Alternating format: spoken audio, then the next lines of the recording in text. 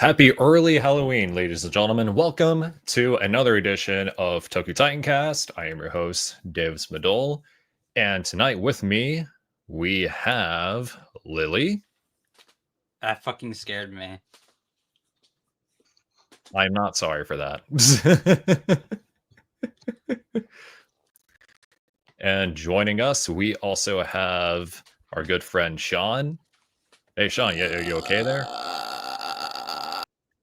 Oh, wait. Okay, we're not gonna... That actually hurt my throat. Hey, everyone. Okay, that actually got me. That actually got me. I was like, what the fuck? I was like, okay, I know I'm not doing that because I can't do that. All right, and joining us tonight, we have a very special guest. This will also be a first on the channel for him. Ladies and gentlemen, let's give it up for fellow Ju-On enthusiast, ShinRobjira. Hello. Hi. I got nothing. Stage fright. Deer headlights. Will set to tell you that he's not here. I know you're there. Are you here though? Maybe you're just a little black stain on the rug right now. I got a little scared for a second. Just a little bit. Maybe so. Oh. And so tonight we are going to be talking Ju-On the Grudge. It is a pretty beloved and I would say successful, but successful to varying degrees horror franchise. And just to answer one of the questions in the chat from Billy Mount III, we are also talking about the American films in addition to the Japanese films. Yeah. So we are going to cover just about everything Ju-On related, because as I was going through production notes while putting the stream together, I found out that there was a stage play, and which is there really? Yeah, apparently there is. so. Yeah, and that kind of made me feel bad because I absolutely would have watched that before this, but it was too last minute. And just to kind of address something, Cole couldn't make it because Ju-On is just way too scary for him. This is absolutely understandable, especially as we go into some of the later installments, because a lot of them are either so scary that they're just genuinely terrifying to even sit in your mind, or in some cases, it's scary how bad some of them are, as we'll get to. There are also, and I will say, there's a certain one that's really scary because of how real it is. You know which one I'm talking about. Yeah, if any reelers out there who know. All right, so first things first, we are going to go over the more humble beginnings of Ju-On as a franchise, in the forms of Katasumi, also known as In a Corner, and this goes by a few names. I have heard 44444444 or 10 fours, both released in 1998 as part of a horror compilation, in addition to Ju-On the Curse from 2000. So first things first, film director Takashi Shimizu was mentored by the great Kiyoshi Kurosawa, who is known for films like Cure and Pulse, a movie that I actually reviewed on this channel around this time last year. And that mentorship was what led to the creations of Katasumi and 10 Fours. thus the creation of the Ju-on franchise as we know it, as these shorts would be featured in a sort of anthology collection of horror shorts called now pardon me if I completely butcher this pronunciation, Gakko no Kaidan G, which I believe can also translate to Ghost Story G. Someone can correct me on that.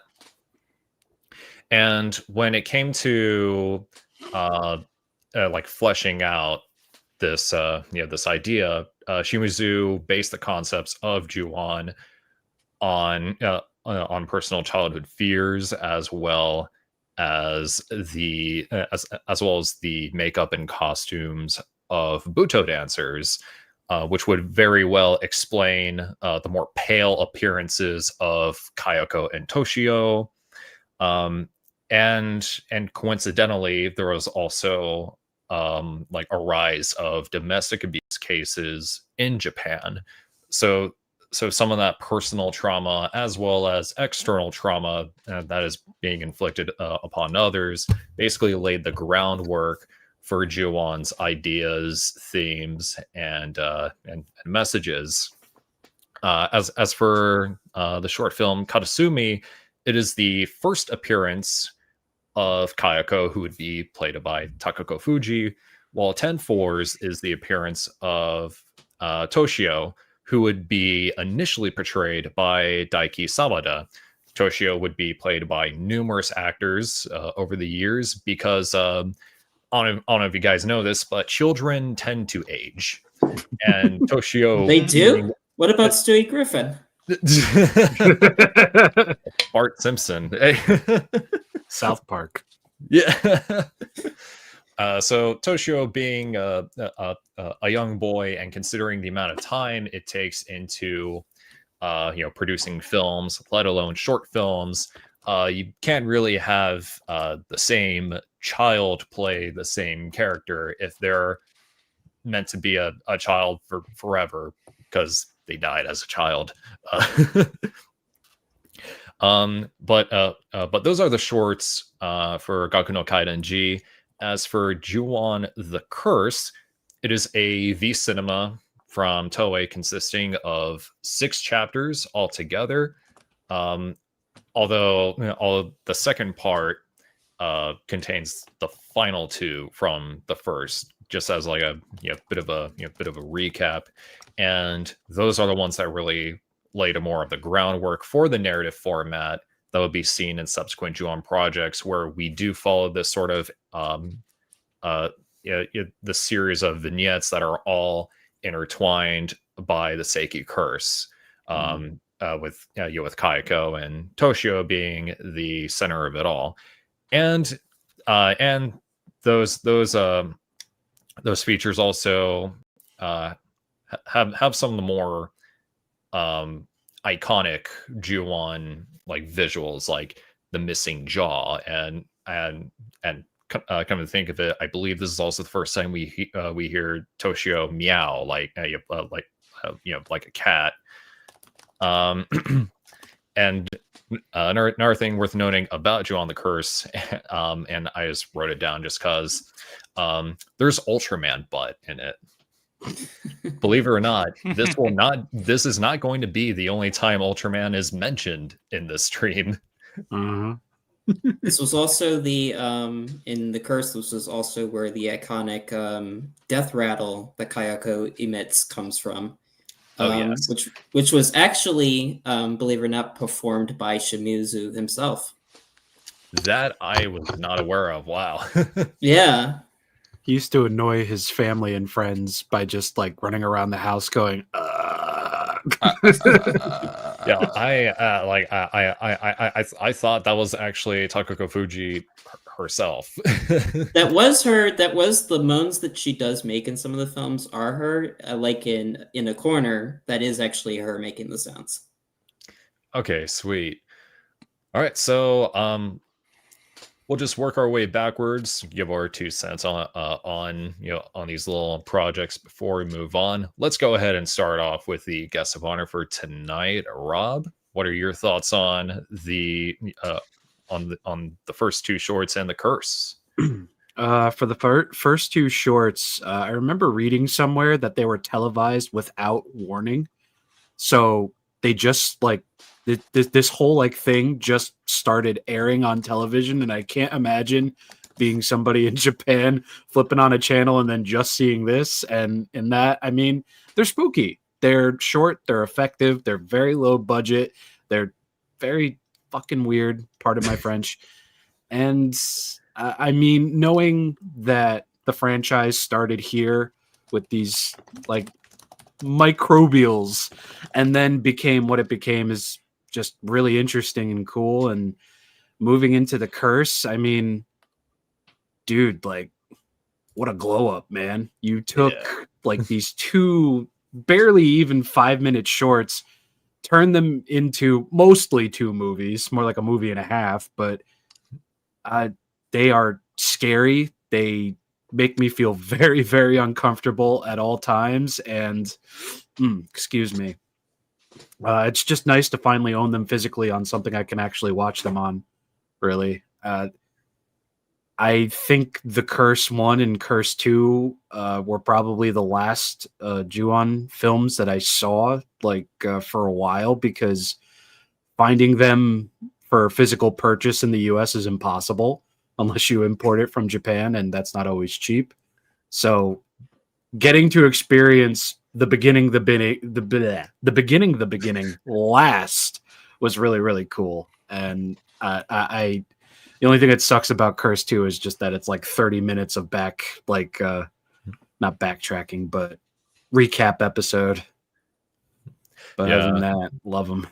I was lucky enough to experience the Curse in the form of like a compilation fan edit that someone put on YouTube. Like the shift in quality between the transfers is noticeable, because I think the uploader used 2 different sources. Classic. Which is a little rough. But yeah, like okay, so I did not mean to wear this Tetsuo shirt on purpose, but it just reminded me of the earlier work of Shinya Tsukamoto with Phantom of Regular Size and The Adventure of Electric Rod Boy, and how those essentially lay the groundwork for what would become Tetsuo the Iron Man. And much like Ju-on, you have a beloved horror classic. Couldn't agree more. All right, Sean. So what I really appreciate about these, I'll talk about the short films first. What I really appreciate about Katasumi and 10-4 is that despite them being made for next to nothing, they really are able to, Takashi Shimizu was able to do so much with so little. And I think what's great is that both of them are creepy in their own ways. Katasumi really is strong in conveying a feeling of being stalked and then prowled by a predator, and then just backing you into a corner, and then you're just completely helpless. Like literally, yeah. Literally, yeah. And of course, it's really cool to see where Kayako made her first appearance. You know, this is where it all began. So, you were going to say something, Davis? Yeah, and another thing that helps with that feeling of helplessness is just this sort of isolated atmosphere that both shorts have. Like yeah, like these are extremely low budget, maybe made for like $1. But I think the fact that something like these were produced so easily, a la guerrilla filmmaking, from what I can only imagine, really adds to just the creepiness and the tangibility of the horror that's on display. Like this, almost like this is a thing that just happened, and it just so happened to be these people involved, and again, just so happened to be the case that no one else was there to help. And not only that, another thing about these 2 shorts, both of them happen in broad daylight. Yeah. They're not in the dark. They're in broad daylight, but in isolated locations. And if you can make an effective horror piece in broad daylight, you've definitely done something right, because it is next to impossible to make something scary like in broad daylight. Right. And regarding 10-4s, is that what I really appreciate about 10-4s is a lot heavier on atmosphere, especially in terms of how it uses build-up with the cell phone ringing, and then, of course, the sound of the wind, and then the eventual reveal of Toshio. It's a different kind of horror, but just as effective in its own right. Now, regarding the curse, Ju-on the Curse, I do have a little bit of a interesting opinion on these two movies, because the first movie I absolutely love. The first Curse movie is fantastic, and again shows what you can do with little to no money. Just everything, the way it's shot, the way that lighting plays a key. Like, there's a lot of natural lighting used throughout the movie, but it will use shadows in very specific sections. Now, granted, this movie is very experimental in many regards, especially with they're still definitely trying to figure things out, but it really laid the groundwork. I would say Curse is what laid the groundwork going forward. Without Curse, we wouldn't have, Ju-on the Grudge. And there's just so many iconic scenes, like the reveal of the schoolgirl with the missing jaw, which that part always gives me the heebie-jeebies. Yeah. We get the first instance of Kayako crawling down the stairs. And I also think what helps is that you really see with Kayako in this movie, you definitely see a lot of the actress Takako Fuji's implementing her experience as a contortionist and ballet dancer into her performance to add to the unnatural movements, on top of the really grotesque sound effects that they use, like when she's crawling. Almost like her body is snapping back together when she's like that. It's just so unsettling every time. I know. And also, one thing I really like about Curse 1 that is kind of you don't see in a lot of the other ones is that the Psyche family is arguably the most humanized in this film. Because you get a good idea of who Kayako was with her backstory and who Toshio was, and just how ugly this marriage was, with, Takio being an abusive husband, and Kayako, despite being labeled as strange, is just a sad woman looking for love. And it just so happens she sets her eyes on this, he's a school teacher, right? Yeah. Sets her eyes on the Kobayashi. And obviously when this all is revealed, let's just say things don't go well and all ends in tragedy. And I also love the fact that though these movies are very low budget, especially the first movie, it has a found footage vibe to it when you watch this. The V cinema look to it really gives it an extra griminess and nastiness to it. Now, okay, so love the first movie. Curse 2, Lily knows this. The first time I watched Curse 2, I absolutely hated it. I was so let down by it. The more I sat on it, the more it did grow on me a little bit. I think the biggest problem is that literally the first half is just recycling the last two segments. And it does feel kind of lazy, in my opinion. And while, yes, the new material does expand the story, I also don't feel like the new material is as good, in my opinion. I also don't think the scares are anywhere near as good as the scares in the first movie. Yeah, there's something to be appreciated about how subdued the Curse 2 is in comparison to the first, but there is this kind of a sense that Shimizu was starting to run a little thin. That being said, there are some good things in it that I do appreciate. Yeah. I still think visually it's a gorgeous looking movie. It also does some really interesting stuff with the lore surrounding just how the spiritual essence of Kayako and Toshio works, especially with the ending. I won't spoil it, but the ending does kind of open up an interesting idea in terms of the lore with Kayako as this vengeful spirit and how the curse can take on many forms. And I do like how the ending of the movie does lead into something that will happen in the first Ju-on Grudge movie. So, long story short, they see Kayako. Yeah, I agree. Oh yeah, I just felt like bringing that one up. So, long story short, I'm not a fan of Curse 2, but it has its place in the franchise, and I think that I ultimately am still glad it exists, even if it's kind of an underwhelming sequel in my opinion. But you know, it's fine.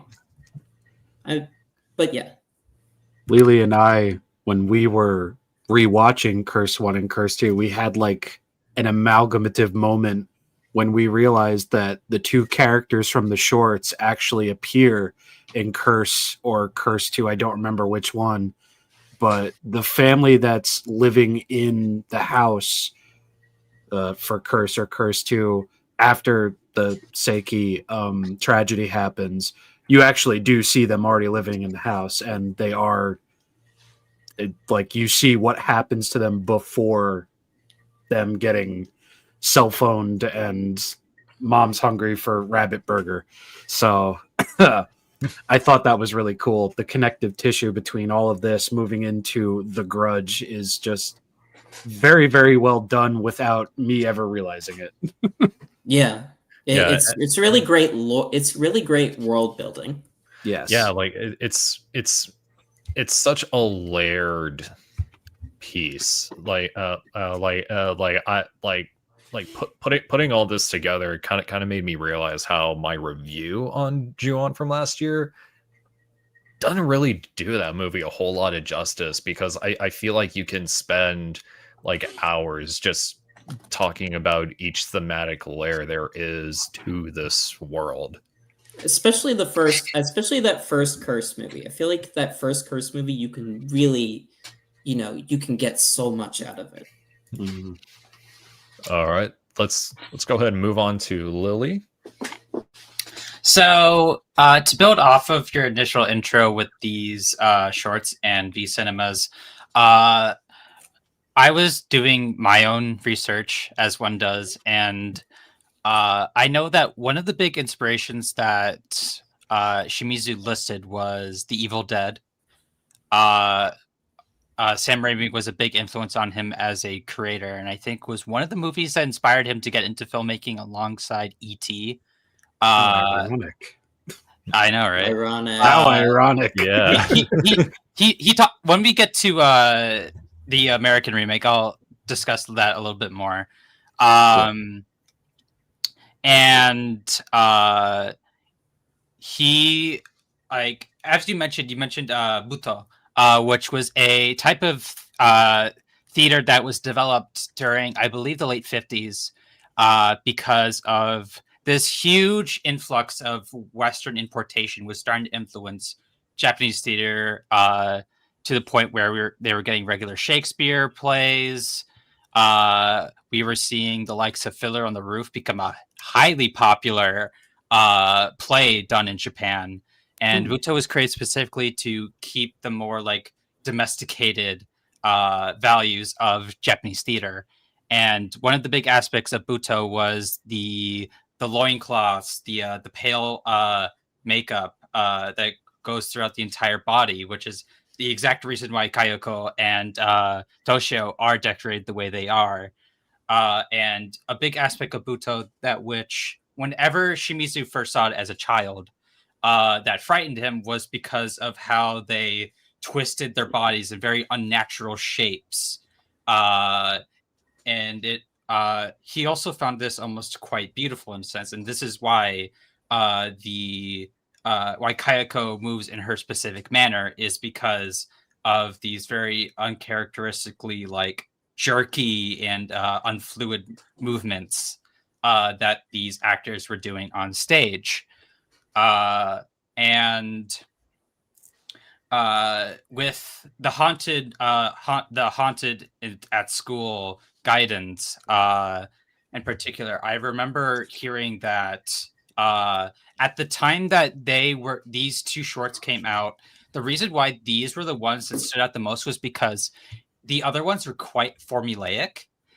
They followed a very traditional kind of like ghost in a haunted place scenario.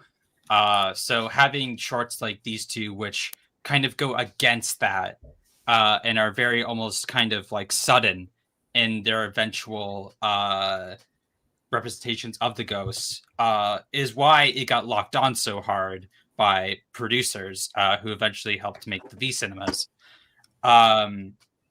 And this obviously was coming around the time that the first generation of the new wave J horror had started subsiding, and we weren't quite at the point where the second wave started, which is semi-attributed to whenever Curse came out. The V cinema is inherently where horror in Japan was really at its most prevalent. It was at its most diverse. And it's because the V cinema's format and the way you shoot it, you can do so much with so little. And with that limitation of the video quality, you can get away with a lot of things, especially with being able to hide certain equipment, certain techniques, which is why it's able to hide like how Kayako is outside when very clearly we should have seen her going past the window to get to the door, and how it's able to hide Kayako being at a certain location when on a regular film camera it would be very easy to spot. You would have a much easier time finding holes in the Curse if these were filmed for theatrical releases.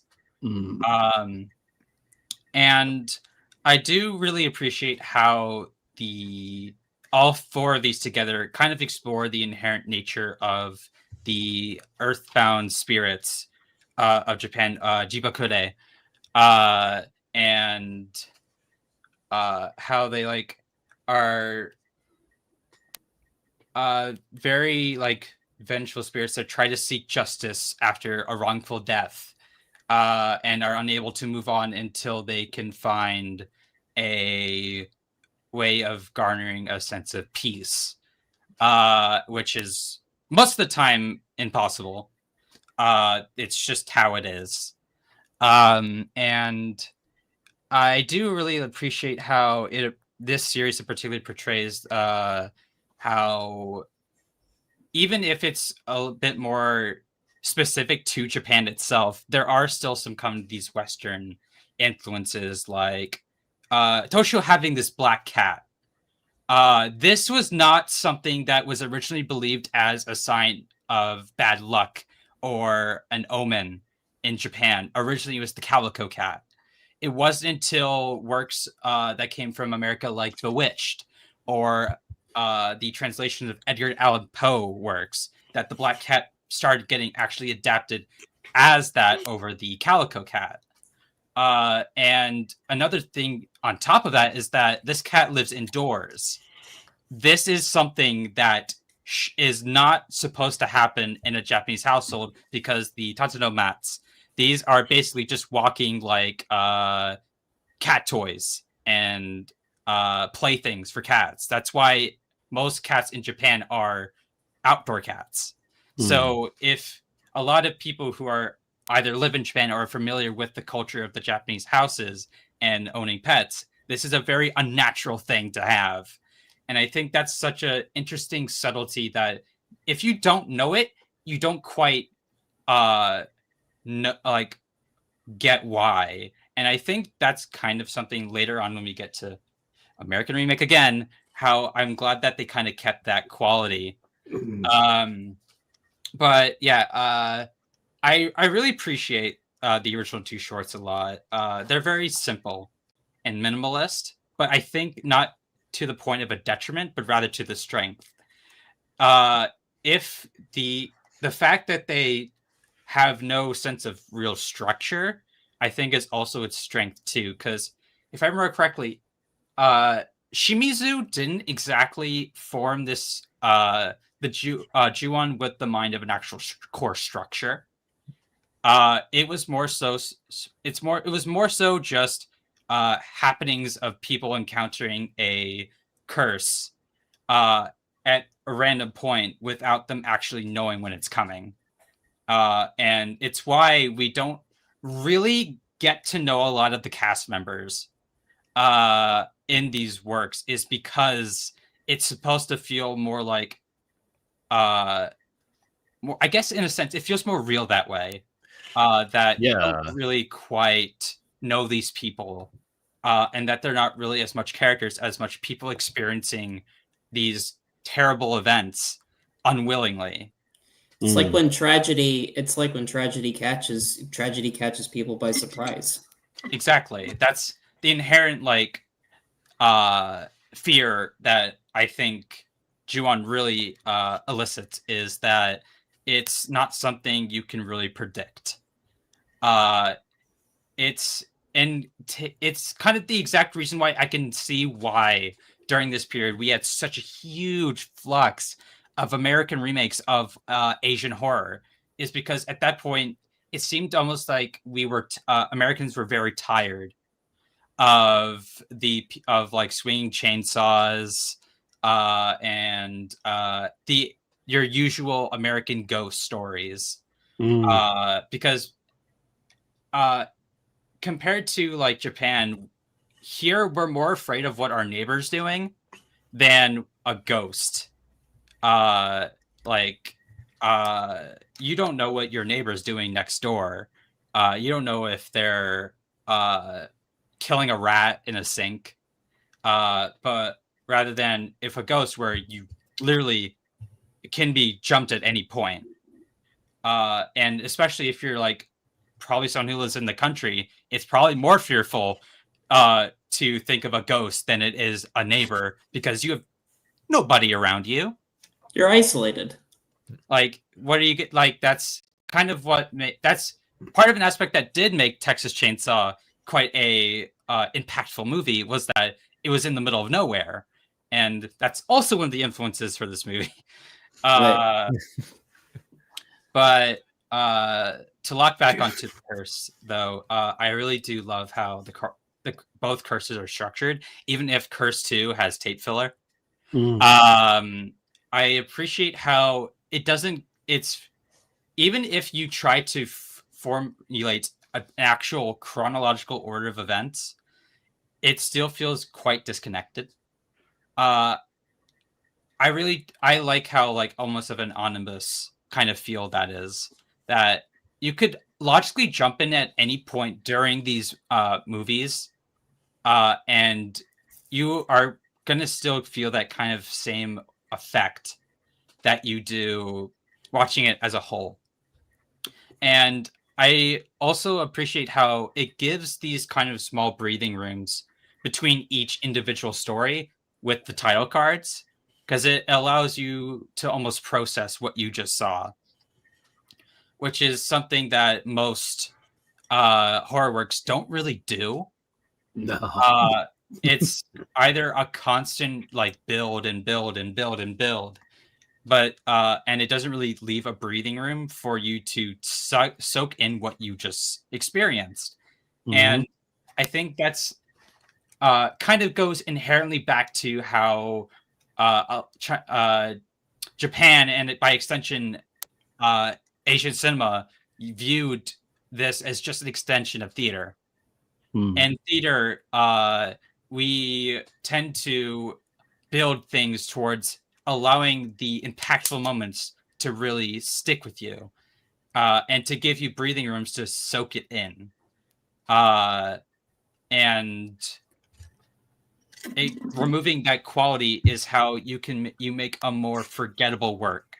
in my personal opinion, and that's kind of exactly why the American remake of The Ring sucks. Is because it completely removes all the like nuance and the ability to process what is in front of you. I still think it's one of the best J-horror remakes. Which doesn't say a lot. No, it really doesn't. No. There's a whole lot of green in that movie, I'll say that. There's a whole lot of Lilo and Stitch in that movie too, which is nuts. A whole lot of Kwame in that. A lot of salami.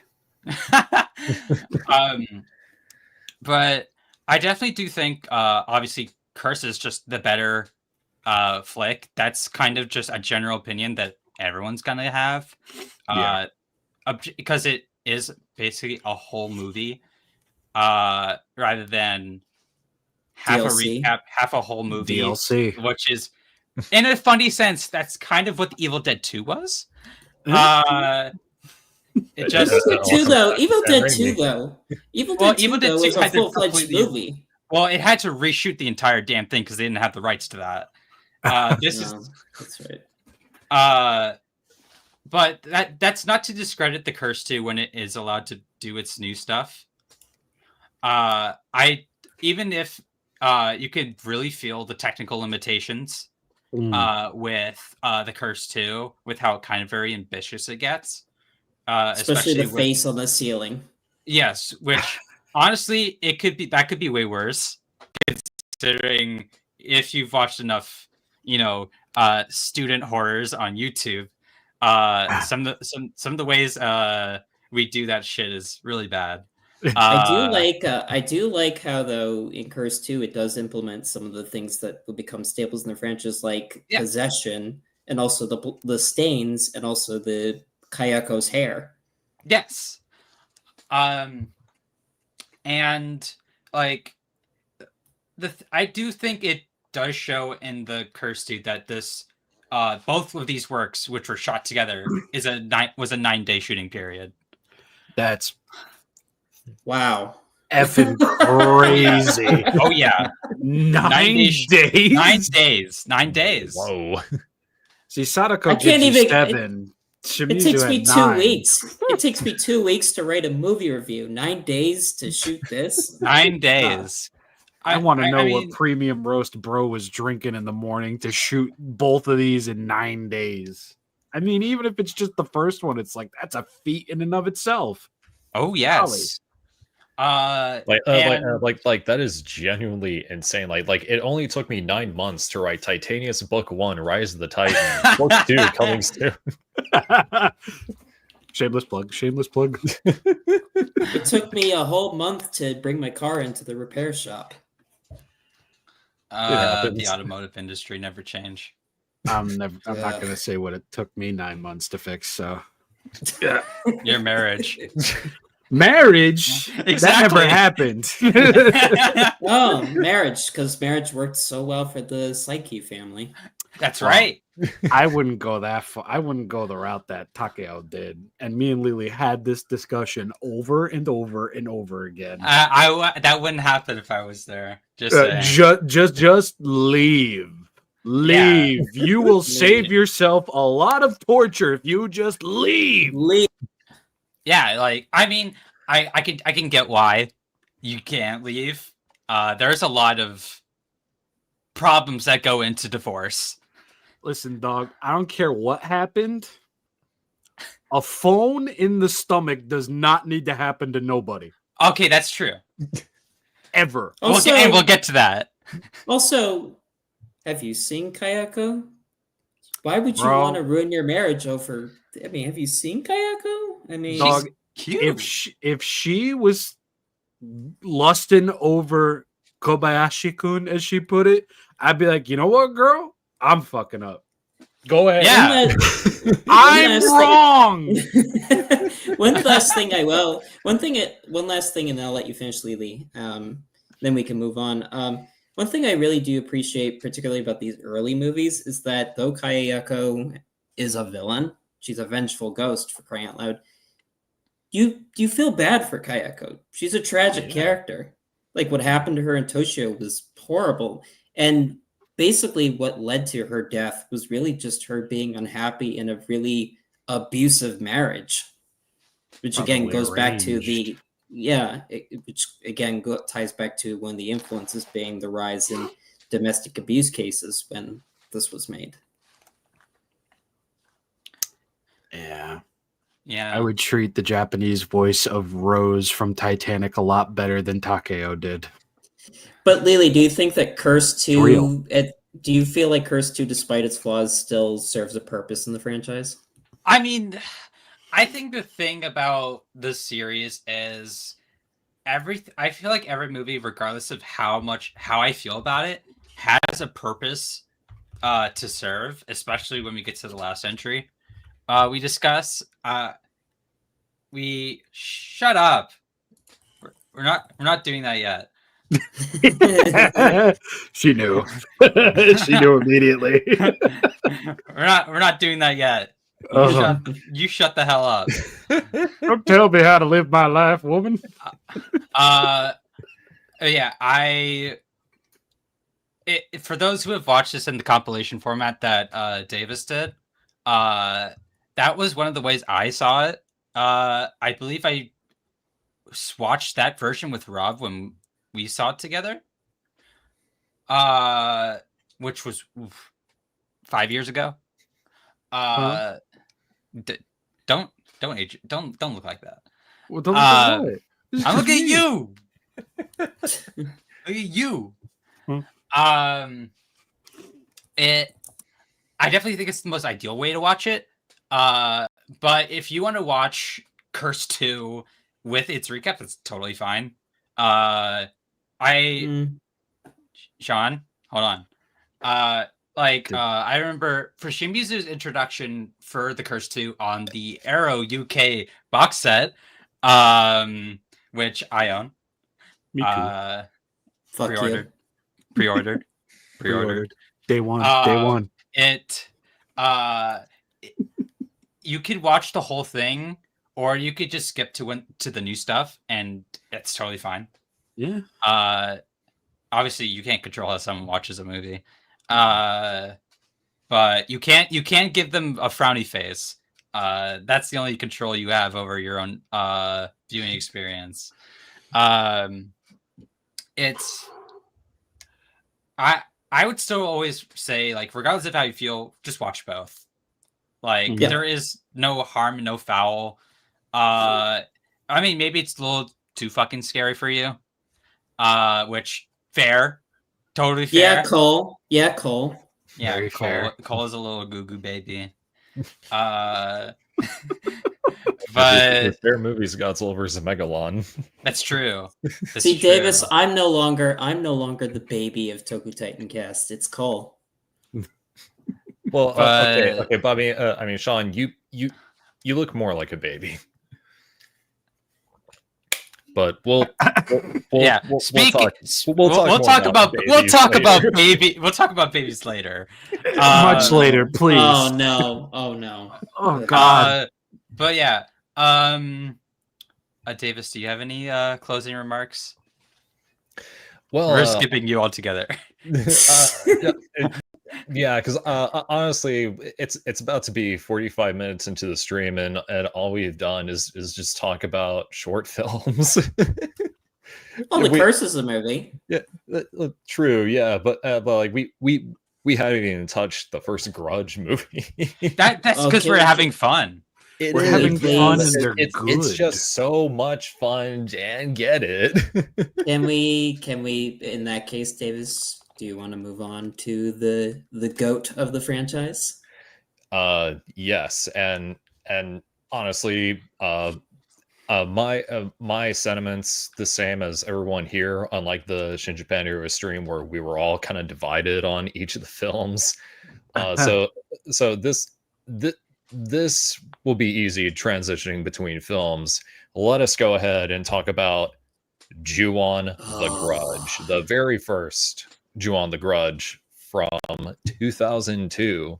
So despite what our Ghost Story G and the Cursed Glazing might have you believe. Turns out Toei didn't really have much faith in the curse when they were putting it out there. That sounds like something Toei would do. Yeah. Surprise. Yeah, but word of mouth was so strong that it actually made Toei approach Shimizu about developing Ju-On as a major motion picture production that would be released theatrically. And whereas The Curse was shot in 9 days, apparently filming for Ju-On the Grudge was just a week. Wow. Are you serious? Which means that it was shorter. Yeah, like and yet, a bigger project shot for less time, which is kind of unreal to think about. Wow. No wonder this dude has movies coming out every friggin' year. He's got the turnover rate of I don't even know. Yeah. and here Takako Fuji would still play Kayako, and this would be the first that Yuya Ozeki would play Toshio, and Ozeki's portrayal of Toshio would also happen to be the most popular performance of the character, which I mean, I guess it makes sense because this is the most popular Grudge movie, so it's only apt, so to speak. All right, so we're just gonna work our way backwards again, starting off with good old Rob here. Bad words, curse words. I don't want to, dude. Very rarely do you get a film series where you have a prior film and then you have a DLC film. That doesn't happen a lot anymore. But very rarely do you get what's technically a sequel that kind of does everything the original did, but better. Personally. But I think I described this movie in a review as every corner turned was a skipped heartbeat, and it really is true, because I feel like the creativity was upped to such an extent. Curse 1 and 2 definitely had a dense sense of atmosphere, but going into this is like walking into a room filled with dry ice and somebody's pouring water on it, because there's no room to breathe in this movie. There's pauses, of course. There's moments where, okay, I'm reading a name in the corner of my screen. I'm okay. The people are not. But they're...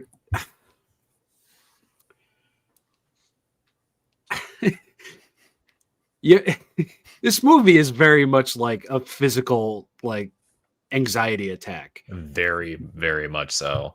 Really because after the first scare, you don't feel safe even in moments where the movie is literally structured and made for you to feel safe and, attach yourself to some of these characters. But I think it is, and I'll mean to start the glazing party here with a lacquered finish, but this is a masterclass of horror.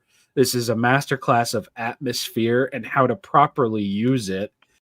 This movie does things that I think horror today, that's not coming out from Neon or A24, or even both of those, sure, could really use a crash course on. And even this franchise in and of itself, but I'll save myself for when those movies come up. You don't need musical cues. You don't need flashy editing. You don't need millions and millions of dollars to make a moment scary. You just need to know how to frame it, how to set up for it, and how to make the payoff satisfying. And that is nearly every single segment in this movie, especially this scene over here on the bottom. Homegirl in front of the shrine. To this day, I know when this moment comes. I know when this moment is on its way.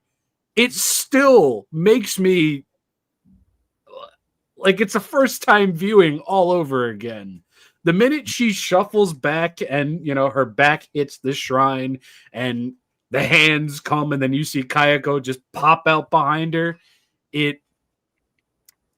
can give that whole movie, that whole moment within that movie an Oscar. Give it a Grammy too, because I don't even think there's fucking music in there. Sorry. Damn.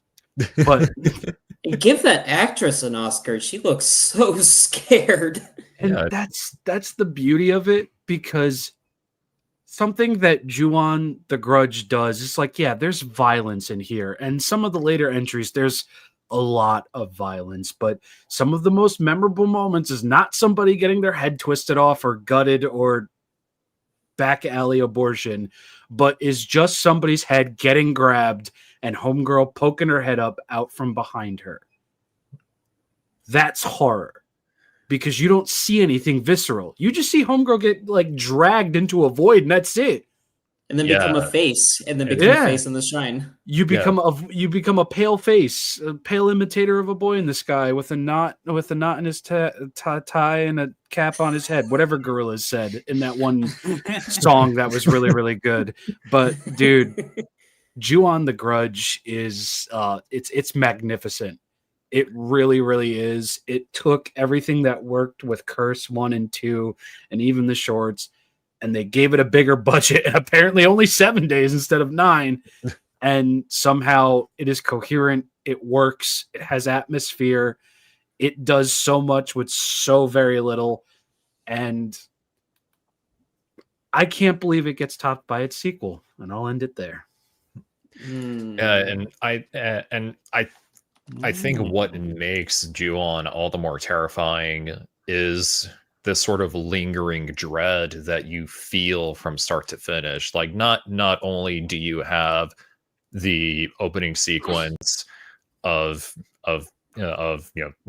Seiki, murdering his wife and child, with everything after the first vignette, like it sets the tone in the way where what's going to happen to these characters with each one. Their fate has already been decided as soon as they appear on screen. Yeah. You just don't know how it's going to happen and how this unarresting rage is going to consume them. And there's something so deeply human about using emotions like anger and incorporating that into vengeful spirits, as if to say that we're all trapped in this never-ending cycle of violence, and that no matter what we try to do about it, we ourselves find ourselves consumed by it. It's only a matter of when and how. What? No, she does it. No, she doesn't. Really. In what realm? Although, if somebody can do a fan edit of Ju-on the Grudge and replace every death rattle with hee hee, that'd be great. Jamona, Jamona. See, it doesn't matter if you're a black ghost or a white ghost. I see what you did there. You'll always be a smooth curse. Wow. And your life plays out like a thriller. All right, Sean, your turn. I fucking love this movie. Going off what Rob said, this really is basically taking everything that worked in The Curse and building upon it and doing it even better this time around. And the fact that even though Shimizu is working with a bigger budget this time around, he's still utilizing the same techniques he did with Curse 1, in that less is more, to really drive home the scares.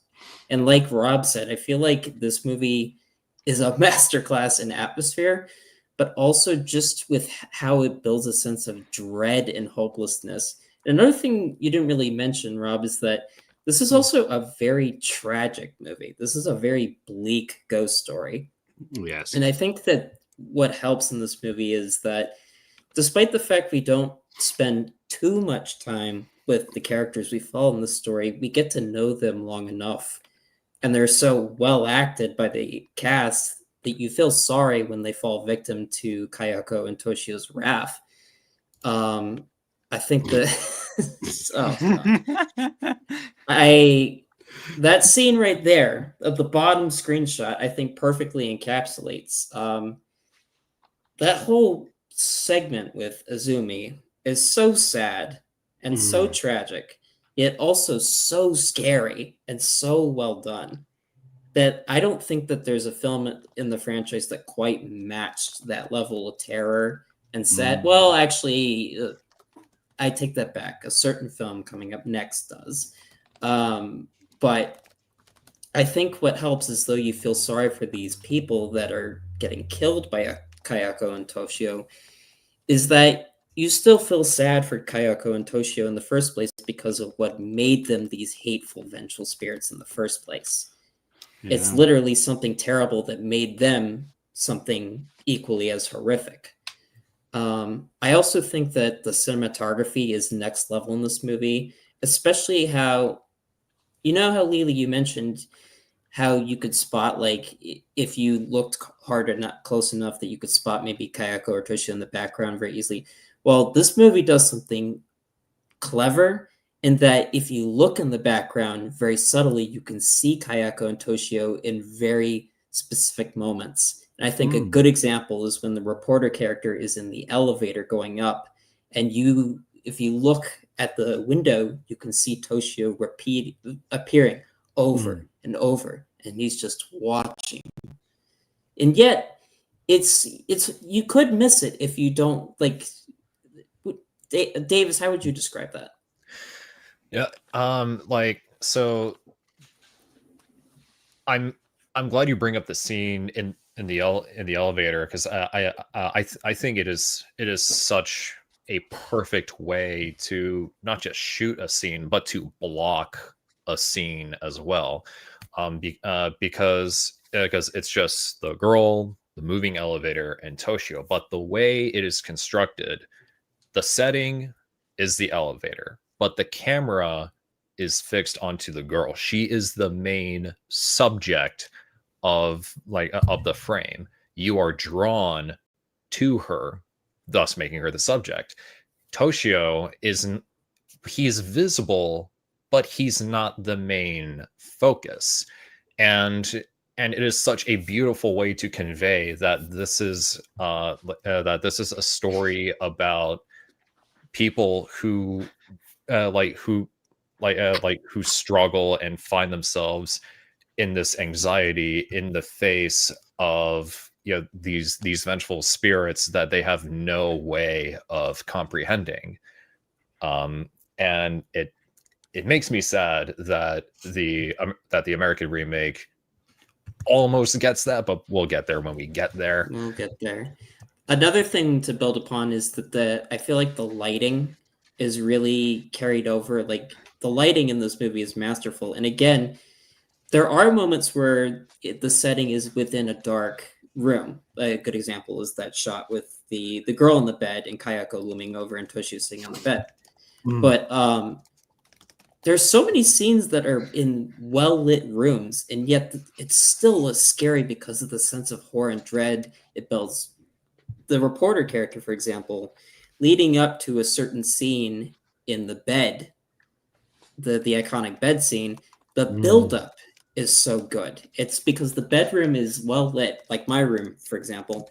And, she's freaking out.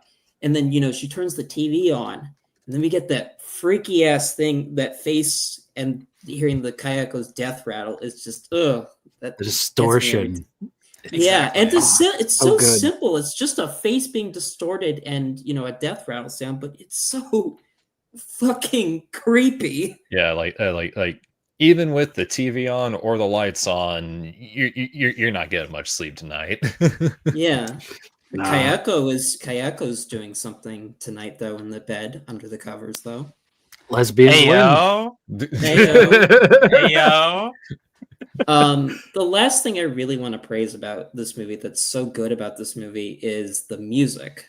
I feel like this is the first movie where the music I feel like plays an important role because it's used sparingly, but it also adds to the atmosphere. But it's also, if you listen to the score on its own, it's a very sad music score. Yeah, like it's not scary. It's not it's scary. somber. It's somber. Yeah. And ironically, some of the music in this movie would actually be reused in the second movie. It's just that good. It's just that good. If there is one criticism, as much as I love this movie, is that this is also the movie that definitely experiments, though there's still great practical effects and makeup in this movie. There is some implementation of CGI in this movie, and I will say, watching it now on an HD television, it does look a little rough, and unfortunately, this does include the first time we see Kayako as a ghost, as a black ghost. Also, is Kayako doing blackface in that scene? Dude, is that fucking blackface? Yeah. I do think that some of the digital effects, obviously, for the time, maybe were amazing, but nowadays are a little rough. I do think in some instances it does work. Like a good example, there is some digital effects for the iconic shrine scene. But if that's my only complaint, that's just a testament to how good this movie is. Great. So for sure, absolutely, it's a masterpiece. And honestly, this might be controversial, but if there is one Ju-on movie I would recommend, just one, it's this one. You can just pop it on, even if you haven't seen The Curse. I do think you should see The Curse, but I feel like you can just pop this movie on and appreciate it for what it is. Yeah, I saw the first Ju-on the Grudge before everything else, and same. And watching the The Curse as well as the other short films, it made revisiting this one all the more rewarding. Yeah. And speaking of rewarding, I wait till we get to the sequel. Yes. All right, Lily. So, I mean, what is there to say about Ju-on the Grudge? Like, what can you say that hasn't already been said? Especially in these last 20 minutes. Oh yeah, yeah. Lesbians are winning. That's what you got to say, Lily. Yeah, lesbians win. Girls can do anything, including crawling down the stairs. Don't mess with Reddit Nation. Nah, don't, bro. You will lose.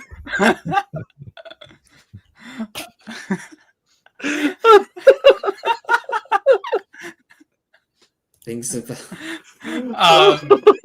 but like it built off of so much of what made the shorts and the Curse duology work so well, but it brings it to the theatrical format, and instead of letting that kind of diminish the way that these both Toshio and Kayako work, instead Shimizu takes these opportunities and these new limitations he has to work with and makes it even scarier. Like seeing them through the sliding doors, or seeing them like being already present in things like the under the bed. Like there are so many new and interesting ways that this film plays with the core ideas, the formatting of the omnibus style that these films have established, and it's also a lot tighter. Yeah, I know. And it's a lot tighter pacing wise than the last few entries for sure. I generally think it's a lot harder for me to find problems with this movie than I can with the other, like the previous ones and even ones following it. I like, even though this isn't my favorite entry of the series, How dare you? can we get a music cue for that? Like I will have a lot less nitpicks even with this movie compared to my favorite one, which I do have a nitpick with. It's just a matter of how much do things bother me.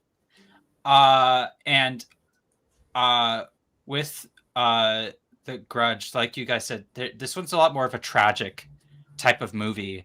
Like you generally feel bad for pretty much everyone involved, even down to Toshio and Kayako, because except Takia, though. Fuck Takia.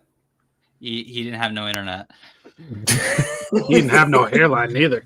No, he doesn't. I think I think what especially makes it more tragic. I think we need to move on. I think what especially makes it more tragic with Toshio is that like whenever whenever people like see him alone for the first time, their first instinct is to try helping him, unaware of the horrors that lie ahead. Right.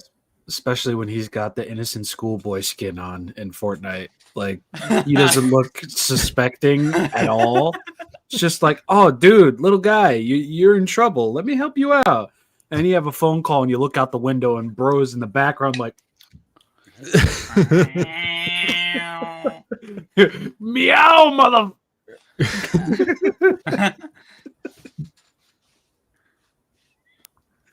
Like, there are new interesting, I think, subtleties and nuance that this film introduces, and new ways to fucking terrify you. Like again, like you mentioned, whenever Toshio just starts meowing in the background, it's like so unnerving and like uncomfortable to watch. Can you just like, shut up? I'm this, kidding. Dude, fucking throw that kid across the room. He's just hogging in the background out of focus. Where's a microwave when you need one? Exactly. That's what I'm saying. We do not talk about the microwave. To quote my favorite YouTuber ever, I want to deck him in the head.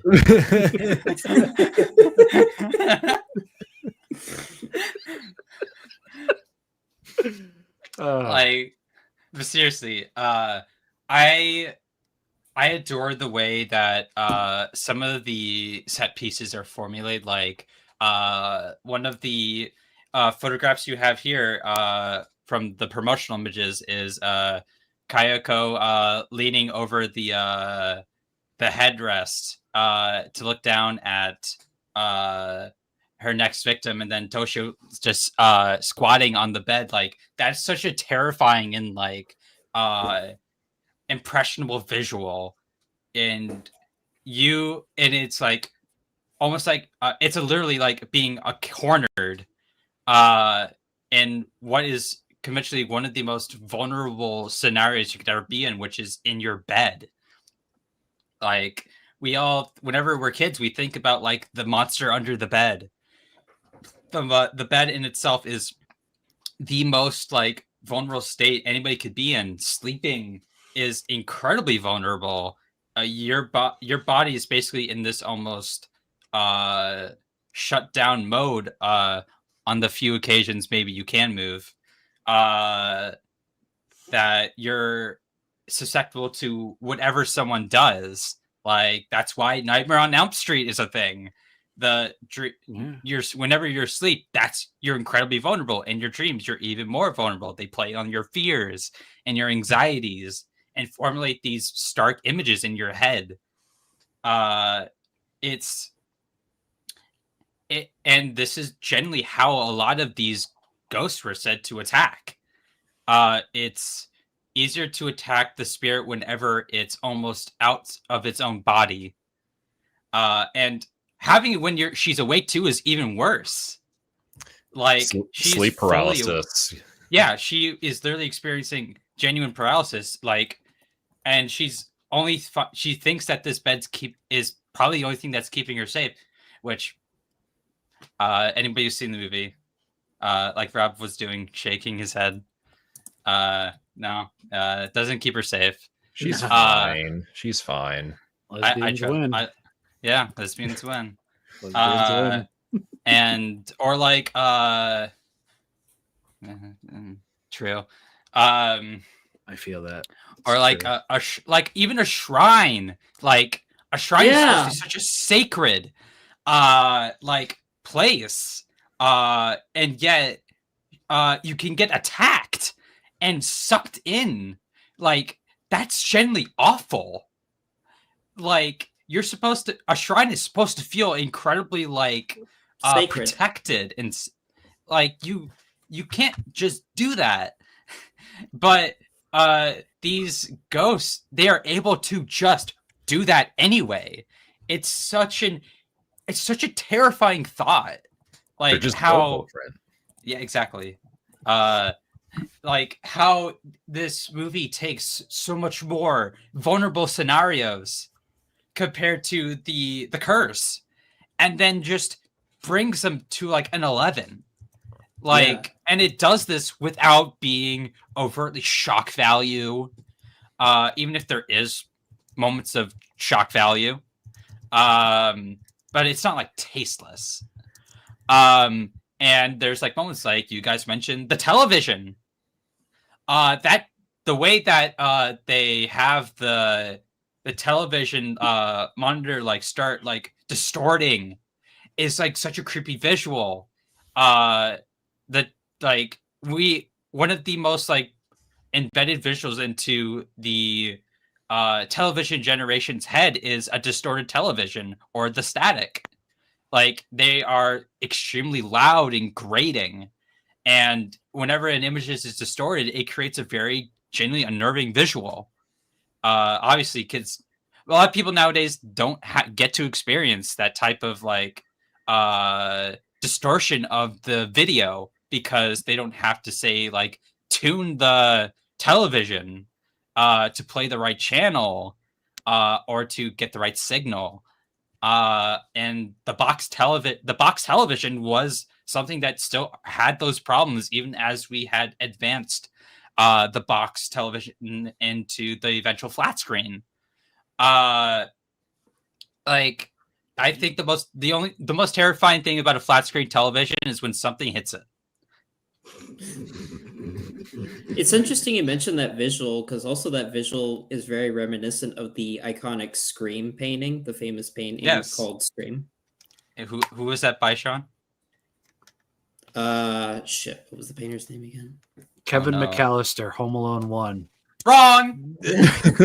Wrong. It was by Ed Bunch. No, it's Kevin McAllister from Home Alone 1. It was anyways. Believe whatever the hell you want. Go pray at a shrine, Rob. I mean, if Kayako's popping out, I ain't exactly gonna be mad. I you know what? That's more of a win than a loss. Honestly. It really is. It's yeah, look good today. I don't give a That's fuck. true. It's true. Watch the Arrow box set for more. Yeah. Rob's the type of dude who would go up to Kaiko and whisper, "Who did this to you?" it's like that one comic with fucking Billy Batson and Superman, where he's like, "Who did this to you?" I can fix her. Rob's the type of guy who's at the fucking bar watching a girl get harassed, and he's just swirling his drink and he's grumbling, "Leave her alone." You can fix her. You can fix her, but can you fix Takio's hairline? Listen, I'm not a miracle worker. I can't like Miracle Grow. Talk to Joe Rogan or something like that, Takeo. You'll feel better. you'll feel better over there. I promise. But that's not miracles. That's not miracles. That's it'll do him a miracle. It'll have him hyper fixating on something else other than that he sucks and he failed as a husband.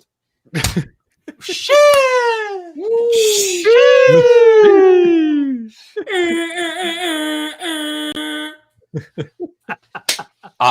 But yes, this movie is brilliant.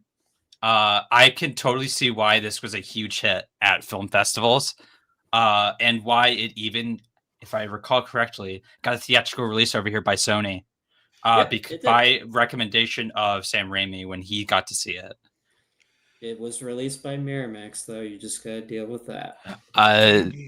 It's okay, guys. You don't have to see that logo. Yeah, no. Thank you.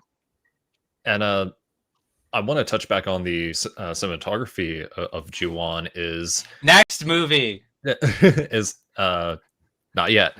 Is how like each shot also lingers, especially with how everyone's I guess you could say dispatched, for lack of a better term. It's like we see it happen, but the camera still stays in position, or it cuts to something else. Like we like the camera allows us to relish in the moment instead of just move on to the next thing.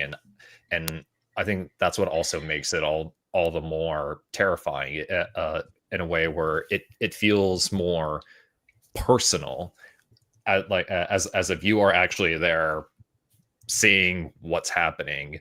And Sean brought up the soundtrack, and it's also worth noting how a lot of the sound in the movie is almost entirely diegetic.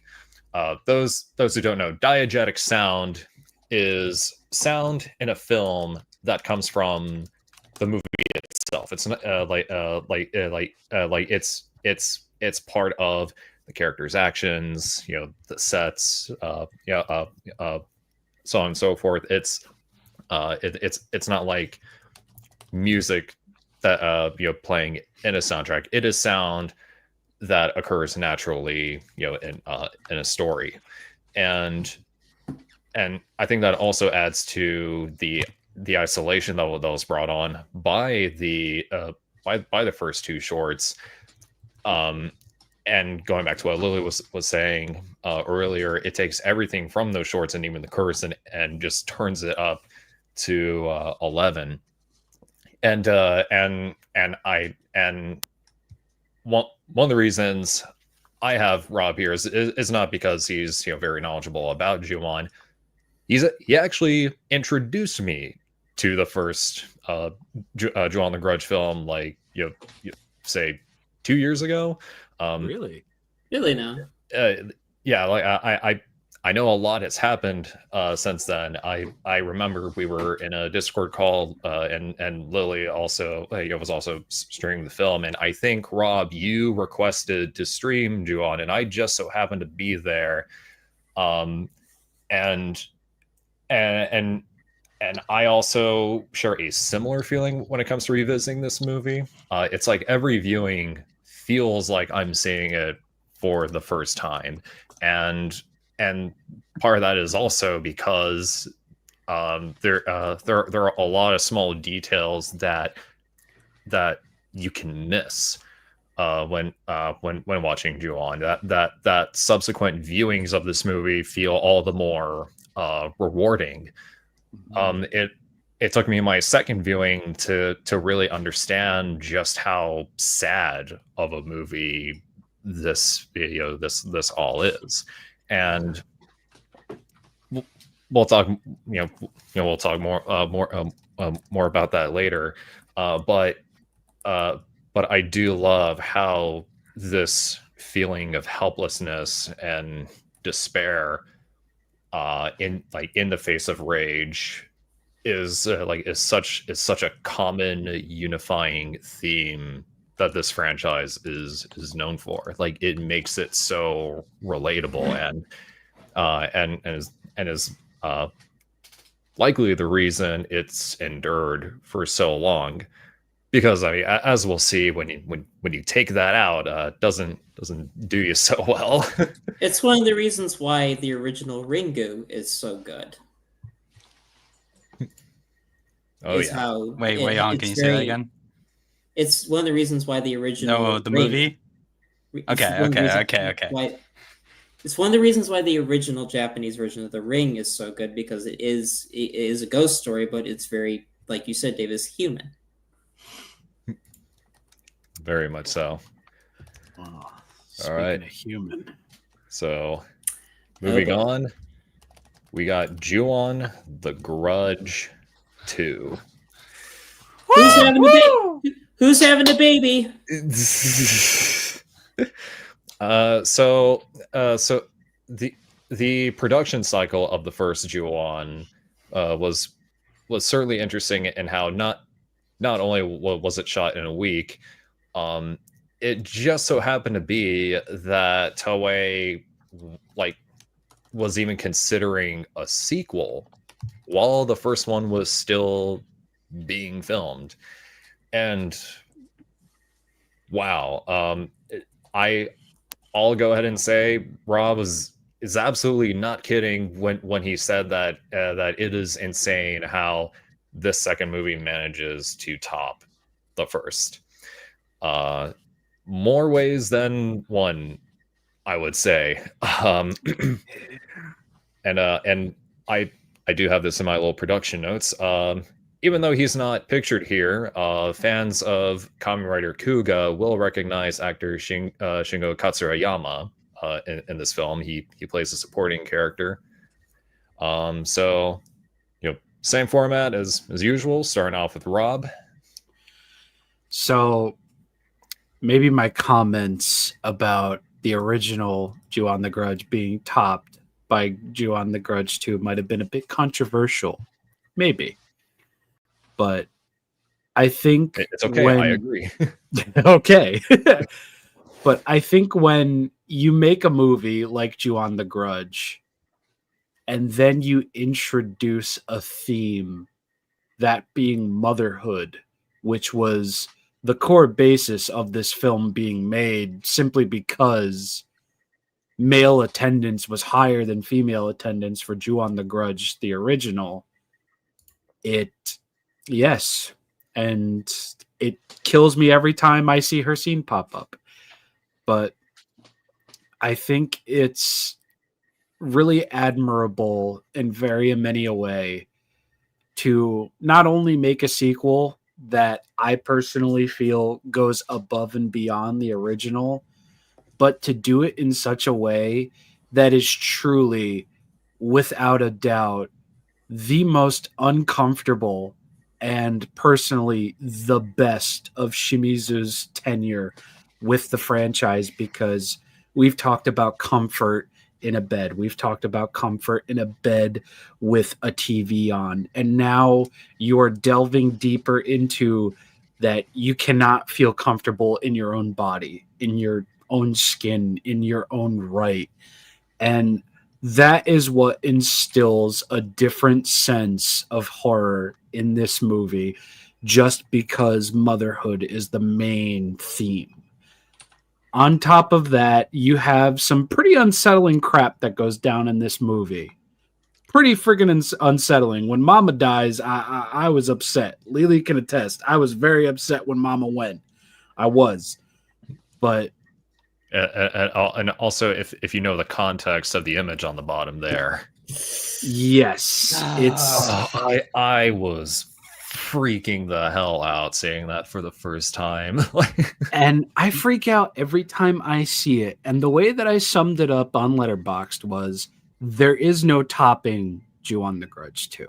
There is no topping the final Kayako crawl scene. There is just no topping, because it does what the first did, but then it adds the seasoning on top. It melts the mozzarella on top, because it adds that extra sense of you can't feel safe as you a person in your own skin, because the thing that is afflicting you is redacted, no spoilers.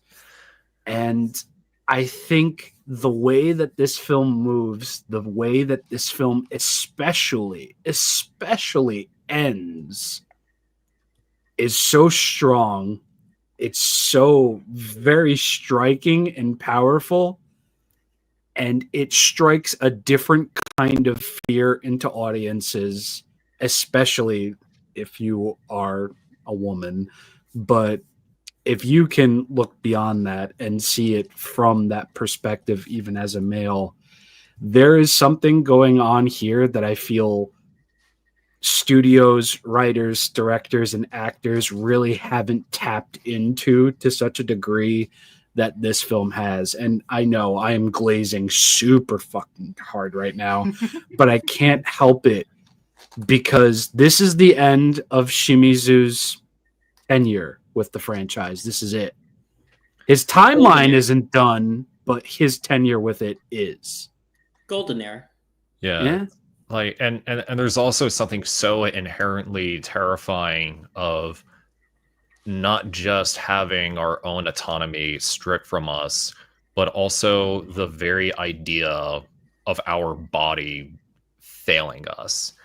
Like, there's like the consequences of those is just completely unfathomable. And because it is so personal, like, it is so uncomfortable, because we can't even begin to imagine what happens next. There's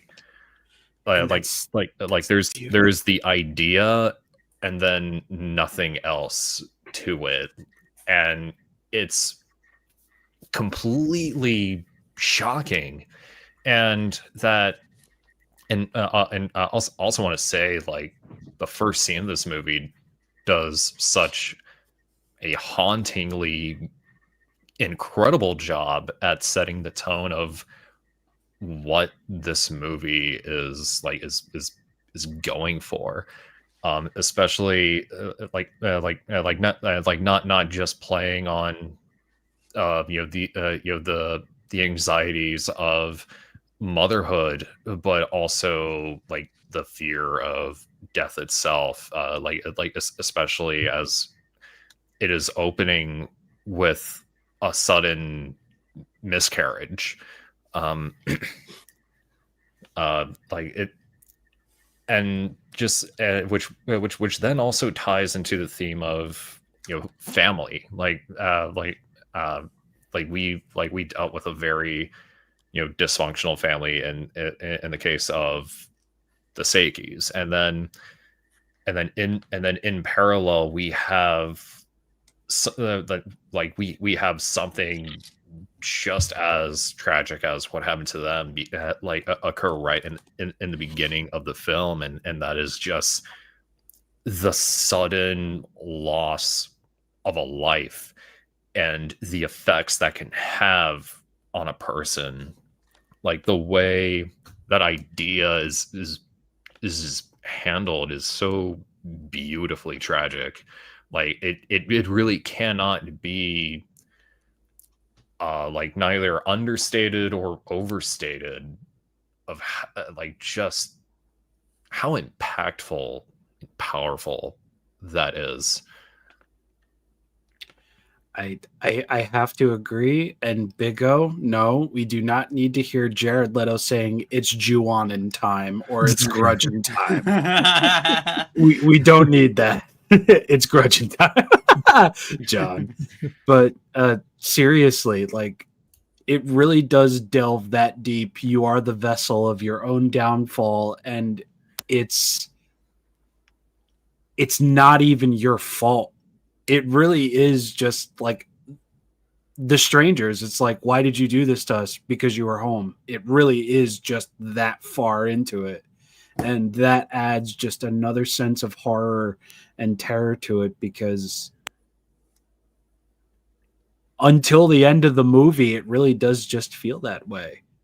And again, where I feel the original built off of where Ju-on the Grudge built off of Ju-on the Curse, Ju-on the Grudge 2 builds off of everything that Ju-on the Grudge 1 did, but just gave it a theme and made it that much more impactful. And I will be right back because I really need to pee.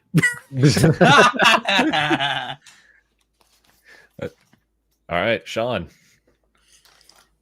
So I will say, this isn't my favorite in the franchise. I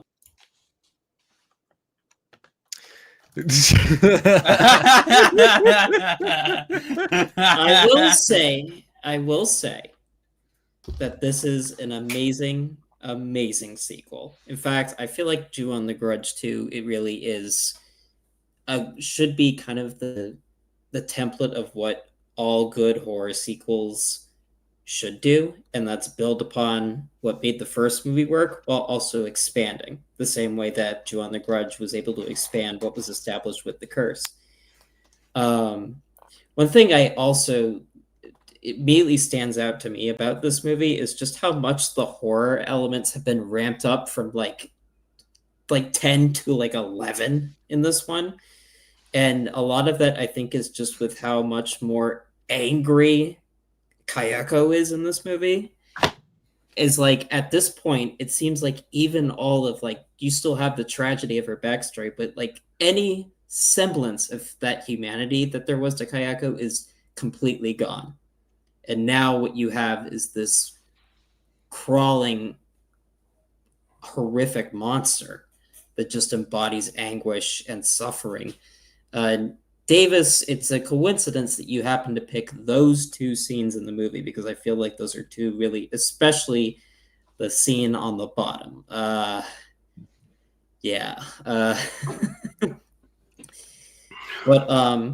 it's also interesting how the death scenes get a little bit more creative in this one compared to the previous ones, especially with what they do with Kayako, especially with like how they even use her hair. I mean, this movie makes a scene with a wig surprisingly scary. The wig was snatched.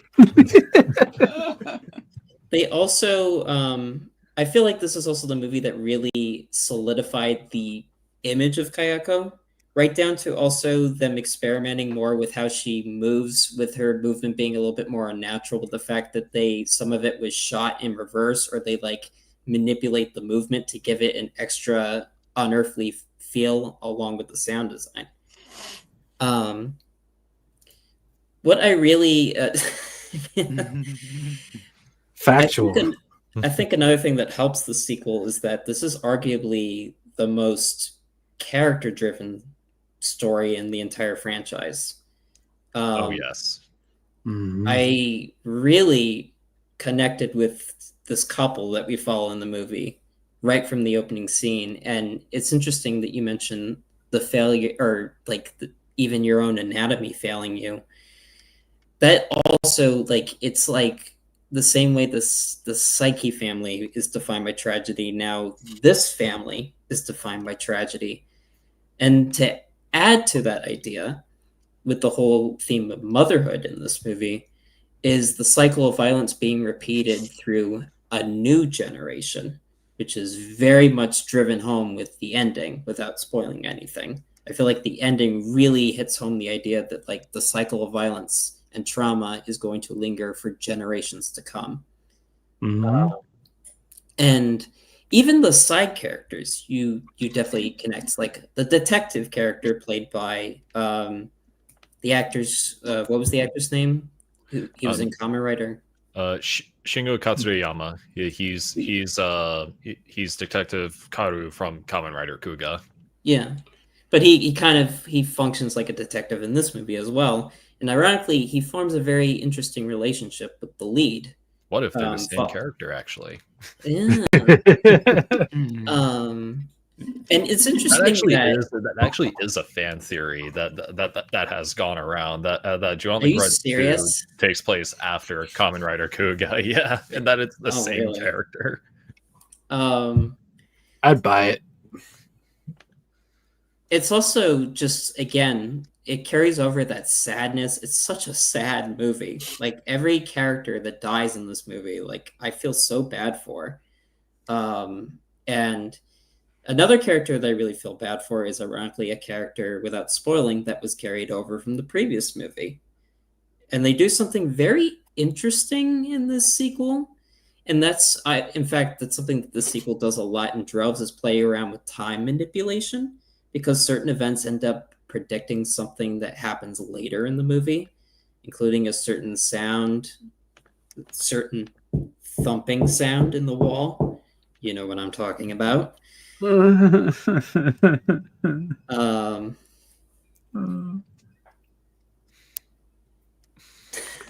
Playing catch with yourself. Yes, playing catch with yourself. So I really think that the fact that this is a character-driven story and so thematically powerful really makes this stand out as a sequel. Now, as much as I do love this movie, there are a couple of issues I do have with the movie, despite the fact that I think the movie is amazing. I do think that I do notice that they experiment more with the CG in this movie compared to the first movie. And unfortunately, even though in some sequences it actually looks quite good, there are some moments that really, unfortunately, take me out of it. A good example is one where a soccer ball turns into Toshio's head. I'm sorry, I can't take that visual seriously. That's peak slapstick, bro. I know, there but exists a timeline where Ju-on turns into a slapstick comedy. I know, but it's in one of the it's in arguably the darkest film in the original series. Like Abbott and Costello meet Ju-on the Grudge. Yo, with Scooby-Doo and the mystery. Yes, let's get it going. I also do think that, though I like that certain elements were carried over from the previous movie, I would have liked a little bit more of that carryover from the previous film. That's just my personal opinion. I would have liked a little bit more of a follow-up to the aftermath of what happened to some of the characters in the previous film, without spoiling. But the characters that we do get are really good characters. And again, the fact that this is a movie about motherhood and even your own anatomy is not safe when you're dealing with a horrific curse. You know, that's a really scary idea.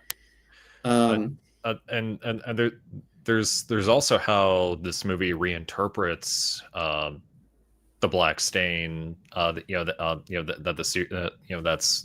been a iconic visual, or one of the series' iconic visuals, and how in here the stain more resembles water breakage. Right. Ooh. I didn't think about that. And it's interesting. Ooh. I feel like in this movie you can also definitely see a lot of Kiyoshi Kurosawa's influence on Shimuzu, especially with there's a lot of cinema shots in this movie that actually remind me a lot of Pulse. Especially there's some great shots where Kayako, there's a character sitting in a chair, then the character will walk away and Kayako is just in the background. Like even though she's kind of like, I know, it's so chilling. Like even something as simple of an effect as like her face appearing in a window and just like staring at the person that doesn't even see them. It just works. And it works so well. And like I said, it's so like it there is definitely a little bit more also body horror in this one, but I feel like it's done tastefully. It's not done, overtly. Yeah. Like for example, the scene, a certain scene right there. Yeah. Bottom. I feel like that one is a good example of really effective use of body horror, but also in a scene that really ties into what this movie is about. So though I do prefer the first movie a little bit more because I feel like the first movie just is a tighter package, I think that this is really a great example of how you should do a good sequel. And it really also feels even though there's more movies to come, this movie almost feels like the end of a certain era for the Ju-on franchise. It almost feels like the conclusion to this part of the franchise. That's what Shimizu originally intended, and I think it's rather poetic that even though there are two more stories in this particular timeline, this particular story has never been followed up, ever. In all of the films prior, it's like, again, there are stories that take place in this timeline, but you never really get a follow-up as to what happens after this movie. To the point where... I think it's for the better. I think it is too. Like, even with the reboot films, I think it's better that they didn't try and give that any weight. And I give them a little bit of kudos for that, because it's like, even they knew they could not follow that up. Right. And that just adds like a little bit of like brevity to it all, because you have such a critical, effective ending for this movie where it's like, well, crap, why even try? This man ended it perfectly. What are we gonna do? It's sort of like the ending to Gamera 3, Revenge of Eris in many ways. Yeah, it's like, don't even try. Except somebody did try, and We'll get there, won't get there. Lily. Yes, Lily, please. So, unlike the previous works, which were shot within a week, or a week and 2 days, 6 this or 7 work, days. yeah, 6-7. 6-7. This was shot in a month. What? And this was shot while the first movie was just rolling out into theaters. Wait, are you serious? Wow. Yes. What? I'm serious. That actually heightened work morale for the second movie. So this film's story of production goes back to during the first Grudge's production. Whenever Shimizu and producer Ichinose was literally having dinner together. And Shimizu just said, what about a second movie? And even though they hadn't finished shooting, they were going to make the second one, regardless if the first one wasn't a hit. Wow. So one of the things that Shimizu initially thought was, well, how are we going to bring characters who aren't dead into the sequel? And obviously this became a hit. And I believe the first thing he did was go right to Noriko Sakai to request her to be the lead for the movie. And I know that she initially rejected until a proper script was given and the structure reminded her of Pulp Fiction. Everyone and their mother had seen that movie by that point. It's one of the only good Tarantino movies. Did I say that? You right though. And Yuichi Kawa, who plays Chiharu, obviously, she didn't even know that there would be a sequel until she was asked to come back. Which is insane to me, how kind of a bathroom thought this movie was. And it definitely reflects in how much more polished I do think this movie is, even with some of the nitpicks I do have. Even it's still my favorite, but there's little things that I'm a little peeved by. But I obviously I have a bit of a different perspective than everyone else here. I am a woman. So this story kind of hits really hard for me, because it, in a sense, in the similar way that the last, again, I'm bringing it up again. The last entry in the series, they kind of take some of the nuances of the overall thematics of motherhood from the previous entries, and then just heightens it. And then there's this almost cynical nature to the way this film goes about its themes. Like, is motherhood, as much as it is like one of the most beautiful experiences after you actually have the child. Like, the entire process is fucking painful. Like, you have like this growing like being inside of you, and it can generally damage you depending on the size of the baby when you give birth. Like, you can have your C-section damaged. Like, there is an inherent loss of agency that can come with childbirth. And I think this movie explores it very wonderfully, especially with its final, two of its final scenes. It's scary. Like, oh yeah. And I just adore all the new, like, and interesting ways that Shimizu crafted these new stories. Like, I think having our stories start off with a car accident is so awful. And seeing how it takes away something, it sets the tone so, like, wonderfully. It really does. It sets this overwhelming sense of dread and loss and grief that just flows throughout this entire movie. Like, and it never lets up. No, it never does. It keeps just going. It keeps pushing on you. Like, again, you mentioned this. This introduces the Kaiko having the ability to use her hair, and the way she uses it in this fucking movie. Jesus Christ! Like, the hangings she does with them. Holy shit!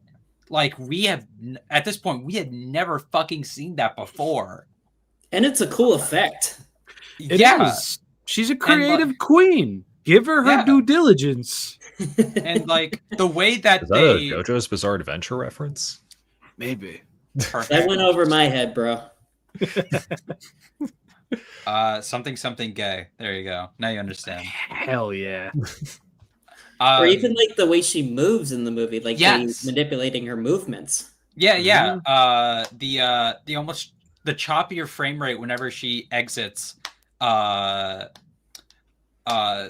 corpse and crawls forward. Creepy. It's creepy. And again, having that choppier frame rate that it's shot at makes it even, like, more unnerving than Takiko's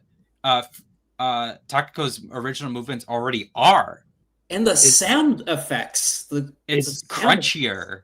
It's very The Cure end of the world coded, the way that she moves at the end. Yeah, it is. Because if you watch that music video, completely unrelated, they're very, very similar in the way that those, like, shots and everything were filmed.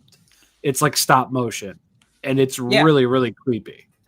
Yeah, every time, like, even into the next two entries we're going to talk about, it's very interesting how Shimizu never really stops experimenting. Which I love that about him. Whether that's good or bad is, we'll get to that. But it's a very admirable quality that he never tries to stay stagnant with how he does these films and how he, like, creates a set piece. Even whenever he'll remake one of these kills in the American films, he still does something a little bit new with them, even if you kind of know what the ultimate end result is. Hey, you got Bill Pullman. Yeah.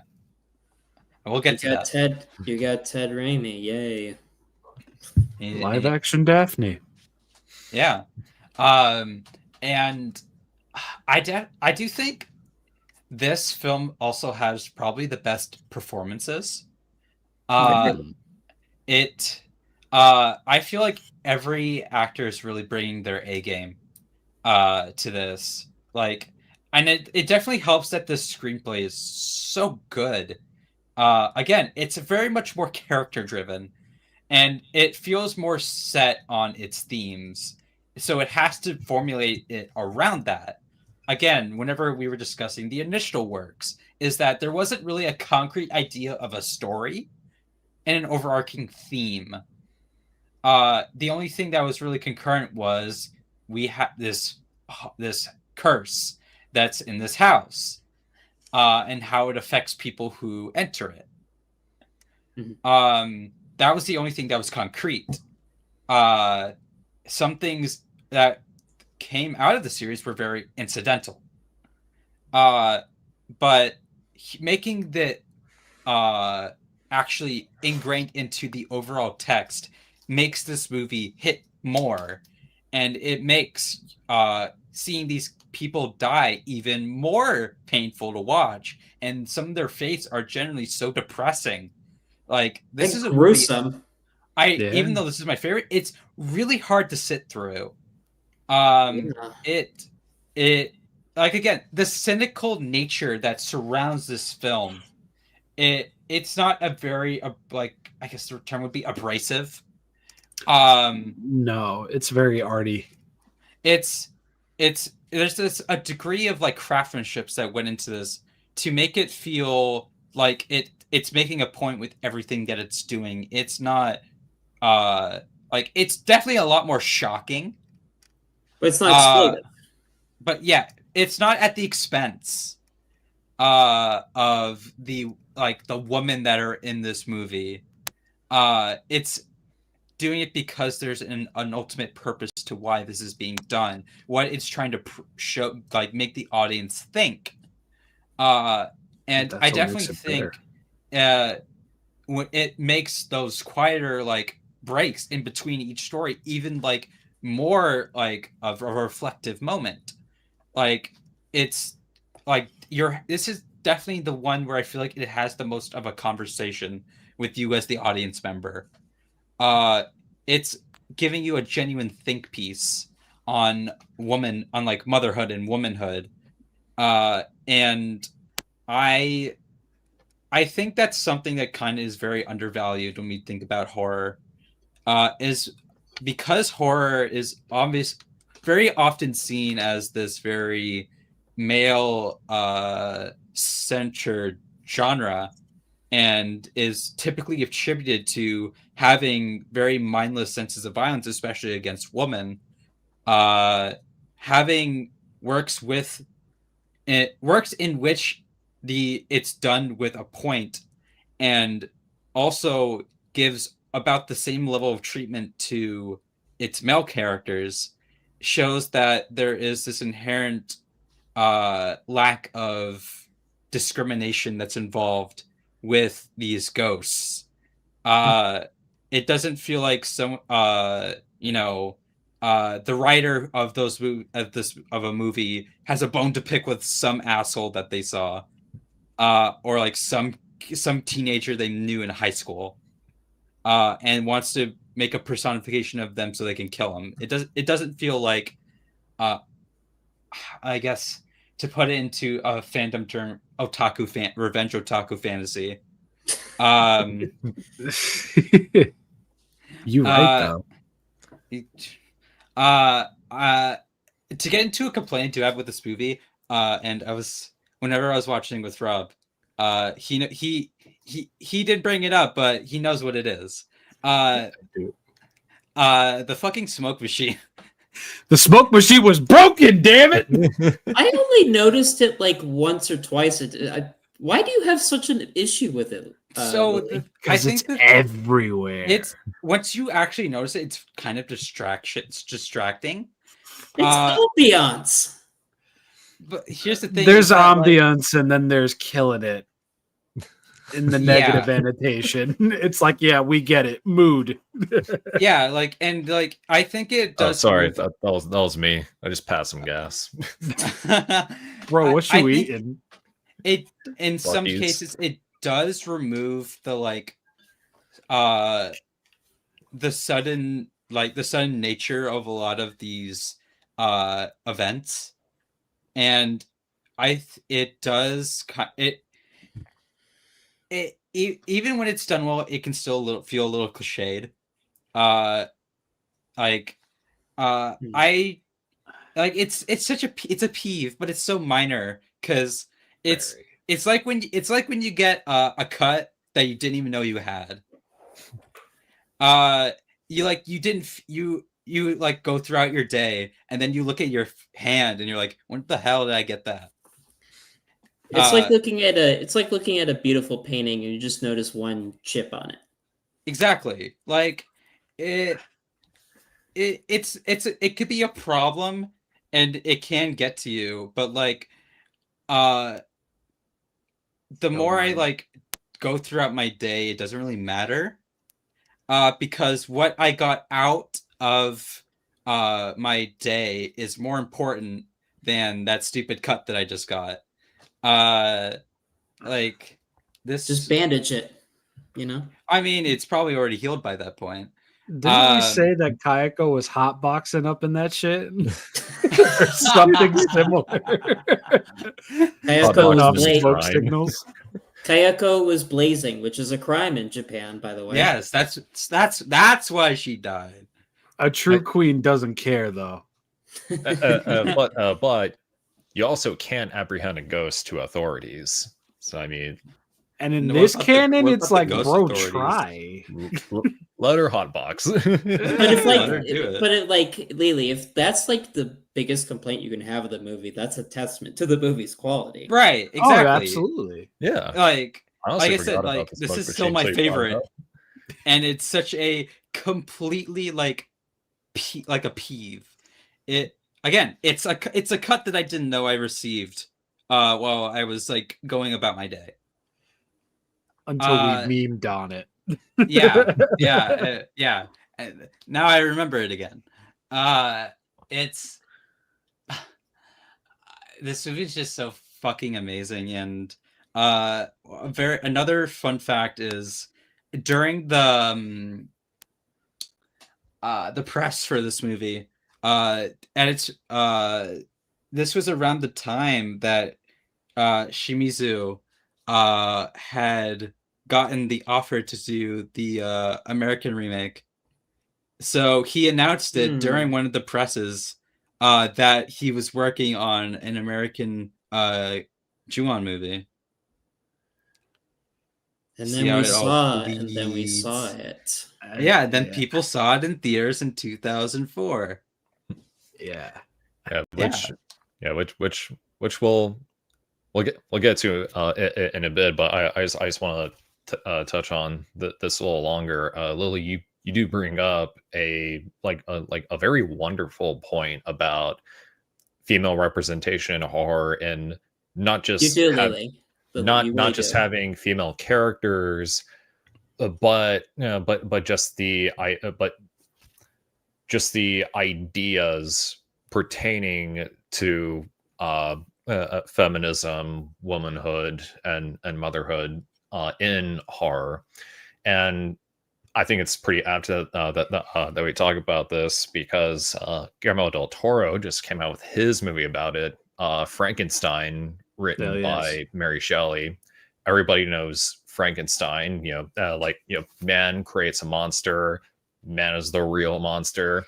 But there's also the idea of like a man creating what is in his mind the most perfect, most beautiful thing, only to then treat it as if it were an animal, as if it was Mary Shelley projecting like her own personal trauma and prejudices that she may have faced onto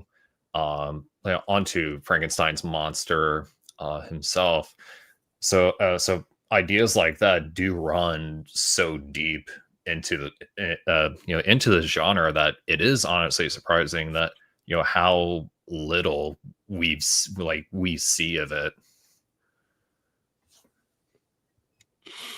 Yeah, and despite the even though I will say though that even though the first movie is still my favorite, this is still an amazing movie. I can't stress that enough. This is an amazing movie. And let's be honest, all this right here on the left, peak poster right here. Yeah. You don't even need Ju-on 2 on that shit. You don't need none of that. You just need that image, and it tells you everything. Yep. It's beautiful. It's so beautiful. One last thing before we move on, those were great points you made, Lily. It's interesting you also mentioned the feminism angle, because for Takako Fuji, playing Kayako really is important to her because of not just what the character's design, her movements and all that, but what she represents and her backstory and just what the trauma she spreads means. And she holds that standpoint to this day. Like, if you follow her on Instagram, which I do, when she talks about these films, especially before The Grudge, the American films and everything, you can tell that not only does it mean something to her just because it was such a pivotal part of her career, but you can tell that it meant something to her further beyond that. And that's another reason why I just love these movies so much, because she wasn't just the monster. She wasn't just the antagonist. She was very much a character, and she was very much in her own realm of suffering beyond what happens to these characters. And I think that's just as important. Yeah, like she like Kayako is a victim. And the pain and torment that has been inflicted upon her is just so contagious that she has no choice but to have many others fall victim to that same pain. It reminds me a lot of Asami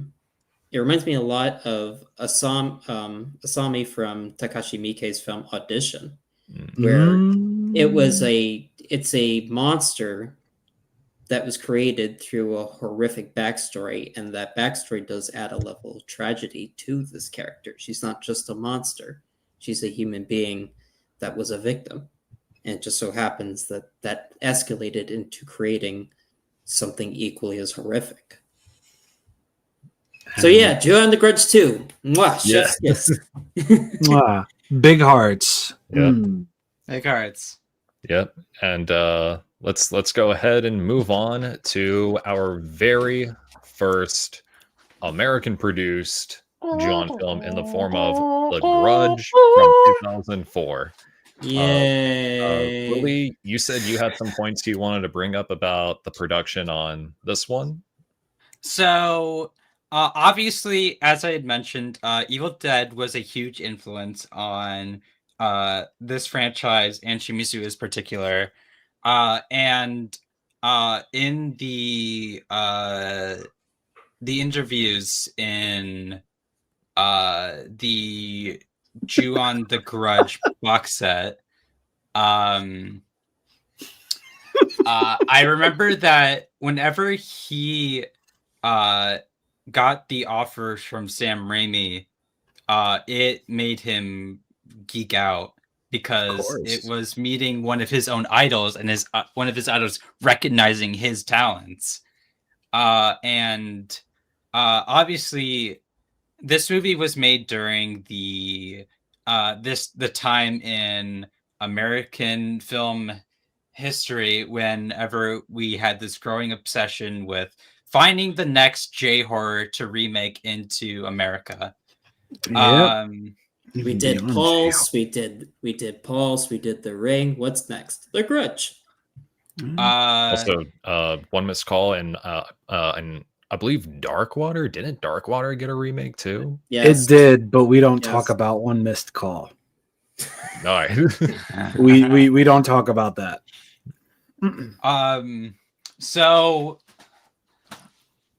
one of the things that I think really set this movie apart whenever it was being made, besides having Shimizu direct it, which was unheard of, and Shimizu even acknowledges in his retrospective on the first Ju-on the Grudge movie, was that the Ring remake was not done with the original director of the Ring, and it was instead done and also adapted to be fitting to more American sensibilities. So it kind of removed the inherent Japanese like cultural aspects that were specific to the Ring. Yeah. So and it's also those same American sensibilities that would prove to be a big commonality amongst all the American Grudge productions. Yes, unfortunately. Yes. So I think the big choice to make sure that this kept a pretty distinct style for Shimizu was something that was very in hindsight is where I think we should be very grateful for, because under most circumstances he would have been forced to do this exactly as a producer would force him to, or like the Sony executives would force him to. So about that, so another thing I did not mention was that whenever Shimizu was attached to this movie, he went to learn how to speak English because he figured, well, that's probably going to be pretty useful. That's pretty cool. Yes. The problem was working on the movie, which meant he didn't have time to do it. But I do think, because there was an interpreter on set, I do feel like it doesn't seem like there was any miscommunication. And obviously you can direct things speaking pretty simple English.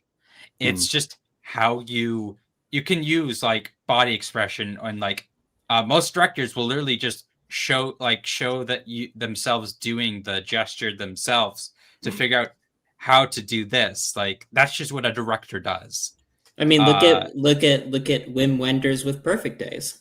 Yeah, exactly. Like, it's making film in theater. It isn't necessarily as much about what you say; it's what you do.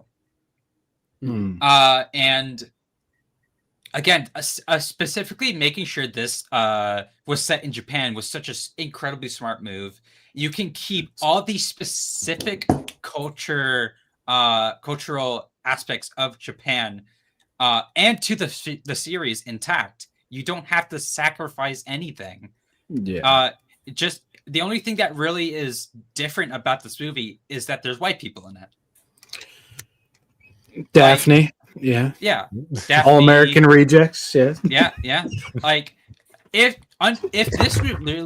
you literally just took the American actors out of this movie and replaced them with Japanese actors, you wouldn't really tell the difference.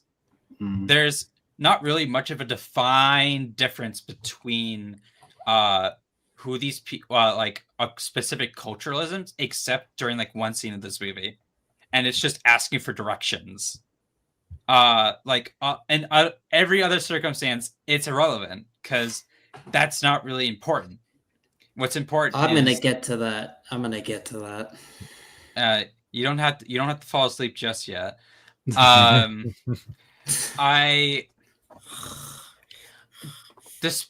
do think this movie has its problems.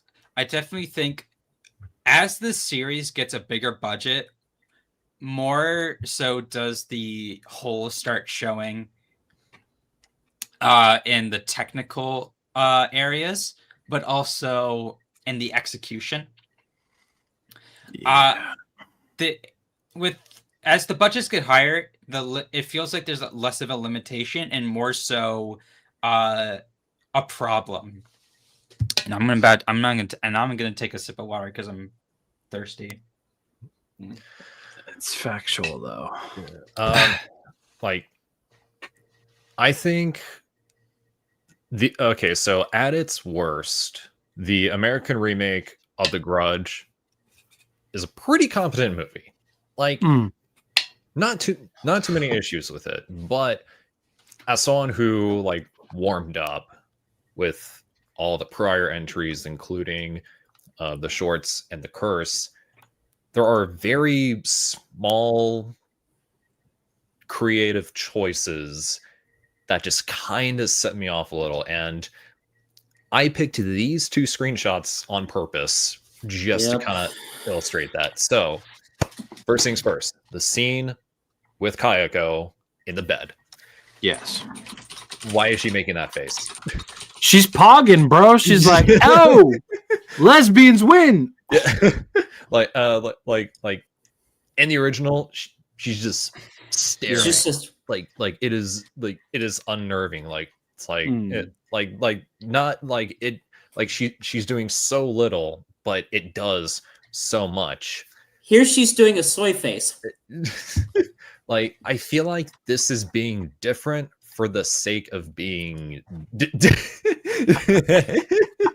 like it's it's good. My problem is it's goofy. Yeah, like, it's American, and I don't want to sound like a jerk, but that's the movie's biggest flaw. Unfortunately, it's just that it's very American. Oh, and watching the elevator scene really pissed me off because I think it's just how genius the elevator scene was in the original, and how it stood out so much to me. Now, granted, the way this is cropped for this presentation probably isn't doing my explanation any favors. I think he gets it across. Well, yeah, but like it's also not in motion, as you can see. So the same scene in the original, person in the elevator is the subject. You're not supposed to be looking for Toshio, but Toshio is there. And while it may look a little different with the screenshot here, I believe this is more of a publicity still than an actual shot from the movie. Toshio is the subject.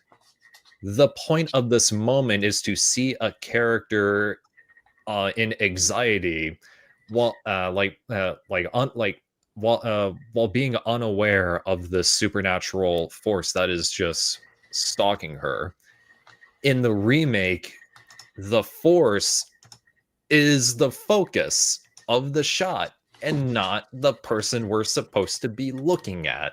The focus is supposed to be the emotion, not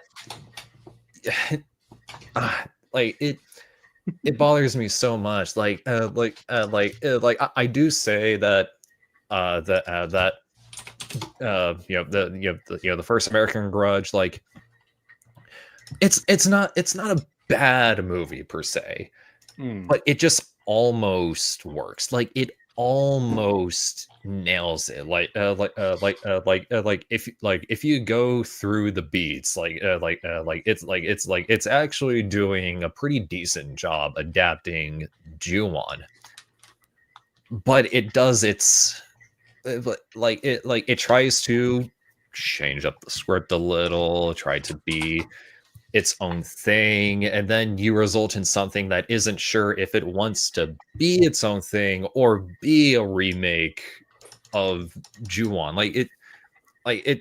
It's decent, but it feels confused, and part of that also kind of has to do with how producers and screenwriters didn't exactly know what to do with the ideas of Ju-on. Yeah. This was something I noticed while skimming through the production histories of all the American movies, and it was basically Takashi Shimizu like reminiscing of how they had so much trouble trying to reinterpret its more its inherent Japanese elements suited for an American audience. Because let's face it, American audiences are stupid, and that's why Godzilla Kong: The New Empire made so much money. I will get to that, Davis. I will get to that. I will get to that when it's my turn. It's gonna drive me nuts. Yo. But anyway, my tangent's done. Rob. So, The Grudge, I'll Keep You My Dirty Little Ju-on, featuring that of the American Rejects. So, I mean, Lily and I, we watched all of the movies we're going to be talking about and then some together. And we had a lot of fun dialogue going throughout this one, save for I'll Keep You My Dirty Little Ju-on, because the male character looks like the lead singer of American Rejects.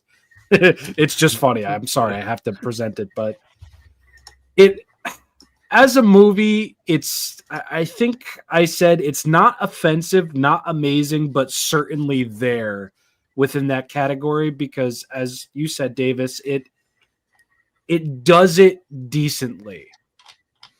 And yes, it does do it decently, and it is interesting to see remixes, as you would say, Catwoman 2003. Let's try the remix. It's interesting to see different takes on certain things from original films, but when you get down to the inherent basis genome of it all, it's really just Americanized. And at the point in time that horror was at in 2004, you were either one of two things. You were a Saw sequel, or you were a remake that didn't need to happen. So this one kind of lands in that area. But this was actually Grudge 2004 was actually my introduction to the franchise, because it was for a lot of people. Yeah, like Godzilla 98, it happens, but could be worse. It could be worse. It really could be. We'll get to my story eventually. I remember specifically, my mother would always go to the movie theaters to see the latest horror films, and I believe a week or two before she saw this, she saw the original Saw, and I'm like, "Well, how was Saw?" And she was like, "That was the worst friggin' movie that I've ever seen in my damn life. The acting is terrible. The twist was predictable. Nothing about this was anywhere near substantial or worth the ticket price." I'm like, well, sheesh. And then maybe a week or two later, she saw The Grudge, and I'm like, so how was that? And she like looked me dead in the eye, and she's like, that was a scary friggin' movie. And that had me interested, because in my family, when it came to movies and when it came to specific holidays and everything, there was a few movies in rotation. But when my mother came home and said, yeah, that movie, The Grudge, was creepy, I was immediately interested, because that doesn't happen very often. And, seeing this before seeing the Japanese films, it definitely gave me a perspective there. Because finally seeing the Japanese films after seeing the American films for so long, it's like, oh, a lot of outside sources really helped me understand why the Japanese films were so much better than the American films based on that of atmosphere. Yes, Metroid Prime, leave me alone. So this movie, again, I will say it's not offensive. It's not terrible. But you definitely see where a lot of its core pulls, where certain things will make you think and certain things will leave a mark on you, is kind of just lost with the American sensibility. It's like where Kayako would just stare in the original, here she's pogging. where Toshio was a background for the elevator scene. Here he is the focus. And there are I'm so sorry. That is another thing too. Like whenever Kayako and Toshio are supposed to be like in the background, it's like in the original you have to look for them. Yes. This one deliberately plays stings whenever they appear in the background, which totally ruins the atmosphere and mysticism of the original. It does. It ruins the sauce, which is why I'm glad we're never going to get banned from what is that movie called? Psycho, banned from broadcast. Yeah, if you ever have the time, it's on YouTube. Beautiful movie, very Ju-only, but fucking 6'7". Jesus Christ! Oh, God. So I'm just gonna say the movie, yes, it's not bad, and yeah, live action Daphne gets cursed because of Ted Raimi. It's friggin' hilarious. There are moments where you do see things from the Japanese films that are done with a higher budget that make them look better, maybe not play out better, hit better. And I wouldn't call this the most offensive J-horror remake of the bunch because there's a lot. And there are ones that are worse than this. There are more offensive remakes, period. Period. Dot. Arial font double spaced on my desk by Monday. Bad. But this is genuinely okay. You can tell that Shimizu was like, oh, wow, I'm working with like Sam Raimi's production company. This is crazy. And maybe a couple of things went below the wayside, but it didn't stay that way for long. And I can't exactly say it's this movie's fault, but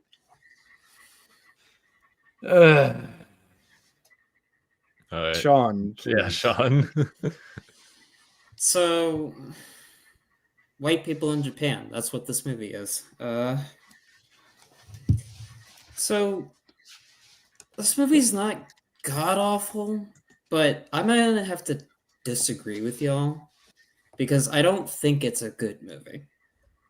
I don't. I can't call this a good movie. I don't think it's a good movie. It's kind of just there. Yeah, I mean, I think any of us said it was good.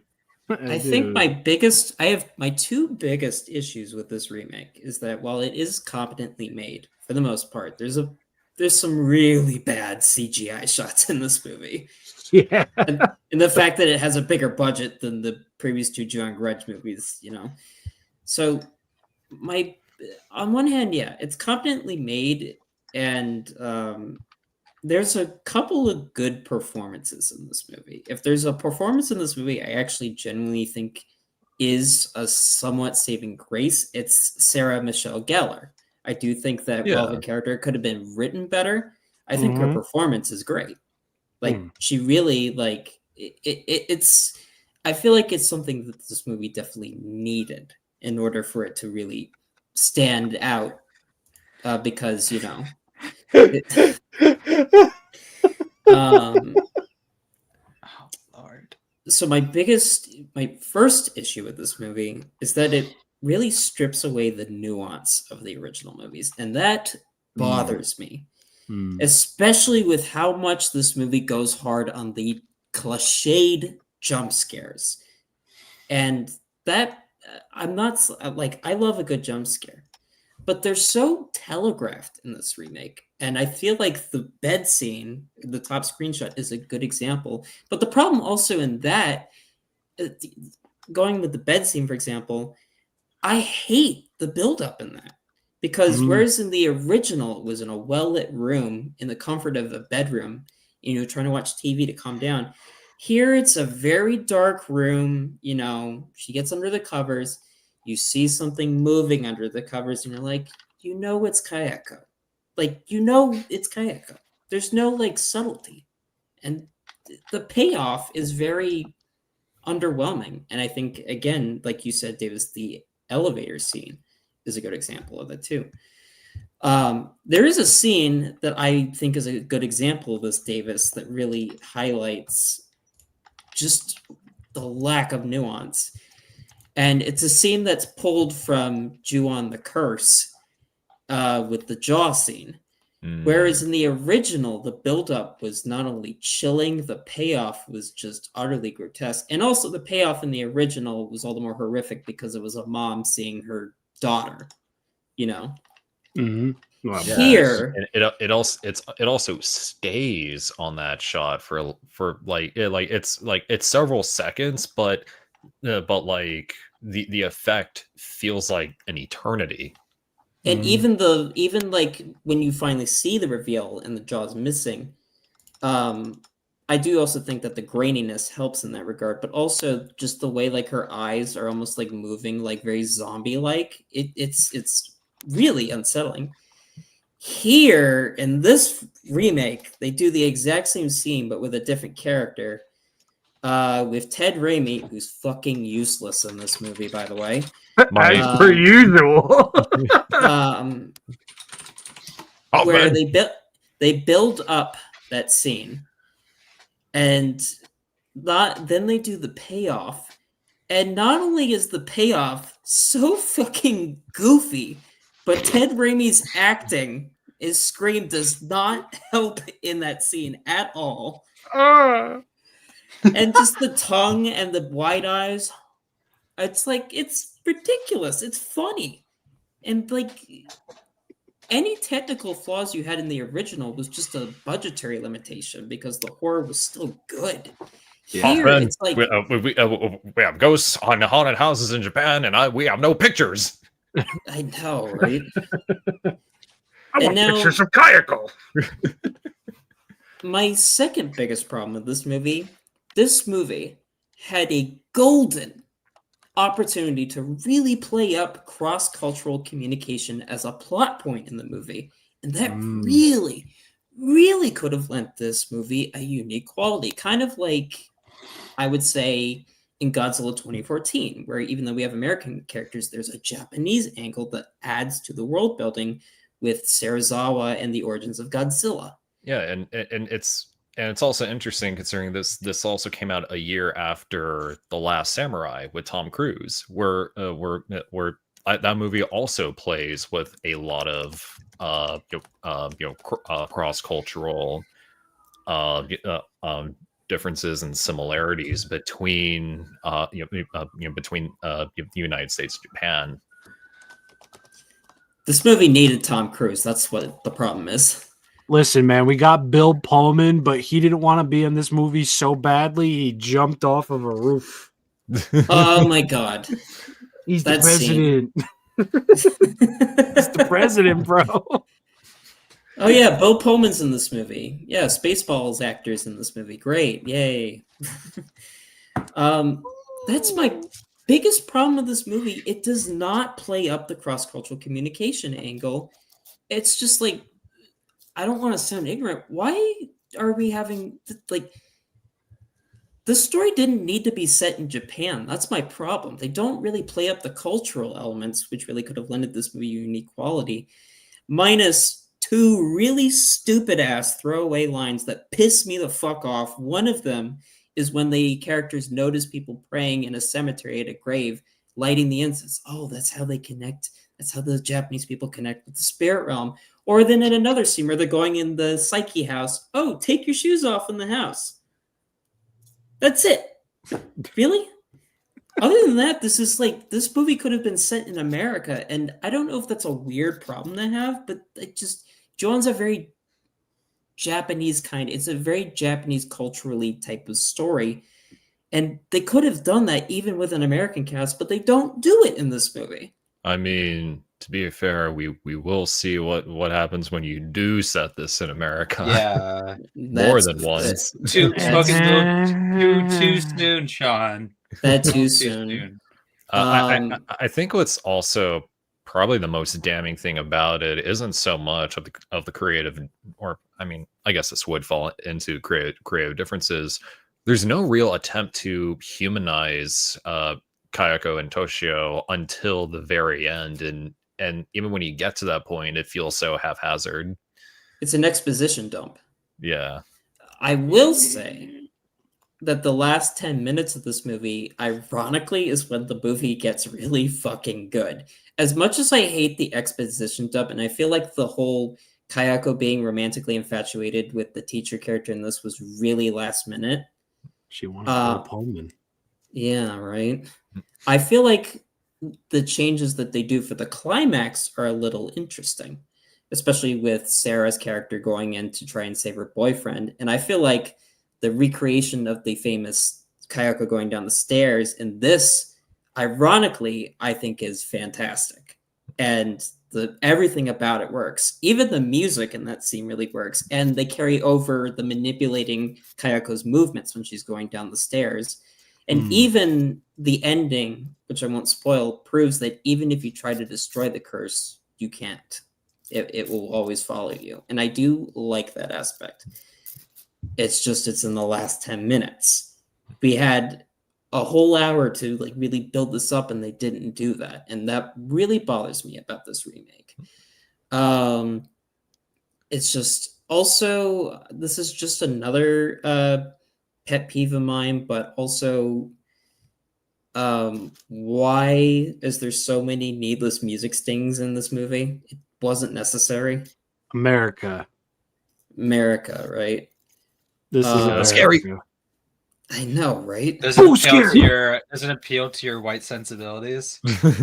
Not at all. Also, the detective character in this movie is the most useless character in the entire Ju-on franchise. And it really sucks because I like that actor a lot. The actor who plays him. He was also he was the lead in Audition. And he's a really good actor, but he's just exposition dump in this movie. And then he disappears in the most anticlimactic way. I won't spoil it, but you know what I'm talking about. Just wait till the sequel. So, it's not the worst thing ever, but not a fan. It exists. It sure leads to the worst thing ever. All right, Lily, you probably hate white people more than all of us. What's your take? You're in a digital room with 3 white people. Those damn Guelos. Those damn Guelos. Whoa, man, I'm Italian. Relax. friendly fire. Come on. I'm Irish. I'm British. I'm Jewish. Okay. I don't think you should be proud of the British part. Sorry, John. Y'all make the best music though. It's real. Like, it's fine. Like, it's inoffensive. Like, I don't know how else to really describe this movie that it's fine and inoffensive. Like, I already basically explained my problems in the introduction to this movie that I gave it. Like, it's having such a big budget, it feels like they had too much extra money that didn't go anywhere. Like, it didn't go to like than anything else. It didn't go to like giving proper finalized renders on the CGI. No. It went to the plane tickets for the American cast. Okay, that's true. And as long as they had a good time, that's important. Like, it also went into the stings that you hear nonstop. Hey, listen, man. You know, when if a bee sting, it hurts. All right. Listen, Ted Raimi needed to make that derpy ass face. He does it all the time. He was just copying Tobey Maguire from Spider-Man 3. Before Spider-Man 3. Dude, he was the friggin' blueprint for that shit. Tobey saw that and it's like, yo, I gotta do that. Hold up. Go dig on this. But I watch this drive. That's what Ju-on needed, a dance number. Fuck yes. Sarah Michelle Gellar is definitely like, she's definitely like the glue that holds this very fractured insecure movie together. Let's go, woman.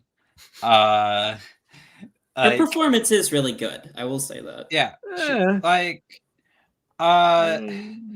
I definitely admired the belief that they had to not be a total 1-to-1 remake.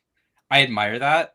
Like doing your and it doesn't, it especially helps that Shimizu is making those consciously.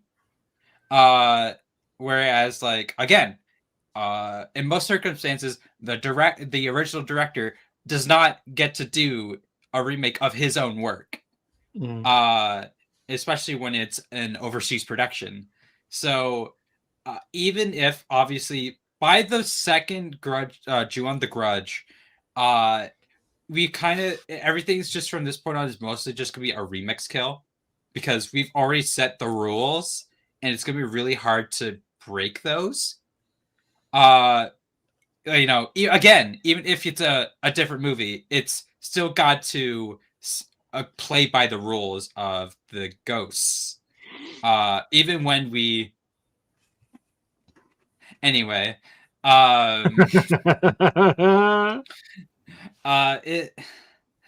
definitely do think the music's pretty annoying in this movie. Like it's not bad music. Obviously. I mean, it's Hollywood music, you know? We were this close to getting a new Spine Shank song in this movie. We were this close. Freddy vs. Jason was a year out. No, back. Like this was done by Christopher Young. Like that dude did Hellraiser.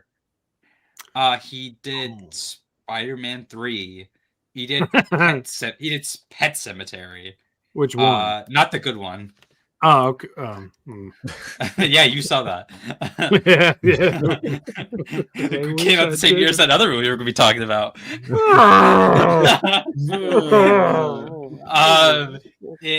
He can really make really good soundtracks, but I definitely do think because of the way these movies are designed, it's to a detriment.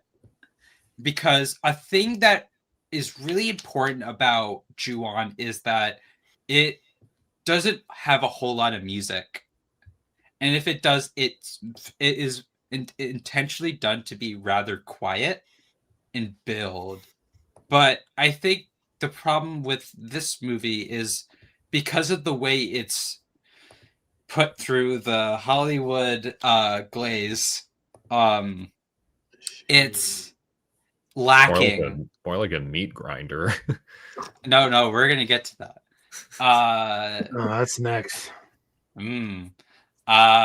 It's like the fact that I'm indifferent towards this movie is just a reflection that I know what I have to talk about next is way worse. But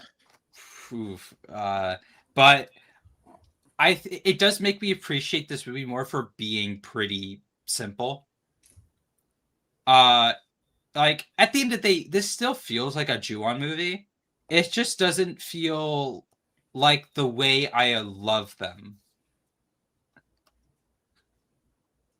And everyone can stop looking at their phones. We're not looking at our phones. We're looking. I'm not looking at my phone. I'm just mentally preparing. Yes. I know, Davis. What are you doing? Stop looking at your phone. You sent me something. No, I didn't. No, I didn't. I'm talking right now.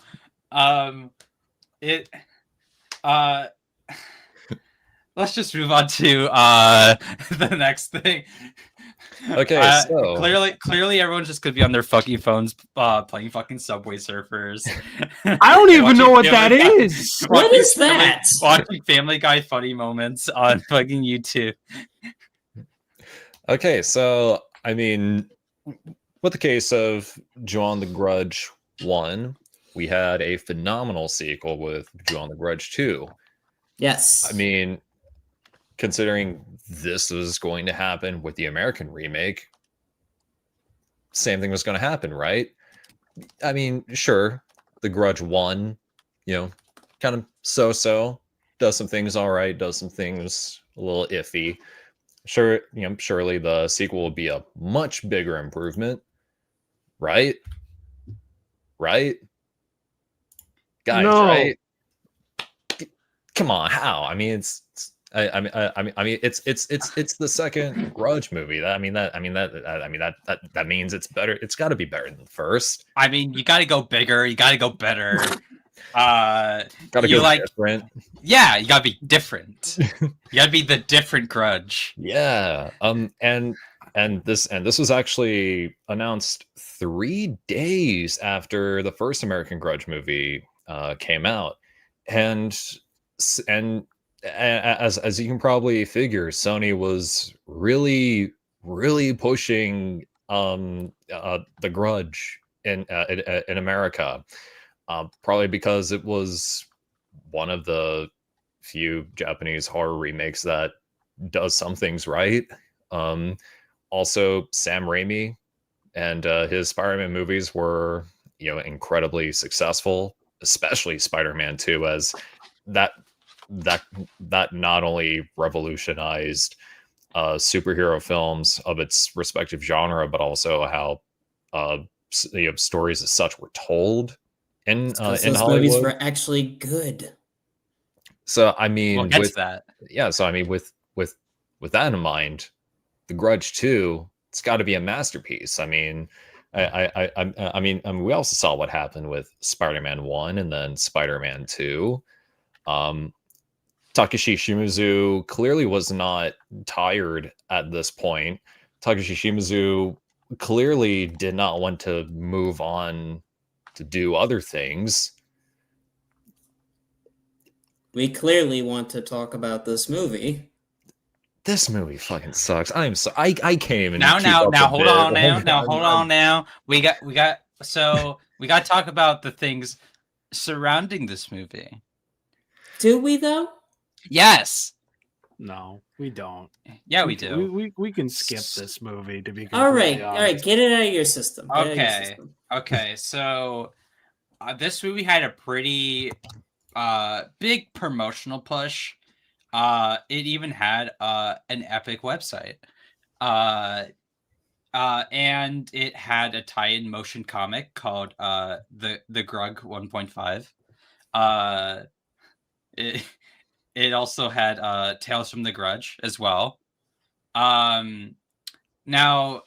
the Grudge 1.5 was a 4-issue comic, and it's fine. I mean, it's about what I expected from a motion comic. I don't expect animation from motion comics. They're kind of just I used to watch motion comics on YouTube, so I don't know what I would expect. But I do appreciate how it has this more detective angle to it. It's a different perspective that we don't really explore all too much. And obviously there was Tale from the Grudge, which I did not watch. But I know someone who did. I watched it. Sean, tell us about Tales from the Grudge. All right, so Tales from the Grudge is basically segments because, as I don't know if a lot of people know, there's actually 2 cuts of this movie. There's the theatrical cut, but then there's also an extended director's cut, which includes slightly longer scenes. Director's cut in quotes. Unrated, by the way. Unrated, because there are a couple of scenes. There are some scenes with Kayako that are a little bit longer, including arguably one of the only decent scenes in the movie in the photo room. But there are also additional scenes that were cut out of the movie that were basically 3 short films that did, I guess, add to the narrative, but obviously they didn't make the final cut, so they were basically released as a package of 3 short films weren't they directed by an up-and-coming filmmaker, if I remember correctly, Lily? Toby Wilkins, who we will get to soon. Yes. So that's basically what Tales from the Grudge is. My personal opinion, you're not really missing much. And the Grudge 1.5, I also don't think you're missing much because I guess a little bit of world building, but really, it's a 2000s motion comic. Yay.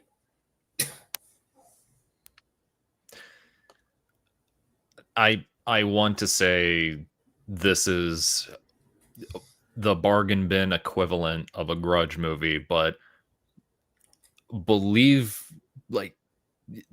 my shock when I say that I don't think this is the worst one somehow. And also, you can find good movies in the bargain bin at Walmart, like Paul Blart Mall Cop. That's right. Yeah, factual. I would make a joke about how fitting it would be that this is on Tubi, but you know what you can also watch on Tubi? A Better Tomorrow, City on Fire, A Chinese Odyssey. Just way better movies. You can also watch the next movie, which we'll get to.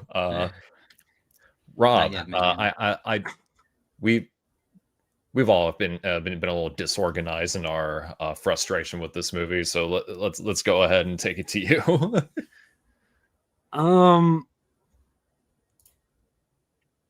Fuck this movie. Yeah. Where 2004's The Grudge felt like Shimizu coming in on a US production, this movie feels like, hey, guy who created the original, we're going to tell you how to make your movie better because we know more than you. And that's kind of sledgehammered over the head with this movie, because this is a substantial 1 hour and 47 minutes of movie. And it took me 1:44 to realize that I was not going to like this like I did as a kid. This whole movie feels like a mistranslation. The slow burn characteristic of that of a J-horror film back when J-horror was still at its peak is present here, but it's done in complete fucking reverse. There is no character. There is no inherent horror to this movie. If The Grudge 2004 can be considered a Japanese-American production, this one feels like an American production, tried and fucking true, from somebody that read or watched maybe Ju-on the Curse and it was like, oh, I got this. Let me hook you up hardcore with this shit. And the point, the finality, the aura, the atmosphere is just completely shot out of the window. I genuinely cannot pick and or find a single good thing about this movie, because not only does it remake one of my favorite moments from some of the original Ju-on films, it just falls below the wayside of what made those moments so iconic. It's like you turn one of my favorite moments into a girl who is seemingly pressured into having a sexual relationship with pretty guy number 4 in this goddamn movie. Fucking Michael. It's like, get the fuck out of here. Madonna me, vafangul. This movie, when Lily and I watch movies together, I have a pretty good feeling of where it's going to be placed and rated amongst all of them. And this is one of the few moments where I was not surprised that we were both on the exact same page with this movie. It really is not Shimizu's movie. It's Shimizu directing an American production.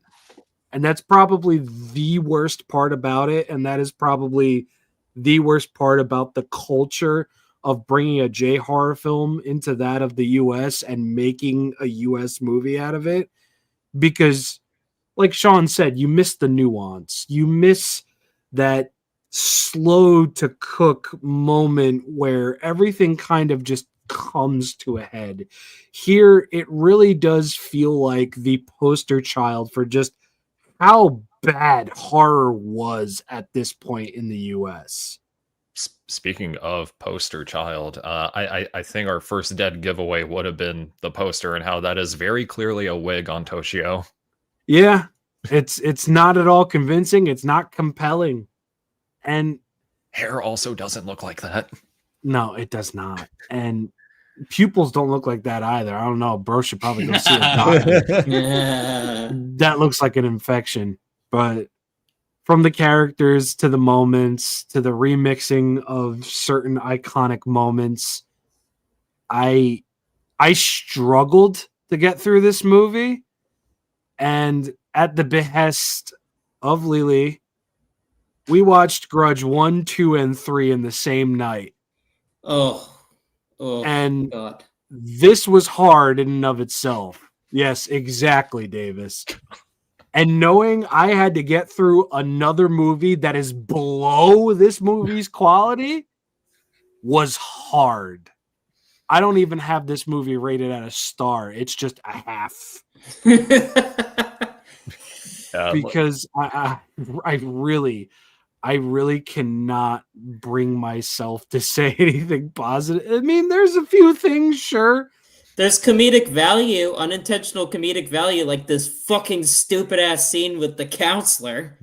Miss Fuji was in this movie, and it was her last Grudge film ever, which is really fucking depressing. Yeah. And she's got the strongest performance in all this, and all she did was crawl and croak. I mean, God bless her. That's a queen right there. I'm gonna disagree with you. I'll get to that. By all means, someone who is a better performer in this movie, Sean? Is that what you're saying? No. I'll get to it. I'll get to it. I should oh fuck with the six God damn it. I really wanted to keep this short, but I truly fucking hate this movie. And I feel bad for Shimizu, and I understand why he has not made a return to this franchise since this. I understand it. I get it. I get it too. I don't blame But I'm going to tell y'all what I told Lily. We are a couple of years, maybe a year away from the studio that owns the rights to these films to saying, hey, yo, Shimizu, we're going to give you a lot of fucking money. Make another Grudge movie for the 30th. It's going to happen. And I hope it's a lot better than this and the shit we got after it in America. And then eventually Japan, but not directly after. And then the one after that. Maybe. All right, Sean. Squid Game broke me. This movie's a piece of shit. Hell yes! Hallelujah, he said it. Yeah. This is when the Ju-on franchise. This is when the Ju-on franchise stops being a special ghost story and just turns into another dumb American slasher movie that just so happens to be set half in Japan and half in America, with two plots that barely connect until the very last scene of the movie in the dumbest fucking way possible. Oh, it's about the twist? Is it about the really, really, really cool twist, Sean? Is it about amazing twist? I'm going to talk about the twist because I don't care, Davis. I'm going to talk about the twist. Is that okay? Honestly, the audience isn't going to miss dick all with that twist. So this isn't the only movie to commit this crime, in my opinion. I feel like there's another movie down the line that commits an even worse crime. But this movie commits the crime of basically stripping away any semblance of tragedy to this iteration of Kayako, and even by extension Toshio, by basically revealing that Kayako was doomed to become this evil spirit from childhood because her mother is revealed to be some spiritual exorcist who removes the evil from the inside people and then transfers the evil inside of her daughter's mouth in a really gross way. And that basically is what doomed Kayako to become the evil, vengeful ghosts that she becomes. And to me, that is not only offensive to the franchise, but it completely strips away what made the characters so iconic in the first place. I know, peak rating, original, right? This movie is also way more of a fucking comedy than it is a horror movie because there's so many moments in this movie where I lost it laughing. Sarah Michelle Gellar makes a return for this movie very briefly and then leaves the movie in the most anticlimactic, unintentionally funny way possible. Via Ghost MILF Cuddle. Yes, by a Ghost MILF Cuddle, yes. Yes. There's also really bad acting from everyone in the cast, including, as you pictured, the three schoolgirls right here, especially the middle one. Her acting was so bad that it actually took me out of the movie. And then we have weird remixing of scenes from The Curse, like the scene with the hiding under the table and Toshio, appearing. And we have this really funny ass twist revealed later in the movie with this school counselor, which, if you think the picture is goofy enough, the sound that she makes in this scene does not help in the slightest.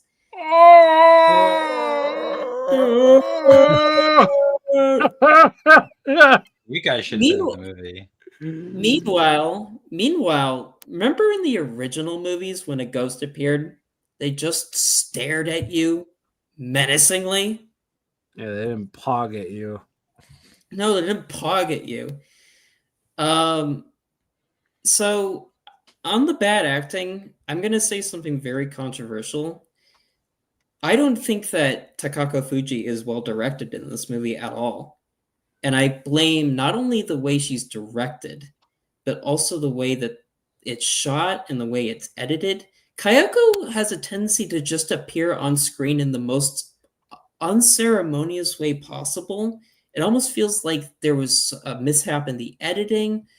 And I think a good example is when she kills one of the scroll girls by appearing from behind and pulling her back into the mirror, but it's so edited and directed in such a weird way that it doesn't land. And She's one of still the best part of the movie. Yeah, and one of the only scenes where there's some semblance of kind of cool atmosphere is a scene set in a photo room.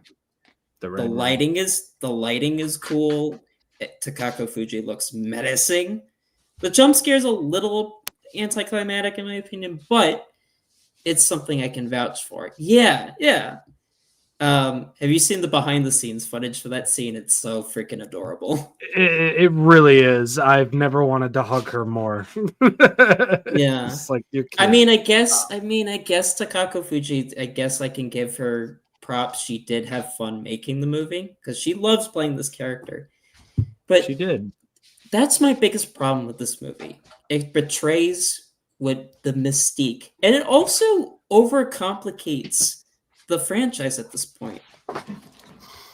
And it doesn't help that there's also a twist that they try to do at the end that's setting up someone to become a certain character. I won't spoil it, to become a new Kayako with the ending when Takeo is involved in the story in a really stupid ass climax. There's also some really, really bad CGI in this movie. I think the worst example is the scene in the phone booth with the hair. Whereas when the hair looked cool in Ju-on the Grudge 2, it looks really badly rendered and superimposed over the girl in that scene. Just wait for the next movie. Also, Lily, remember when you were saying there was feminist undertones in Ju-on the Grudge 2? This movie also very weirdly feels very male gazy at points, especially with the female characters in the movie. I don't know why. I don't know if that was Shimizu's. I don't think it was Shimizu's input because none of that was in the original. I think that was a Hollywood choice, but it's very off-putting. It really is. Oh yeah, and I didn't even say there's a whole side story set in America with a completely different family that doesn't have any impact until the very ending of the movie, and it's really stupid. Moving Day with a Moving ghost. Day with a ghost, exactly. There's also some really funny ass deleted scenes. I want Davis to be the one to talk about the deleted scenes, please, Davis, and then I'm done. So during the climax, there is a deleted scene where it actually recreates one of the moments from Ju-on 2 with Toshio, like pushing the swinging body, except you don't see Toshio, you just see the body swinging back and forth, but the body is clearly a PNG that's just waving like this. It's not even a JPEG. and the ending is the alternate ending is extended and a little longer, and this is something that those kind of alluded to in some of the other deleted scenes, there's someone who has like a hair in his mouth and then starts pulling out like Kayako's hair as if he was about to like vomit her out, but turns out it's just a dream. But there's a different character who kind of has something similar going on, but like she just straight up vomits out Kayako's like head, and there's no sound, like like their mouth just stretches open like she's a python. It's you also mentioned this. You also mentioned the sound. The sound mixing in this movie is really bad. Yeah, it's like what? Like the sound mixing feels so uneven. It's like there are parts of the movie that are just so loud for no reason, and then there are parts where it's just so quiet.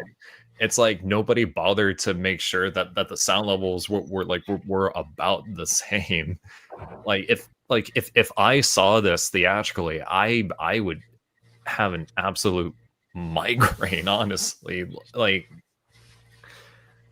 It's so weird. It's like and like they say half of making a movie is sound, and sound can do so much for a movie, and it's one of the most complicated parts of like post-production, and if you don't put enough care into that component to it, you're just gonna lose people no matter what.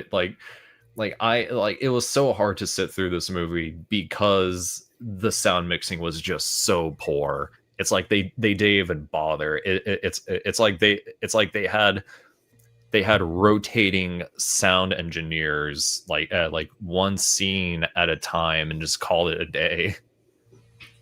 This is the last thing I'll say, and then Lily, you can go. Even though Toshio, that's Toshio on the poster, right? Yes. Yeah. Even though Toshio's on the poster, this is also the movie where Toshio stops mattering in these movies. Like, he's not a character anymore after this. And this is the start of that. He's just there. And we'll get to that in the next. Kayako was from the beginning. And we'll get to that in the next movie, Davis. Toshio. Reboot. All right, Lily, go. Okay, so from what I understand, this movie had a whole plethora of studio interference. Of course. I do know that one of the big struggles, but also one of the things that Shimizu talked about was that he only came back on the condition that he could do something new, rather than just straight remake Ju-on the Grudge 2 again. But the problem was figuring out what to do. And this does come about whenever we talk about, and you've already brought it up already, the final story about Kayako's mother was a completely studio inputted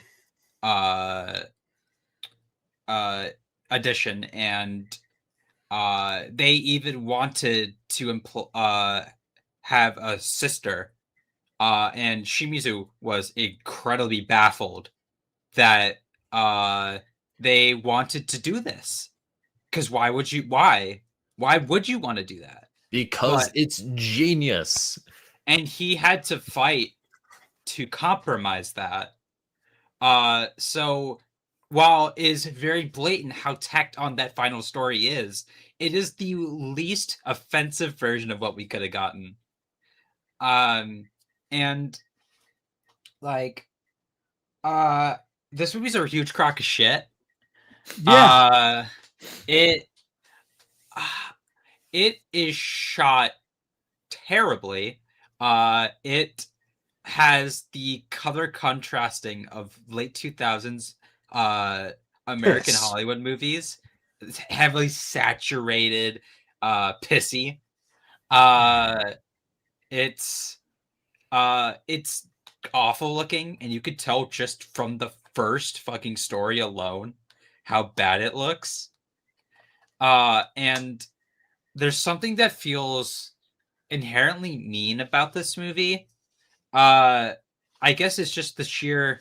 I mean, obviously, there probably was an expectation from even Shimizu that there was going to be a second movie. Like, it happened with the first time he did this. It was bound to happen again, especially with how this was being pushed along. And even with some of the new ideas that he's trying to present here, I think the execution and the final product is just terrible. And I do think the limitations of Shimizu not being able to finish his English lessons is really starting to rear its ugly head here, because the direction and interpreting of Shimizu's ideas are not being put well onto screen. It's very flimsy. The acting is just not straight up, just not good. I don't know if I can inherently blame the actors for that.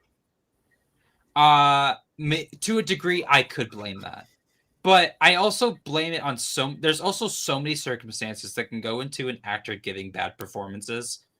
That I feel bad direction. You know? Yeah, I can't simply just do a quarterback thing where I just blame them for so many circumstances. And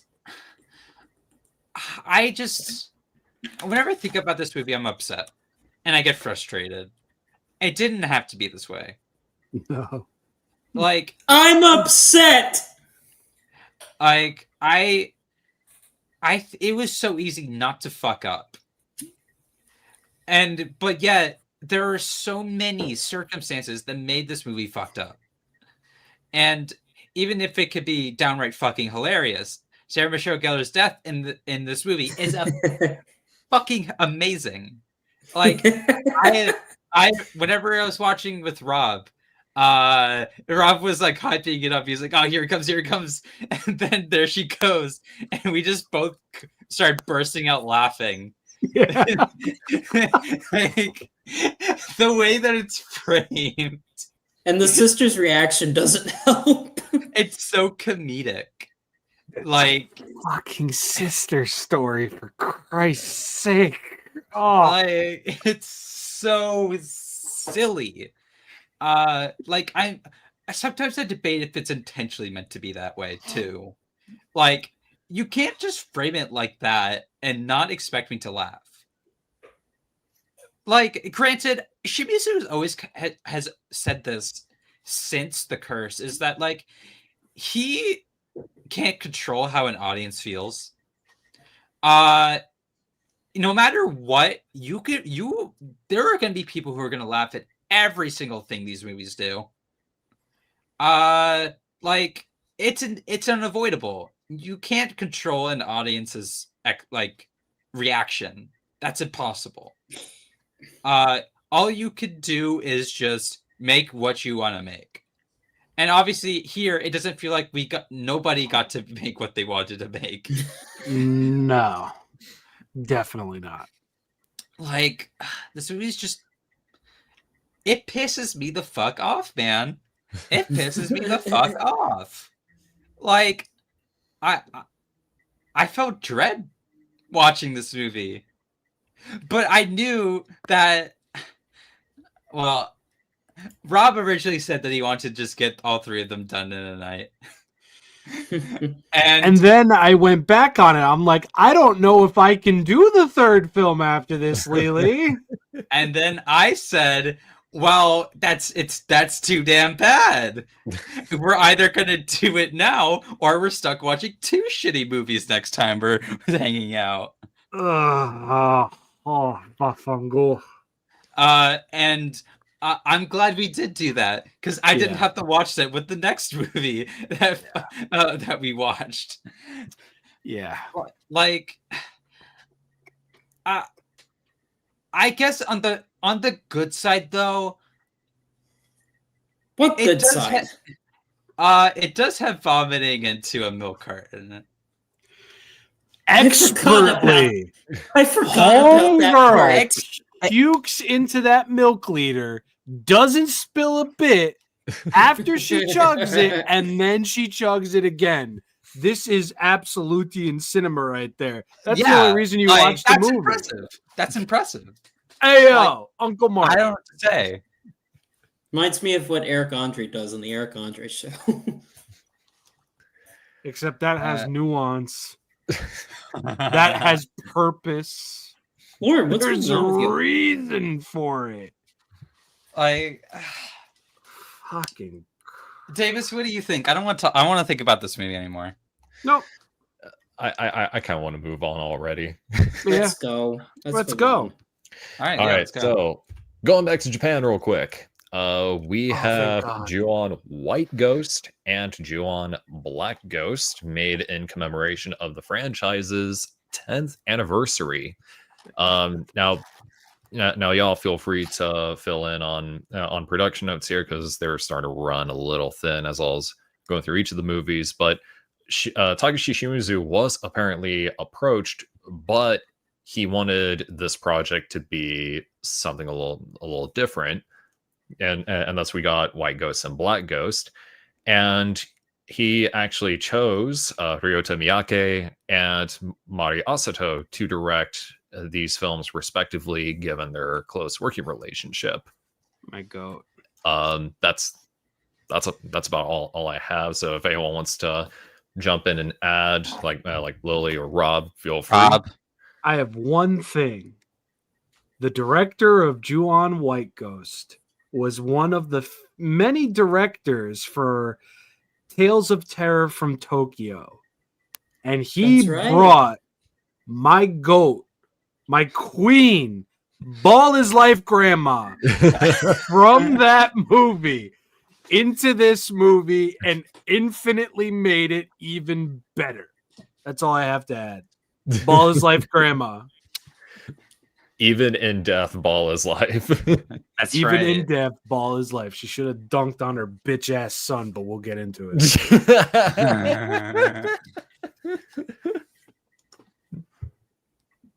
Lily, you got anything?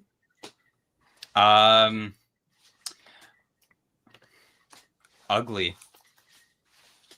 Yes. So, I guess I'll go ahead and start. This was so refreshing after watching The Grudge 2. Like it doesn't feel like a complete return to form, but like it generally feels like we're getting closer to the franchise's roots with this one, because in the case of White Ghost, we do have these ideas of generational trauma and trying to escape abuse, and as depressing as all of that is, what makes it more interesting is that it actually does close off on a bit more of a hopeful note. Yeah, like who'd have thought that the Ball is Life Grandma Ju-on film would be the least depressing one. And it's still pretty fucking depressing. It is, granted, it is, but just the note that it leaves off on is a little touching. Yeah. As for Black Ghost, it does feel a little less complete in that regard. I feel like it's a case of a movie that has good ideas. It just wasn't quite sure how to piece it all together. Like I feel like if it were a bigger project, those concepts would have had just a bit more like punch to it, and probably would have been on the same level of White Ghost, I feel. Yes. Yeah, and another thing too is that they like the TV drama feel for both of them kind of just adds to how unnerving these movies are, because I mean, one, it is a little different from say like the no budget productions, the V Cinema and the bigger theatrical projects that we've seen for Ju-on. So not only do you have the novelty of something with like a different like visual feel, it's also taken more advantage of. Agreed. Uh-oh. Son of a... Damn it, John. You got me. Rob, why don't you segue out of this? Okay, so Ju-on White Ghost, Black Ghost. I mean, it was a double feature that, as we have already said, was tied into celebrating Ju-on's 10th anniversary. And Ju-on White Ghost and Black Ghost are breaths of fresh air compared to what we had gotten prior to all of this. I mean, Ju-on White Ghost, I feel, is the better of the two, just because it feels closer to the mothership of what Ju-on is as a whole, and it has that more complete feeling to it, personally. Now, Ju-on White Ghost, ironically, is a Christmas story, and me and Lily had a lot of fun with that while we were watching it. Oh, it's Santa! And, dude, I love when these movies can be so... Yo, dude. Ground's coming to town. Bro, she should have been balling more. But that's why you got to watch the Tales of Terror from Tokyo movie, because she be balling hard. She went all off. But that being said, like, White Ghost is... This might be a bit controversial. But I feel what we did in White Ghost, Black Ghost is probably how the franchise should have gone Japan-wise, because it takes place in Shimizu's timeline. Like, the original timeline. Yes, because Toshio makes some cameo appearances. He was paid $80 for each, and he wished everybody a happy birthday. It was great. It was awesome. He was only there for a little bit. And Merry Christmas. And a Merry Christmas. But beyond that, it's like, this feels like the proper next genetic step for Ju-on, because with how Ju-on the Grudge 2 ends, it's like, okay, well, nobody's going to follow that up. Nobody even dared tried. And it's like, how could you? So it's like, all right, well, that happened. let's take a look at how other curses are born and brought into this world and how they're going to affect other people, effectively making Ju-on even more of an anthology series. And I think, again, that's how this franchise should have gone. Ju-on White Ghost is very brutal, exceptionally brutal in how it shows the developing of a curse and how it's going to effectively just wipe a family off the map and beyond. I like that. And even though Ju-on White Ghost ends on, as Davis said, a more hopeful note, I still think this is like one of the last good Ju-on films. And as far as Ju-on White Ghost, Black Ghost goes, again, I'm going to have to follow in what Davis said because, excuse me, there are a lot of really very Ju-only ideas going on with this here. It just feels like there wasn't enough time for proper execution. It was taken out of the stove or the oven. Well, it was taken out of the oven a little too soon because I feel like we were just there. That hopelessness and that despair that lacked in the ending of Ju-on White Ghost was very much present in Black Ghost. It just needed a little bit more time in the middle. The middle came in a little bit cold. Everything else was properly baked and melted and cheesy, fantastic. Mwah. It was great.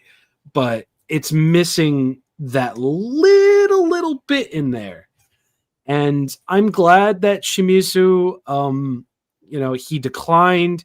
He was like, let this be its own thing. I feel like that was the proper way to go because I feel like if he had been brought back, it would have been like, hey, yo, Kayako, what's going on? What are you in the 5th, 6th grade now?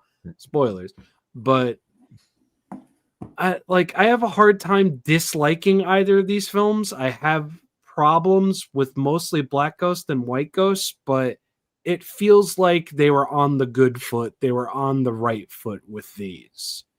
And again, I feel like this is the route the franchise should have took in Japan because these movies being anywhere near enjoyable and good just showcases that you don't need the faces of these franchises to be selling points. You can still tell stories in this timeline that are going to affect people, that are going to effectively hurt people. And that's what I like about both of these films, even with their flaws. And yes, Ball is Life Grandma is an absolute gem. Bring her back. Do it again. Ju-on White goes. Grandma Balls once more. The Outre sequel. The Dunkening, as it's known. But Dunkening the Dunkachino. Yeah, the dunk. Oh, bro, don't bring Al Pacino into this. I am going to say that White Ghost is personally the stronger film out of the two. And if I could have another Ju-on film by this here director, with or without Ball is Life Grandma, I'd be perfectly fine with it because it does something new. It does something weird. It does not move away from that vacuum void-like despair, but it also delivers something that Ju-on didn't have at that point, and that's a little bit of hope towards the end. I'd be perfectly fine if both these directors came back and did a Ju-on film. I agree. All right, Sean. All right. So I'm just gonna say it. I'm not a huge fan of either of these movies, if I'm being completely honest. I don't think Into the Shadow Realm.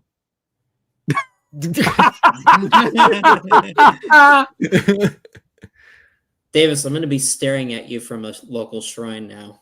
My face, whatever shrine you. It's kind of gay, bro.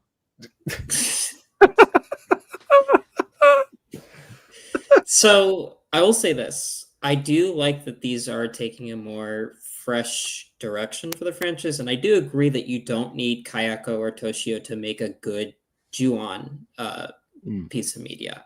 No, and a certain entry later on is proof of that. I don't think either of these movies are bad. I just want to say that. I don't think either of these movies are bad. I just think both of them personally are fine. And my biggest issue with both of these movies, White Ghost and Black Ghost, is that there's great ideas in both of these movies, but they are hindered by being really underwritten and just riddled with directional choices that I just don't fuck with at all. And unfortunately, so I guess I'll talk about White Ghost first. One of the things I don't fuck with at all in this movie is I'm sorry, Rob, I am not down with Grandma with the ball. Blasphemy! Blasphemy! Blasphemy! Ball is life, Grandma is love, she is life. Blasphemy! I'm sorry, I can't. It's fucking goofy as hell. But and Sean, even in death, Ball. ball is life. Ball is life, even in the afterlife. But why did it have to be a basketball? That's the Because first she's carrying over so she from can't Tales of ball. Terror. I Are you didn't saying- say. Are I you didn't saying women she can't ball? I Are you don't- saying women I'm can't not- ball? Stop it! Listen, stop it. bro, if your son was wearing a fuck off Bugle Boys turtleneck sweater, you'd be balling. You'd All be right. dunking. All right. I'm sorry. I'm sorry. I'm not okay. I'm not saying women can't play basketball. Don't get that message. Shut up, Lily. But my problem with it is that when you're trying to create a scary ass fucking ghost, the first thing that draws my attention is the bright orange basketball, and it's just an odd thing for her to be carrying around even as a vengeful ghost, and I can't take it seriously. Also, I will say I think the makeup looked way better in the promotional material than in the movie itself. I think the makeup looks really cheap on the grandma ghost, and it unfortunately takes me out of it again. Like, maybe if it was shot differently or if the lighting was a little better, it could have masked more of that. It doesn't help that both of these movies are shot on digital, and while both of these movies do have some very nice cinematography in them, I do think. Oh, by the way, Davis, why don't you fix the order that we're in? I do think that.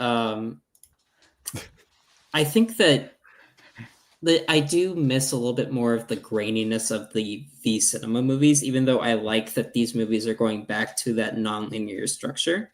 I also feel that like Akani's storyline personally is a little underwritten, especially with how quickly her dad gets taken out of the story. He kind of deserved it, though. I guess, but I wish there was more. That it just goes back to this movie's underwritten. Okay.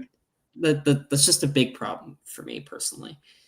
I also just think that some of the scares in this movie are a little lame, especially some of the jump scares, and especially again with the fucking basketball. Why did it have to be a basketball? I can't get over that. Because ball is life. Basketball. What you prefer it to be a baseball? That Why would not, like, no. What if it was What like ball? that? What if it was like the paper ball that the grandmother was playing with earlier in the movie? Why is that shit ain't gonna go far? It's You a can't paper dunk ball. on a paper ball. Also, I can- Sean, maybe her makeup isn't so perfect in the movie because she's just too busy balling. And Yeah, exactly. You gotta think about it. The makeup. But be practical. This is just going to be you making balling jokes the whole time, isn't it? That's all we did when we watched it. I'm like, Yeah, really, that's what look, we it's did. ball is life, grandma. We have to abstain from anything I also else. think Lily's icon is in the shape of a ball. I also think the stuff with the delivery man, the twist with the delivery man later in the movie could have been done a little better. I just wish there was more time that could have built up to the payoff of that eventual twist later on in the movie. Just Yeah. because he wasn't played by Tim Allen as the Santa Claus does not mean anything. Could you imagine, though? Ju-on in the NBA. Now, I'd be down for it. Now, that being said, the good stuff in the movie. Wow, the stuff with the family was. It really shows that, like, you can do a story about trauma in Ju-on and it be different from like the domestic violence storylines of the original. This time you do domestic abuse in a very different and really horrific set of circumstances that I'm not gonna say. But let's just say we can't really talk about them in the video. Let's not. It's not, but I was really impressed by how those scenes were directed and that it handled the material with care and it didn't feel exploitive, which I really appreciate because that's a very sensitive subject. I also think that the ending of this movie is phenomenal. The very last scene of this movie is, I think, one of the best scenes of any Ju-on like entry period. And it is interesting that it doesn't end like it's bittersweet. It's not completely grim, I say. I also do think that the uncle in this movie is definitely one of the scariest villains in the franchise.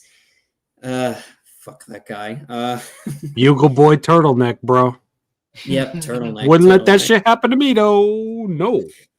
I will say also, despite my problem with the grandma with the basketball, I will say the first scene of this movie has phenomenal buildup when the guy dressed as Santa goes in the house and you hear the woman talking and you think like, oh, like I guess it's a normal delivery, but then she keeps saying the same thing over and over again. It's like, wait a minute, something's not right.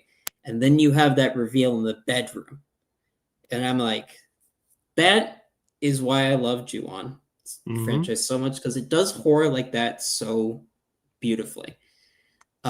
So I really do appreciate that about White Ghost. And if anything, the number one takeaway I can appreciate with White Ghost is that I commend it for how it handled some really sensitive subject matter, which is not easy, especially in horror movies that exploit it in a very gross way, often too many times. And this unfortunately does happen in J-horror sometimes. Black Ghost is a similar case where I feel like if the writing was a little stronger, it could have been amazing.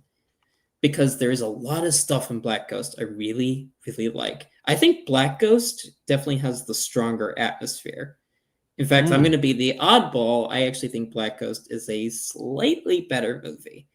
And the reason is, I think Black Ghost just has more interesting ideas, especially with the twist it involves with the girl later in the movie. Yeah. I also really like the implementation of the psychic character later in the movie. I thought she was an interesting addition to the story, and I like how big of a role she plays in the climax.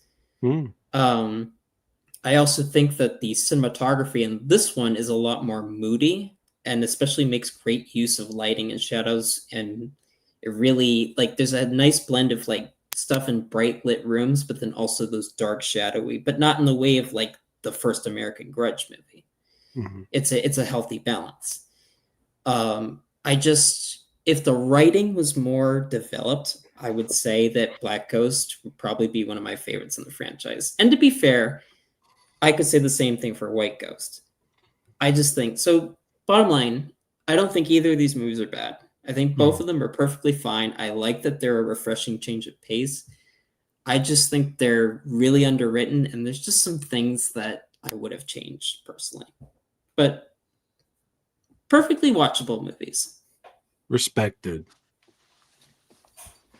All right, Lily. So I'm going to keep this probably a little bit brief since Rob and I share a lot of the same opinions on these movies. But White Ghost is definitely my favorite of these two. I really like its story more. And I guess it's just I like stories that are about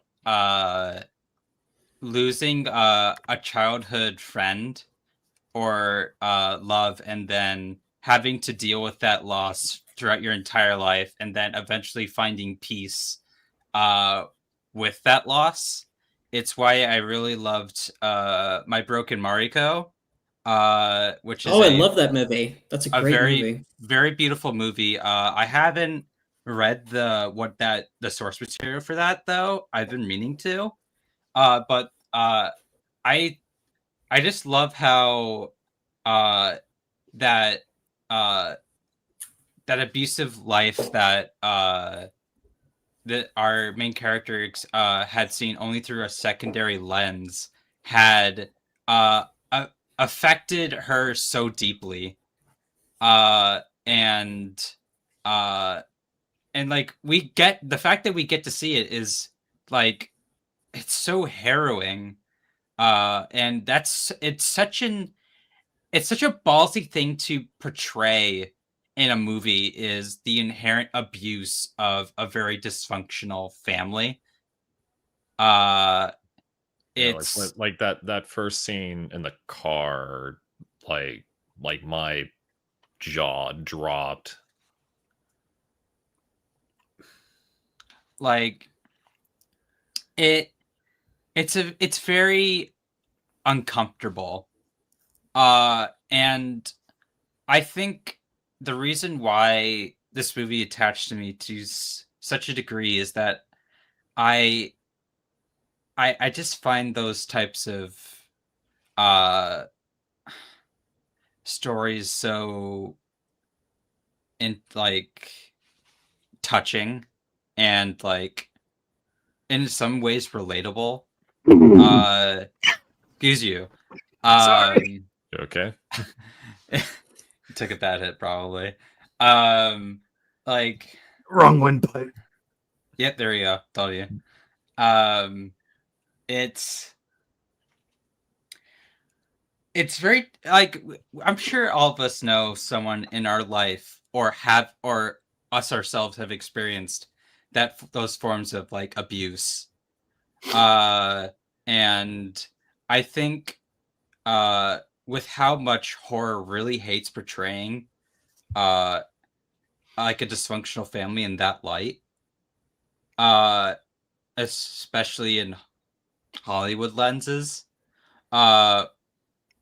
it's very powerful what such a like an idea can pose onto a viewer. And I think having an entire movie centered around that was very interesting. And, you know, having a character who felt so incredibly helpless watching all these and not quite understanding what was going on.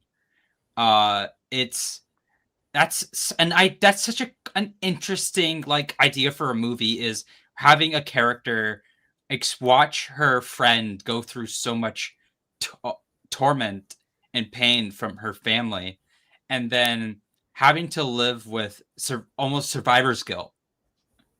Like that's not something you often see, even in movies that that commonly discuss that. It's also interesting. It's also interesting, Lily, that this is a Christmas movie, and Christmas is usually framed as the happiest time of the year. Yeah, so it's interesting how that's incorporated into the story. Yeah, and it also attaching itself to like, you know, a Western holiday is interesting. Like, the ghost story in Japan is inherently tied to the summer season. So kind of electing for the winter time with in which they associate things like December with the New Year's festivals, which is supposed to be such a time of like excitement, but also curiosity of what's to come next. So, and the title has so many layers to it because of being taking place in Christmas time. White, like snow. There's and like the ghost literally being, you know, a pale white ghost. Like white is also the color of innocence. Yes, and what, you know, there's the phrase "White Christmas." Like there's so much to that. It's such an interesting title. And I do like how both movies kind of center themselves around a particular color. And the different types of ghosts that we had already seen to that point in the series. But I just think this movie punches me more personally. I can still complain about a couple things. Like I do think it could be a little bit better. but it's more down to I can't decide whether or not it's the writing or the budget that's the problem. And that's my same issue with Black Ghost is I can't tell if it's the writing or the budget that's holding it back. And I mean maybe it's the runtime. I don't know. These movies are really short. Like, in the end, the more I think about this movie, the more I appreciate it for what it's going for. And I think it's interesting how all these movies, no matter how bad they are, build off each other in some way. And I appreciate how this does kind of take the abusive nature of the psyche household, and then makes it the entire movie, but with a completely different family. And that's something that I can see why it got emphasized in one of the later entries. Now, Black Ghost, I do still pretty like this movie a good bit. It's a different type of mood that's set around it, and I do really like the ideas this poses. We do a different spin on Ju-on the Grudge 2's having like Kayako reincarnate through childbirth. Instead, we take it to what happens if these two fetuses that are in the womb, and one ultimately wins. And then one that loses has to hold a grudge. Like, that's an interesting approach. Like, that's something I really appreciate about these movies, is that they're taking old ideas and then giving something new with them, and in interesting ways. Now, I do think Black Ghost, my problems with it come down to I do wish the performances were a little bit better. I wish it was tighter. I feel like it has too many like holes within its structure that I wish could be refined. Like, I know, Davis, one of your thoughts was that this movie felt like it needed a bigger budget. I definitely think this is the movie that mostly shows that sign of needing a bigger budget to do what it wanted to do. Because it does feel held back by something. And I don't quite know which one to specifically blame. But ultimately, like, I still think these movies have such a great value to it. There's something nice about watching them. Like, there's this reverence for the series that's presented in these.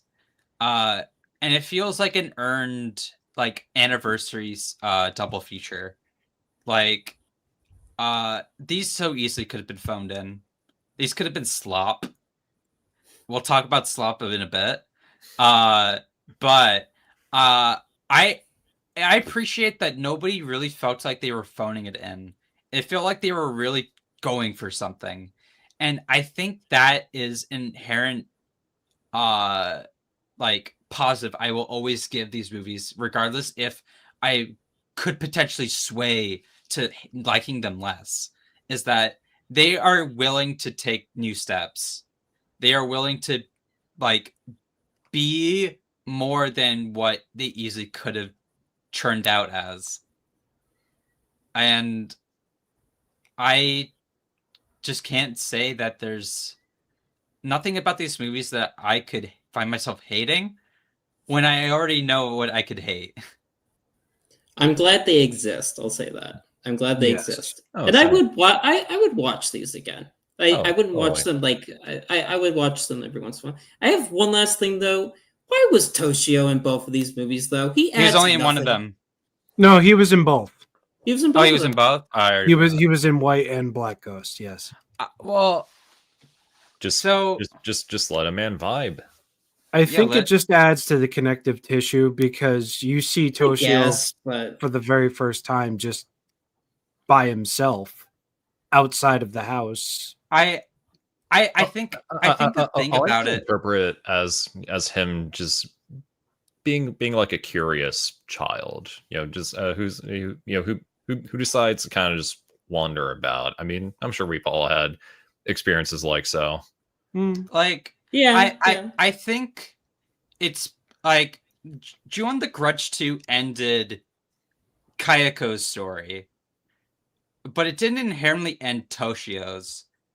And I do like the idea that once his mother has moved on, he inherently just roams and tries to interact with the world through his an observer's eyes.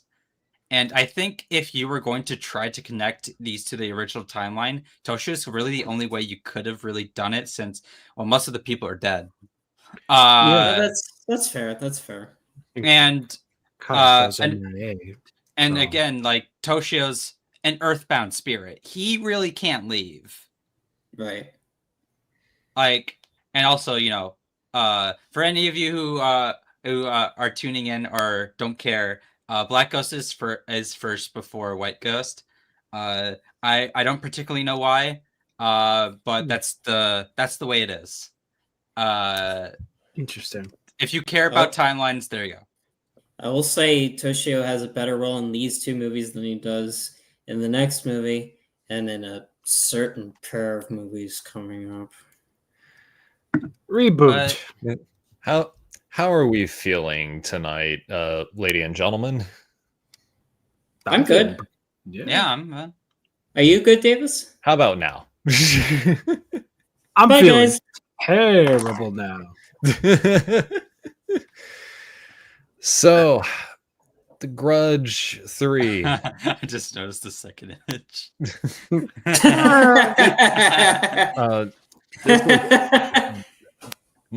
Much like its predecessor, this one was also announced shortly after it.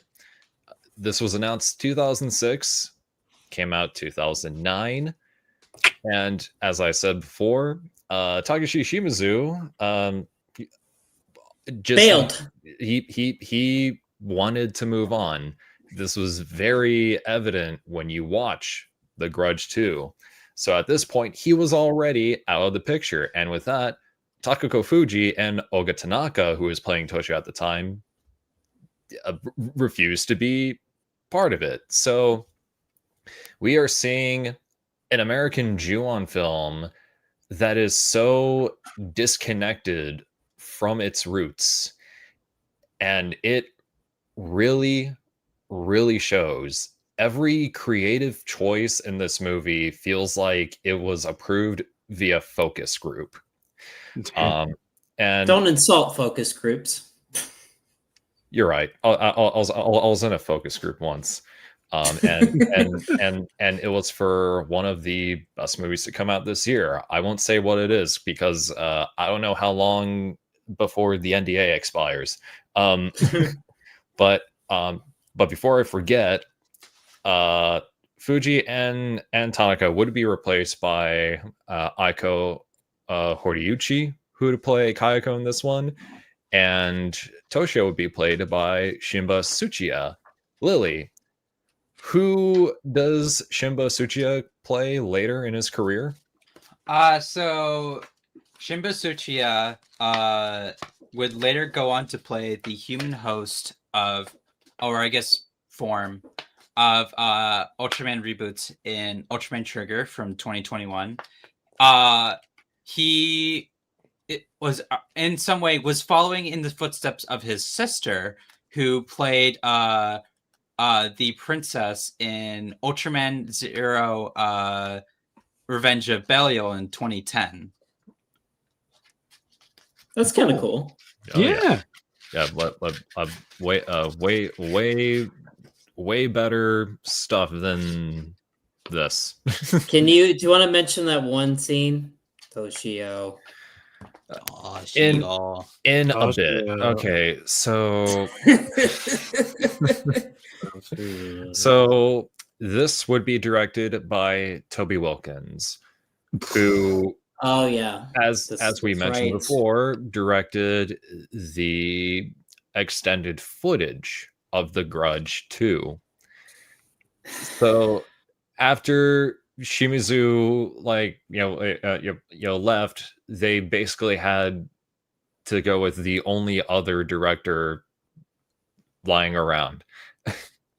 And I called The Grudge 2 a bargain bin movie. I don't even know what I would call The Grudge 3. It is somehow much worse. Abyss Fiction.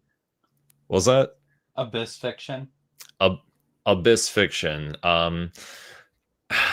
So like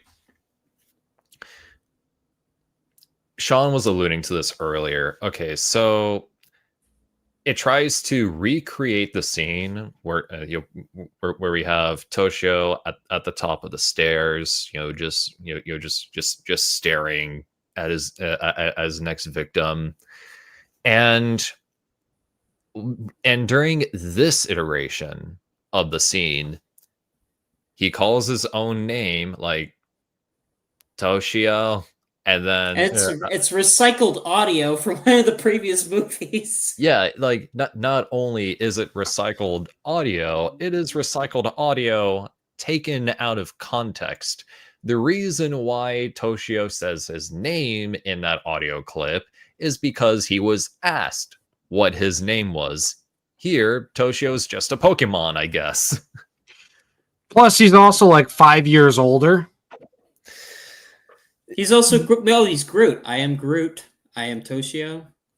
Yeah, so this one also does like the converging narrative thing, this one doesn't so much follow vignettes, but rather like two converging plot lines. One of them is this family that's moving into this apartment. One of the girls is sleeping around with one of the employees constantly.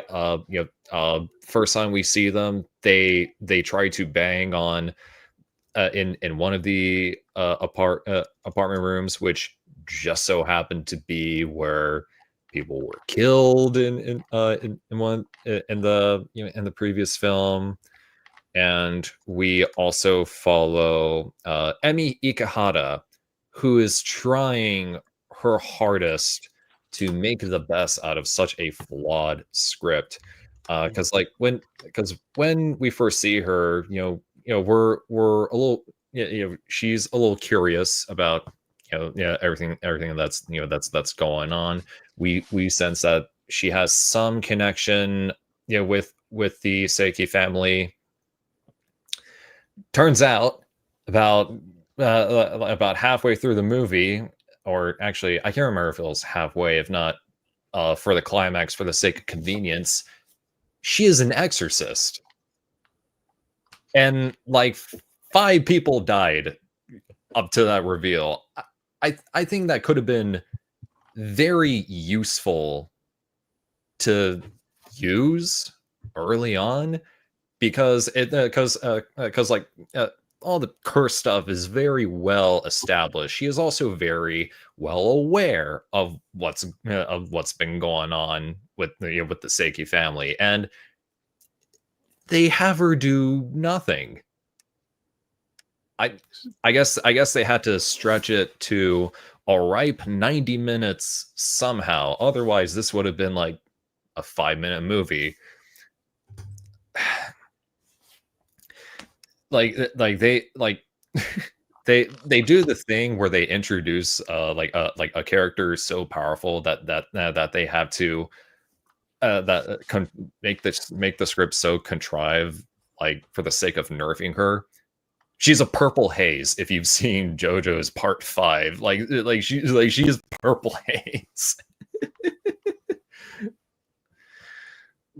And also, no disrespect to Aiko Horiyuchi as our new Kayako in this one, she does not hit the same. Like, her body language is too, it's both too normal and too stiff. She doesn't have the aura that Takako Fuji had brought. It also looks more like a cosplay. It also looks more like a cosplay than the real Kayako. Yeah, and like her makeup seems more basic. It's just straight white paint. It's also obvious that it's just white paint and not like actual like dead decayed skin. It's straight up white face. It's whiter than the actual Ju-on white ghost. She does not compete against Ball's Life Grandma. Not at all. But yeah, as I said before, this is a Grudge movie that is completely divorced from its original ideas, and this will not be the last of them, unfortunately. No. All right, Rob. For the sake of brevity, I'm not going to say a lot. Little brother from Grudge 2 dies a Gary's Mod ragdoll death in the beginning, and it's fucking hilarious. It's hilarious. Also, the kid became a Disney star. He did, which, hey, yo, good for you or bad for you or whatever for you. Whatever. Go off, King. And then homegirl with the jug of milk, drinking it, puking it back into the jug of milk, and then drinking it again. Other than that, I really have nothing, literally nothing to say. Midway through this movie, I started playing Power Wash Simulator on my Switch. I couldn't. I've seen this movie maybe 4 times in my entire life, and that is probably 4 times more than I really should have. I don't like it. I don't enjoy it. As literally everything Davis said before me, a million times over. This movie shouldn't have happened. Stop it. I'm done. All right, Sean. So, this is somehow worse than Grudge 2. It somehow makes even stupider choices and further divorces it from the source material that made it special in the first place. And stupider characters. And yeah, it plays up more of the stupid ass slasher movie tropes, and with so many disposable characters, bad acting. They try to do something interesting with this little girl that has asthma, having a connection with Toshio and Kayako. It goes nowhere. Also convenient. We left this out of the previous movie. Kayako also has a sister, so that was nowhere to be seen in the flashbacks of the second movie. Also, she does fucking nothing, and that whole climax with the exorcism, and then last minute, those older sister and the kid almost pulling out when they were about to break the curse, which ended up not even meaning anything if you know the fucking ending of the movie. That entire climax was so avoidable too. Like, they didn't help her, and also like you have the equipment to help her take care of her asthma. Just take the blood and go there. They try to also implement Takio possessing the father in a really stupid way. My man was tweaking. I know. I don't know what that... He was on something, man. I'm telling you. He had that gorilla grip on those keys, bro. I mean, that weird-ass scene in the basement when he's shirtless and he's, like, fucking exercising or lifting concrete or bullshit. It was... Doesn't he, like, throw a brick at that dude, if I remember correctly? Couldn't tell you. Wasn't paying attention. And ultimately... I've already partially memory holed this movie. I think that actually brings up another good point. This movie isn't even really so bad it's good. It's also really boring. Yeah. It's so boring. Like, the fact that it's dumber than the last movie, and yet it's even duller. Somehow, I hate this movie more than 2 because of that. And I also, again, Kayako doesn't even feel like a character anymore. She's just any other ghost. And again, no disrespect to that actress. She's no Takako Fuji. I'm sorry. I think it's also the way she's directed and just also the shitty makeup. And the makeup on Toshio doesn't look any better. I know. He also looks photoshopped in that screenshot. He really does. He was does. definitely not there. This was the last American Grudge movie for a while, and then somehow there was somehow one that managed to be slightly worse than this, if that's even possible. Somehow the Grudge returned. Somehow the mid returned. It's not even mid. All right. Sadly, the best actor in this movie was the fucking Mr. Potato Head that disappears in the hall. Bro deserved an Oscar for that scene he was in, man. I really felt it. He deserved an Oscar for having to endure the Grudge 3. I want the Toy Story sequel to that. All right, Lily. My foot fell asleep during the movie. It's true. Yeah, it was more alive. The most alive I had felt in the 6 hours since we were starting our session that night. It was. Oh God, I don't remember the last point I paid attention to the movie. Didn't we end up having a heart-to-heart in the middle of this movie and just talking? Yeah. Yes. That's why. We just had a heart-to-heart during the movie. Yeah. This movie brings friends together, so like we give it that. Yeah. The real of the Grudge 3 was the friends we made along the way. 6, 7. 6, 7. 6, 7, bitch. I don't want to think about this movie. It's like, and somehow this has a like less offensive like saturation than The Grudge 2. That's like the only point I can give it over the last movie is that it's not horrible to look at. I don't feel like my eyes are being actively attacked by like horrible saturation. It's just washed. Like washed perfectly describes it. Yes. Faded. It just looks like a cheap ass straight to video movie, which is basically what it is. Wow, you just described the movie. You're like a genius. Even though it had a very small theatrical run, and I mean very.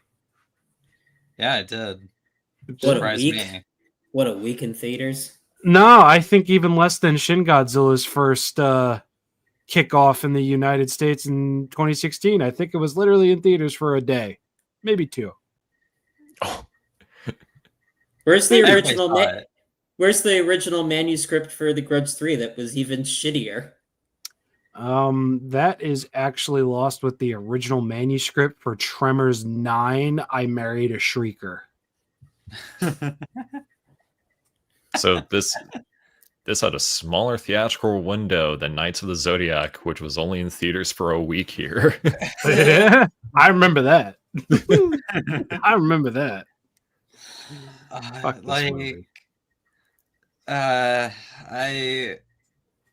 Can we move on? Yeah, please. Let's move on. Let's move on to something not as my queen. Whose phone went off?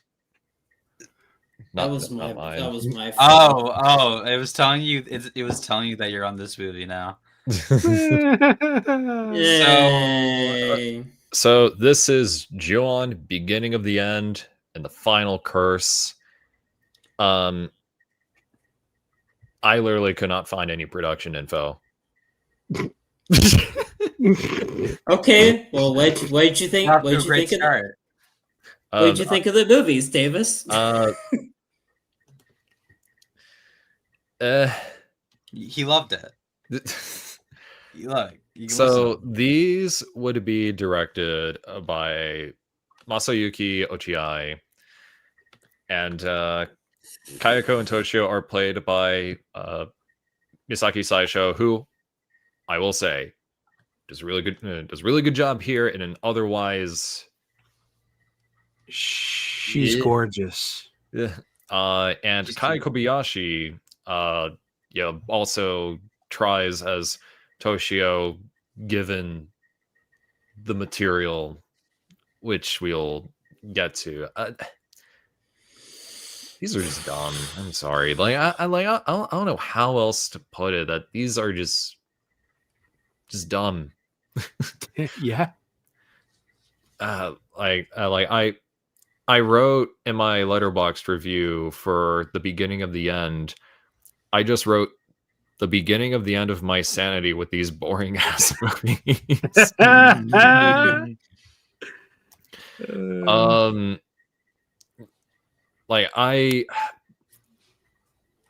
The only vaguely nice things I have to say are for the final curse. I feel like if you separate everything Ju-on from it, it could maybe possibly work.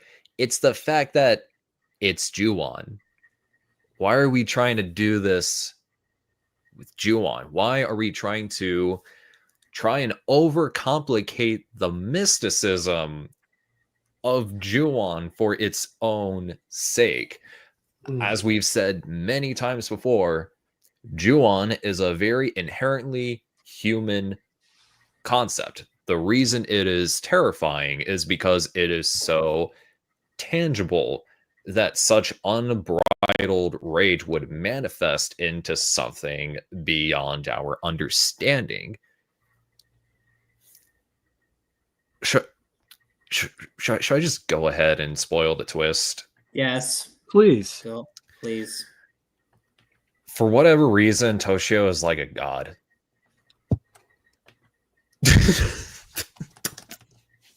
Toshio Rising. Toshio is like the I guess the secret supervillain who was pulling all the strings all along. It was me all along, Austin. Like, why? Why would you take a character like Toshio, who has been nothing but like an innocent victim of circumstance, forced to basically be like a monster against his will? Like, what? Like, why would you strip away the humanity in that? Why would you strip away the idea of such innocence being tarnished for a shitty twist? It's genuinely baffling, and also a lot of the kills that happens in these movies are just really dumb. I contemplated on showing the one where it's where like it's just the girl, like, okay, so like, she's not Lily had a good laugh. Like this. It's like she glitched through the ceiling. She's clipping through the ceiling. It's like the fan took her head off, and like her neck is just glued to the ceiling. And also like the and I'm just gonna go on a quick side tangent. So like, I guess they tried to make the tragedy of the Seiki family more like brutal. We surprisingly get a little more focus on Takeo in this one. And one of the things that Takeo does is put their cat in a microwave. Fuck yes. Fuck yes, dude. So like, okay. Gremlins did it better. Now, when you are in a state of just pure unfiltered rage, when you are just long gone to the point where your emotions are just taking over to such a violent extreme. So in this context, I can understand now. Don't take this out of context. I can understand killing your wife who who cheated on you. I can understand that anger transferring over to your son who you drown in a bathtub. Do you have any idea how calculated of a move it is to take your cat, stick it in a microwave, and press the buttons to turn it on? It had bad vibes. And one of the victims, that is such a comical way to really to be fair, think about how we killed the cat originally, and then we just fucking tossed it like a rag doll against the wall. Meow. But that is more believable, though. That is more believable. You heard it here, folks. Davis believes in Gmod rag dolls before he believes in microwaves. Exactly. This movie now, like these, I don't want to say far from the worst this series has to offer. I mean, they're definitely pretty bad, but they're also worse. Rob, you wanna take it? Misaki is probably my favorite part about these movies because she's gorgeous, and I think she does a good enough job with what she's given. She's no what's her name? Takako Fuji. Takako Fuji. I just didn't want to mispronounce it. It has been. She's no Fuji. She isn't. And given what she was given, I think she was a fun Kayako, and I think she's gorgeous. That's all there is to it. Toshio being a major focus as the purveyor, the creator, controller, destroyer. The curse is bizarre. The majority of these movies are all fucking bizarre. They feel like twists on the source material for the sake of being different. There is no reason beyond them for that. And in a way, they feel more American than they do Japanese. Because there's jump scares, there's musical cues. None of them are used to a point of atmosphere or even to a point of letting the vibe do its thing. I mean, I look at these films the same way I look at the Friday the 13th and Nightmare on Elm Street remakes. It's like you guys had the right idea before everything started getting fucked with. Except I think everything here was fucked with way before you had a decent enough idea. I have no love. I have no appreciation. I have no anything for these movies outside of Kayako's actress. And it's another, oh, by the way, I have a fucking sister. Like, I can't fucking stand it. One thing that Grudge 1.5, whatever the flip it was called, the one thing that movie did was put the focus on a detective, an investigator, somebody competent, not somebody who is a school teacher trying to figure out where's this boy at and why did I grab the arm of a ghost and now all of my students think I'm crazy. We didn't have to worry about that. We couldn't have worried about that. We could have done something completely different and better for that matter. And it's just schlocky, vibeless, seasonless horror that did nothing for the franchise, did nothing for the IP except for having 2 movies come out in the same month in different years. I don't like them. But if Arrow Video is going to release them on Blu-ray /4K, I will buy them because I want the whole series. But beyond all that, dude, I'm a sucker too. I get it. Yeah, Lily gets it. But dude, like, these are just bad. It gets to a point where it's downright disrespectful. Like full stop disrespectful to everything that the franchise has done before and what it would do afterwards. And to know that the same producers and the same company behind this or behind the next thing we're going to talk about is fucking nuts. No, the next thing. Oh yeah, I forgot. It's okay. We all want to forget. No, you can't though, Davis. You're right. I have no choice but to remember it. Okay, now we're gonna move on to Sean. Both these movies are really bad. These feel like the equivalent of the American Grudge movies, just this time they're made in Japan. Yes. I hate the new twist of making Toshio this reincarnated god and the main villain of these two movies, and basically making Kayako just his, how do you say, like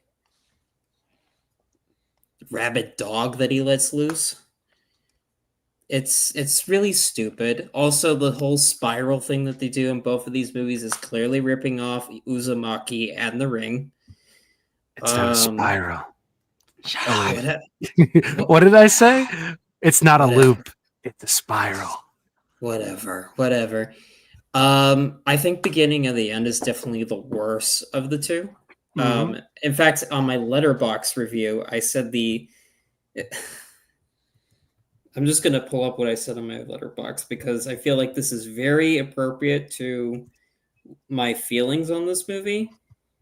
Because Ju-on, The Beginning of the End. What if we copied and pasted the original movies and removed all the personality and nuance and added a stupid new origin? Yeah, that's basically this movie. And I just don't like the idea of making Toshio basically Damien from The Omen, because that just removes all the tragedy to Toshio. Also, Toshio is the master of varied facial expressions in these movies. Yeah, we got. You can see. That's all he did. That's all he did. And you brought up a good point, Rob. Why is it a school teacher that's investigating this whole mystery, and where's fucking law enforcement and child protective services when you need them? I guess because law enforcement in Japan is useless. Well, we'll get to that. The death scenes in these movies are fucking hysterical. You mentioned the cat in the microwave and the woman in the girl getting her head stuck in the ceiling. How about the girl that gets burned by a teapot and then pulled into a fridge? She's hot and she's cold. She's yes and she's no. The Ghostbusters kill. Or the girl that think that. Or the girl getting her jaw ripped off in a very comedic fashion, or the girl that gets thrown around the house like she's in fucking Poltergeist for some reason. Also, that scene on the train beforehand is ridiculous, where she sees a giant ass version of one of the deceased girls, looking like Hideaki Anno's Cutie Honey in that scene. I still like that movie. Okay. And I know she tried her best. I had no disrespect to the actress, but I feel like there's something just lacking about Kayako in this movie. She doesn't really have a presence when she's on screen, and the makeup looks really fucking cheap in the movies, but looks really good in the advertisements. Why is that? Because they were setting the tone for Kayako versus Sadako some years later. Yes. That's what they were doing. And then the second movie, or the Final Curse. So, fun piece of trivia. This was actually originally intended to be the very last Ju-on thing of the entire franchise. And it's kind of ironic considering how fucking abrupt the ending of the movie is. And also, again, where's law enforcement? Why is the sister of the girl from the first movie investigating what's going on with the Ju-on curse? Like, she's a sister. I know. I understand that, but where's law enforcement? What are they gonna do? I don't know. Where's the Japanese mob in this case? Like, where's anybody? Where's the government? Also, Toshio has a maternal cousin in Final Curse. That's really fucking stupid. Also, there's some really there's some just weird ass stuff with the schoolgirls in both of these movies for some fucking reason. Did you guys notice that? How they centered on the back of their legs with nearly every panning shot? Just like what was that? I don't know. I don't get it. And it's just like, and why did that one schoolgirl said she had like an incestuous encounter with a sibling in the show? What was that? I don't get it. It could happen to you. You don't know. Lily, go. Please. Can I phone a friend? Sure. It sucks. Okay, thank you. You're welcome. I love you. Love you too. Okay, my genuine answer. Can I move on? Yes. Don't say yes. Don't say yes.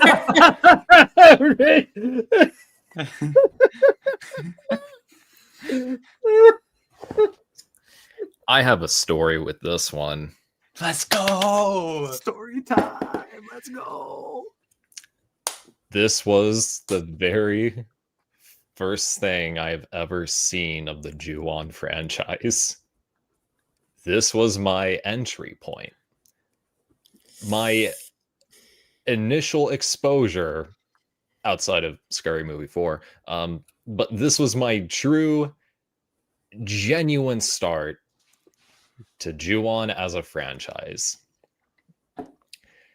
And it was not on my own accord. This was a Tinder date. My first Tinder date, I should add too. And it was your last. Okay. So this girl and I, we were talking for maybe like a week or two. At that point, I already told her that I like movies. She's like, hey, let's go see a movie together. This was also January, and we all know what movies are like in January. The month. I'm like, sure. Do you want to pick? She picked this one. We watch it. And then after it was over, she was like, "Oh my god, that was so scary." I told her, not gonna lie, I thought it was kind of ass. And she was like, yeah, I guess it was. There was never a second date. Shout out to her, by the way. Shout out if you're watching this. Thank you. Okay, so that embarrassing story aside. So this came out 2019, but was originally announced in 2011. Yay. As we know, movies that take 8 years to make often end up being pretty good. Well, of course, we think of the Avatar movies. I haven't seen the second one. Those who know, those who don't know. We Star Wars: The Force Awakens. Everyone saw that. Look at the box office. Blade Runner 2049. Everybody saw that. Hey, that was actually good though. If you saw it. Mad Max Fury Road. Everybody saw that movie, right? Right? Right? I saw it. But yeah, as one person saw it. As shown by the actual line of dialogue that you can see on the screen, as well as this dummy that is just equipped with squibs. 8 years worth of hard work. It's really paying off. Also, I am just realizing the way I like edited this collage together. It looks like the ladies just dunking on John Cho's head right there. Ballin' Granny. Ballin' Granny returns. Let's go. She don't got ball. So, this was directed by okay, I'm gonna butcher this last name. Is it Nicholas Pes? Nicholas Pesh? Nicholas Pesky? I called him Nicholas P. Nicholas Pesto. Yeah, Pepto That would imply Bismol. he's Italian. He is. Nicholas No, he Pesky Plumber. No, he is. Dear pesky plumbers, So- please make a shitty Grudge movie. This one tries to introduce new ghosts and characters to try and expand the Grudge mythos, which I guess was the point of this one. They wanted to expand the mythos. But wait, isn't this a reboot? Psych, this is actually the Grudge US 4. Cause why the fuck not? Nobody from the prior movies show up in this one, save for like maybe 2 seconds of archival footage. And no other way to put it, this is easily the worst of the worst. If the Grudge 2 US is a bargain bin movie, and if the Grudge 3 US is abyss fiction, this is the shit you'd find in a goddamn landfill. Jesus Christ. Like This- like watching this again, like We watched it together, Davis. How romantic. yeah. Sean was there to help me endure it for a second time, and it was actually worse than what I remembered. Probably because I had greater context of Ju-on as a whole up to this point, and how this really does diminish any potential and impact the Ju-on concept like had to begin with. It is way less than your generic haunted house anthology story-ish. There's even a callback to Katasumi for some reason. Why is there a callback to Katasumi? Because this movie was made by Ju-on fans, quote unquote. It doesn't show. There's For the fans, by the fans. There's also random references, Davis, to Halloween for some reason. Yeah, like for whatever reason, this movie takes visual cues from Halloween. Why are we referencing Halloween in a Ju-on movie?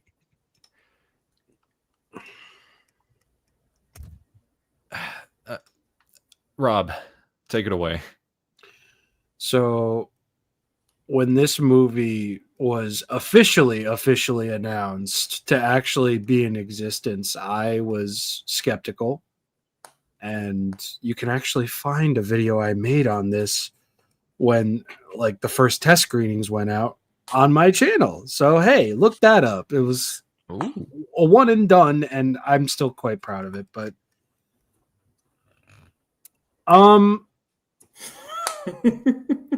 I think my review was quite short in this in saying fuck everything about this movie. And I very much stand by that. And I think what sucks the most about this is like, this was originally announced in what, 2014, 2011? 2011. Yeah, clearly they go beyond that like near decade spanning wait time because they were developing this movie as it was being filmed. Original test audiences were saying right out the front, it's not scary. It has everything to do with jump scares, not atmosphere. And shortly after that happened, Lin Shaye, who was in this movie, surprisingly, was really... She was waxing the director up as like this true visionary. He's got such great ideas. And it's like, at that point, it's like, all right, Lin Shaye, like, dude, like, you're in that James Wan series that he ditched after the second one. So, hey, yo, let's go. You know what you're talking about. And hey, there's John Cho. When has John Cho ever been in anything bad? Dude.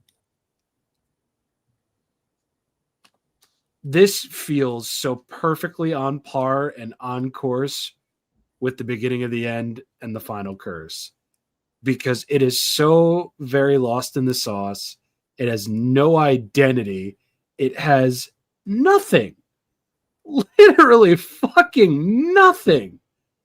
I saw this movie in theaters by myself, I think. I can't remember if I was there with a date or people. And it was that bad. You tried memory holding it. I think Lily remembers more about that night than I do. I do. I do. I also remember when we were watching this movie together. You're like, oh no, it's all coming back to me. Yeah, I had a mushroom flashback moment. Maybe 30, 40 minutes in, I'm like, oh, wait. I remember it gets worse. And honestly, the best part about watching this movie was watching it with Lily and just like not caring, not giving a fuck, not in any way, shape, or form feeling anything towards this movie other than I hope it ends. And I had to use a fucking, what is it called? What is that called? That thing where you turn it on and you can like switch Netflix to different countries and shit? A VPN. Yes, I had to use a VPN to watch this because this is only present on Netflix UK. Thanks a lot for that. Deserved, honestly. Honestly, deserved. Y'all make great music, but what the fuck?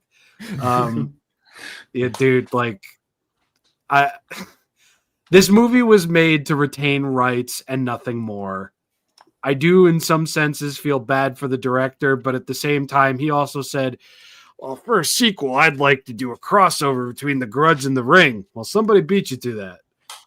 And, dude, just, it's dumb. It's disjointed. You see Kaya go for like 5 seconds at the beginning of the movie, and apparently that was the last thing that was filmed for this after reshoots. This is the post-reshoots reshoot, where they put a wig, allegedly, on a Japanese woman and told her, stand behind this woman and just go like this. And that's it.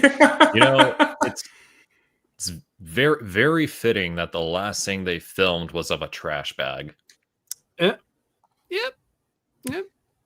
And you know what? You know the worst thing about this movie is that mid-production, they decided this is going to take place in between all 3 of the U.S. Grudge movies. We're not going to announce that until a month before the movie comes out, and we are going to present it in such a way where, oh, this is for the fans who have watched the Japanese films. Meanwhile, the fans who watch the Japanese films are kind of just sitting there like, huh? Huh? That's from the other movie. Did you see that? Reginald, you owe me $65. Like, dude, just die. I really wish studios would get rid of this mindset of where it's like, we need to retain the rights to this so we can make money off of the home video releases that Lionsgate still holds the fucking key to, which is the whole reason why the Arrow Video Collection didn't come out here in the US. So you can blame them for that. And we just need to realize that sometimes it's good to let go of something that just loses you money. And this is the poster child for it. This fucking scrambled egg. Lionsgate's really had quite the track record of remakes. You know, you had Power Rangers 2017, this, The Crow from last year, or actually no, wait, was that last year? I already forgot. I don't care A anymore. year or two ago, maybe. Terrible soundtrack. Is it as terrible as the soundtrack in this fucking movie? Oh, yeah, no, because that soundtrack actually existed. Here, they literally went to FormSpring and Sound.mp3 and just downloaded a bunch of shit and called it original. Remember that weird ass music, Davis, for the climax when she's about to set the house on fire? Whoa.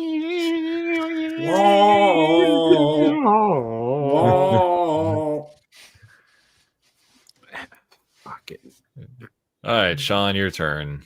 Bag of dicks.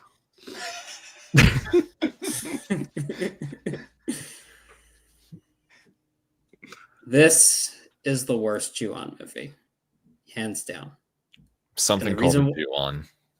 Something called a Ju-on. Fucking.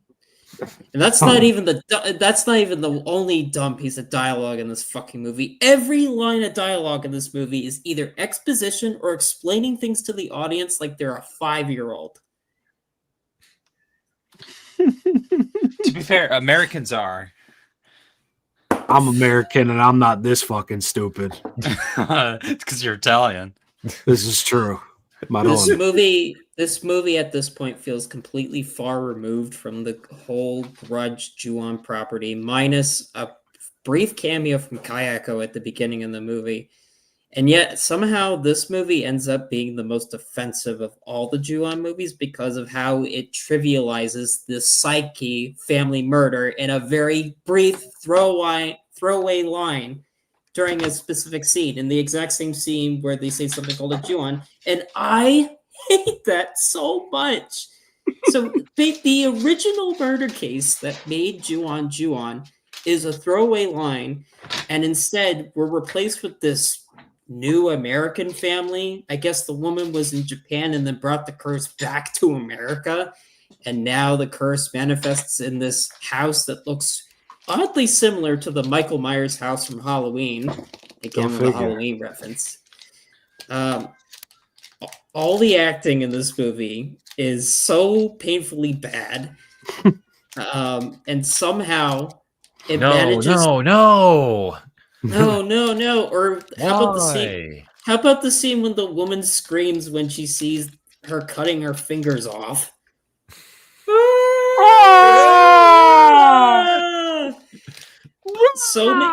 There's also lame jump scares throughout the movie, really bad CGI, and also the movie gives us very little reason to give a shit about this new family that serves as this version of the Psyche family, basically. Funniest part is easily the dummy shown here. Oh my god, that scene! How like this, this old lady climbs it, to the top of the stairs, and then just falls down the middle, and then just explodes into blood. You forgot the part where she hits her head on the rail on the way down. Hits her head on the rail, and then like explodes as soon as she touches the ground. Why is John Cho in this movie? It was in between this and Cowboy Bebop. Poor guy. Let the man have a good project. I keep forgetting he's in this movie. I forgot he was in this movie till Rob brought it up before we went live. You know what I forgot? I forgot that the lead character has a kid in this movie halfway through the movie. Oh, yeah.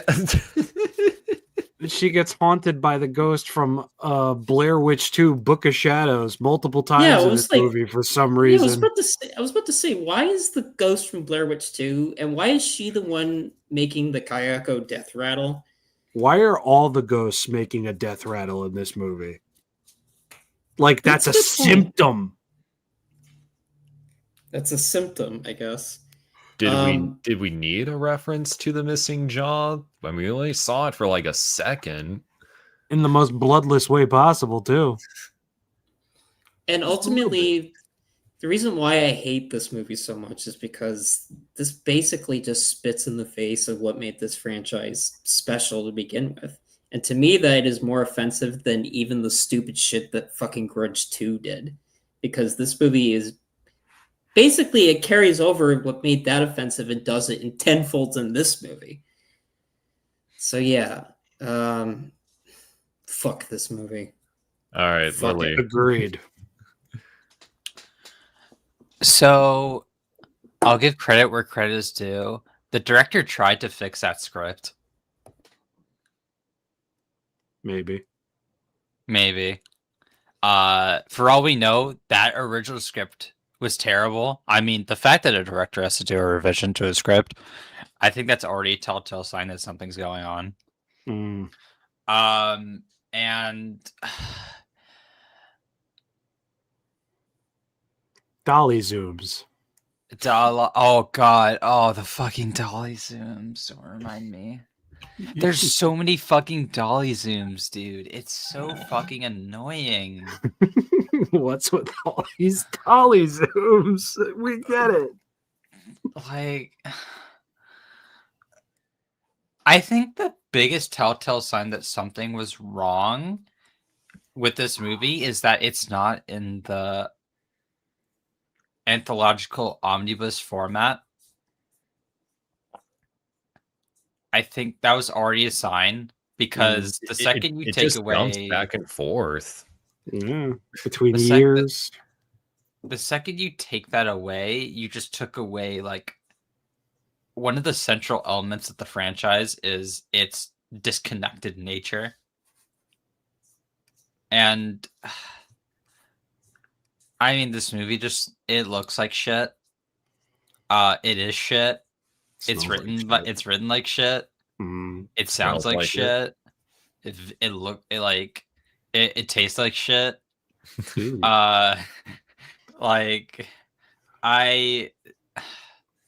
It sounds like shit. It feels like shit. So it must be shit. It's shit all around. It's a shit extravaganza. Like, I understand wanting to hold on to rights to an IP. I do. You have like an easy opportunity to make shit and get a guaranteed success with that. I understand. Like I'm a Godzilla fan. Are you though? Sure, he sucked dick. Godzilla sucked dick.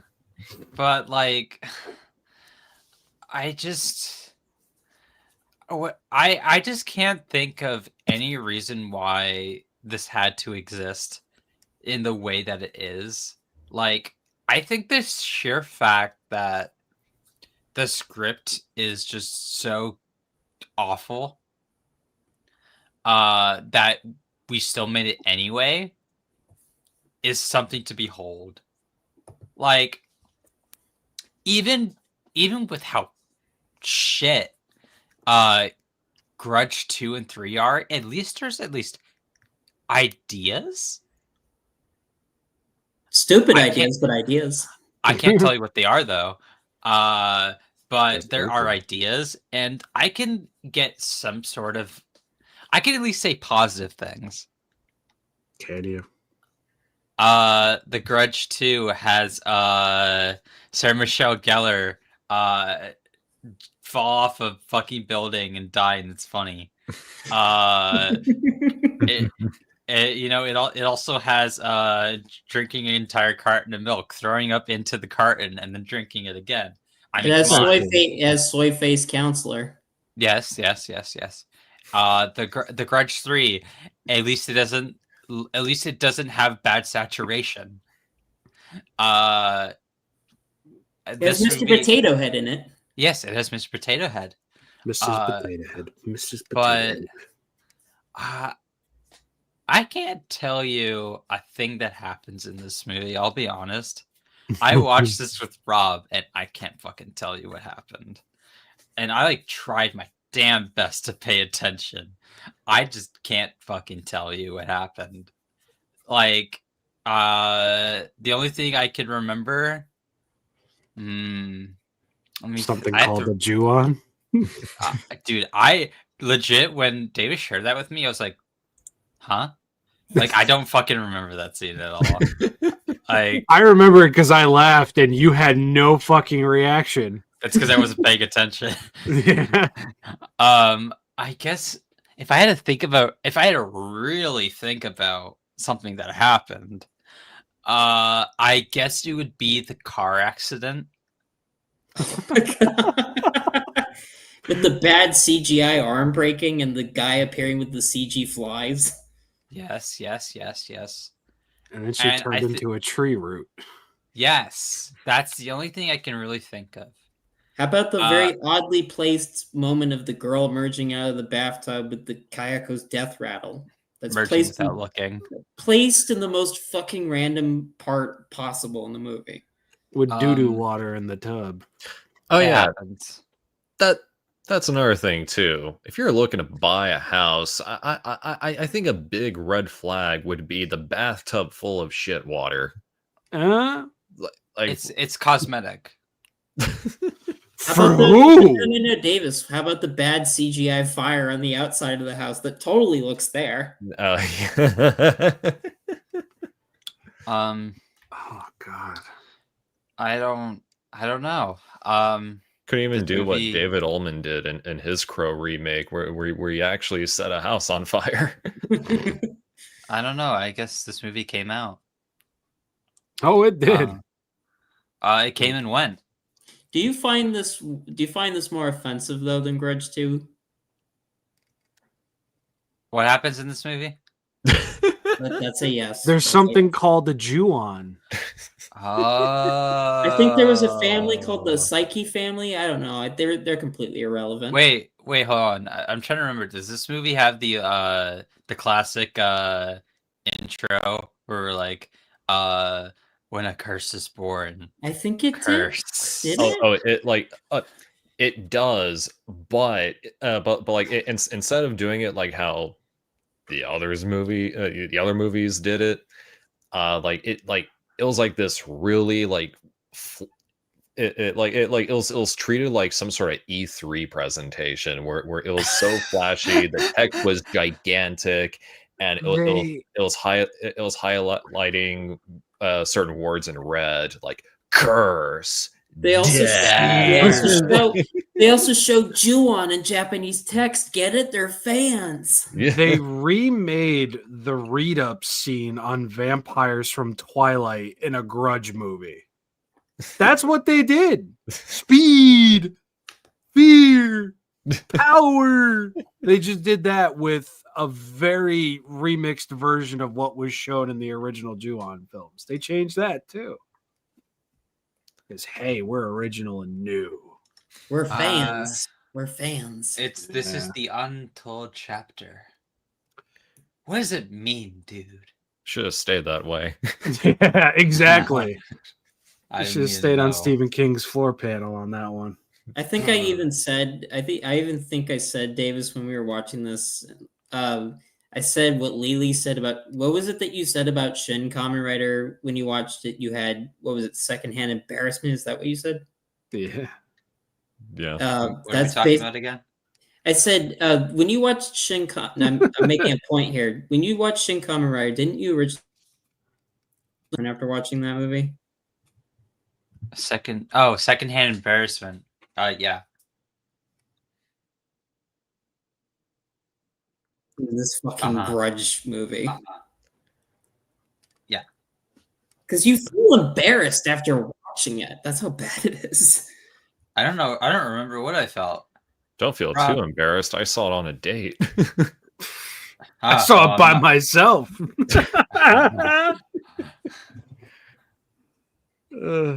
All right.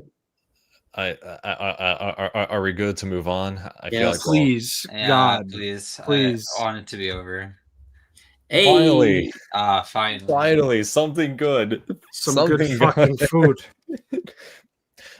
So unfortunately, couldn't find much production info on this one. However, I did find that Ju-on Origins from 2020 was originally meant to be conceived as a film, but along the way was restructured into a series directed by Sho Miyake.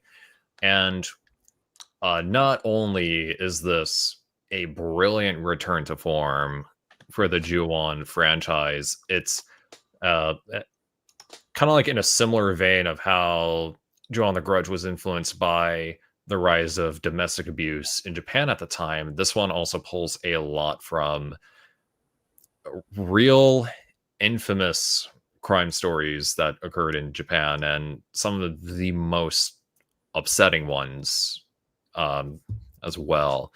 And you really feel that agony just linger from start to finish.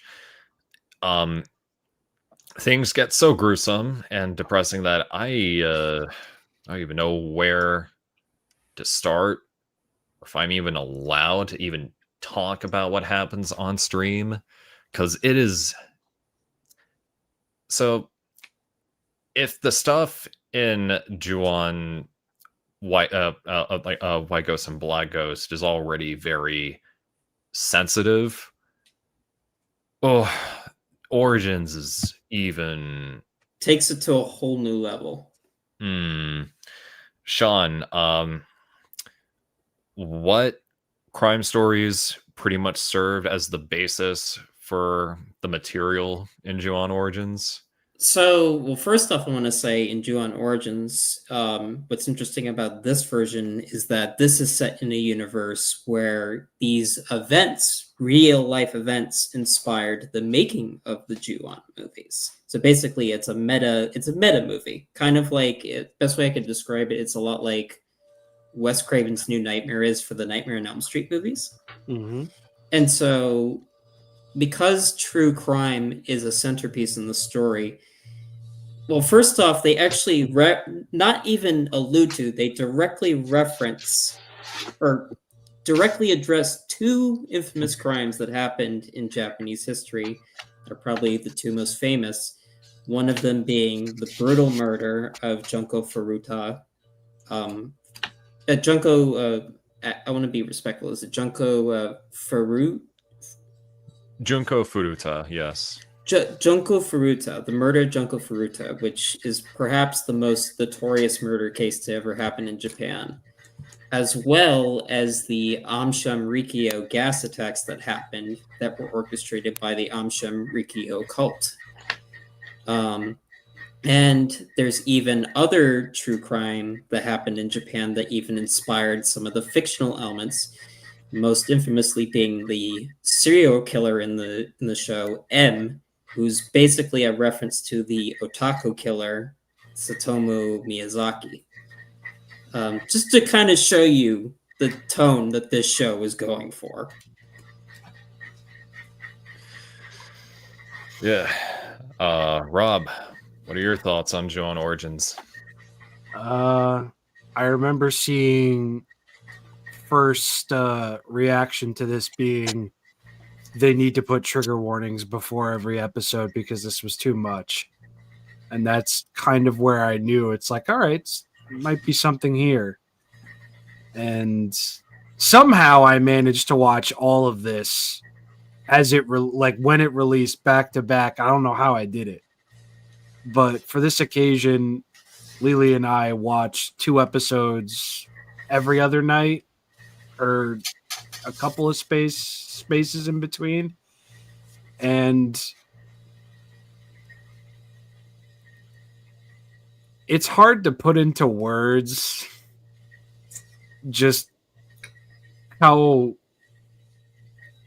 dirty you feel watching this, because it is extremely cruel, and it's cruel from the jump. There is no leading into it. It's just cruel. Like, I don't think I've ever felt so uncomfortable watching something. Like, not since I watched Blind Beast. Great movie. Oh, yeah. Yeah. It's sort of like the feeling that you get when you watch Audition for the first time. Like you shouldn't be watching this. But you are. Yeah. And I remember at a point where I think after episode 2, I asked Lily, I'm like, we can stop now, right? And Lily was like, yeah, like I can't. And I'm like, I can't either. And I think the cruelty and the brutality of it kind of just lends itself into where Ju-on came from, what it was based in from the very beginning. And again, I'm amazed it's from the same production company as Beginning of the End and Final Curse, because it really does feel like they gave the idea to somebody and they just said, we don't care what you do, just do it. And it does have that vibe because, you know, different areas, different regions, what's acceptable for that of a TVMA or an R rating differs wherever you go. And to a point, what's shown here in this series in nearly every single episode, it's almost like they said, how can we make our audience feel so uncomfortable, so dirty, so just not okay with every episode, and they kind of succeeded with flying colors. Yeah. Like, and the fact... Oh, continue. I'm sorry. I was going to say that at one point, at no point does it ever feel exploitative. No, that's the best part. It serves a purpose. It serves a purpose because it really hits home the idea that humans are just evil. Mm-hmm. Like, people are just so unforgivably evil. And and when Lily and I finished it on our viewing, I referred back to Kiyoshi Kurosawa's Cure and the similarities between, you know, this and that film, and how they follow the very similar idea of just how brutal and just villainous that human beings can be, especially when unprovoked. That people are just capable of doing the things that that occur in the story. And we're not just talking about murder, but also, I guess, to avoid certain terms, bodily violation and mutilation. Like things like that really just seeped into my soul when watching that. I just could not stop thinking about it. It reminds you that, like, the scariest monsters are humans. Exactly. Yeah, and I think what's even more admirable about this series is that it shows you these things, but it still manages to give you that twist into that near supernatural hit, especially towards the final 2 episodes where shit just starts getting weird. And you have that what if scenarios, like, is this really happening? Is this trauma manifesting itself into something else? But by the time the series ends, you're just left with that one, like, image, that final scene, and it's like, even the end credits, even the fucking end credits adds to the end credits music adds to, like, the unsettling nature of the show. It does, and it's equally as fucked that it's pretty and it's backed by pretty imagery as well. Yeah. Right. That, like, I think I'm going to say that this is on par with Ju-on the Grudge 2 and even Ju-on the Grudge in just of what it does, how it does it. It's brutal, but it's not exploitative. it does it in a way that aids in its storytelling and what it's trying to tell you, and in no way does it hold back or does it try to water down. And I think that's very, very important. And while a lot of shit happens in, what is it, 6 episodes? 6 episodes. They use every 6 half-hour episode to its absolute greatest, and nobody gets a happy ending. And that, to me, is Ju-on. You don't get your happy ending. You get your full blast of just how bad humanity is and what that leads to in this what-if scenario. The cycle of violence continues. Death comes for us all, no matter what.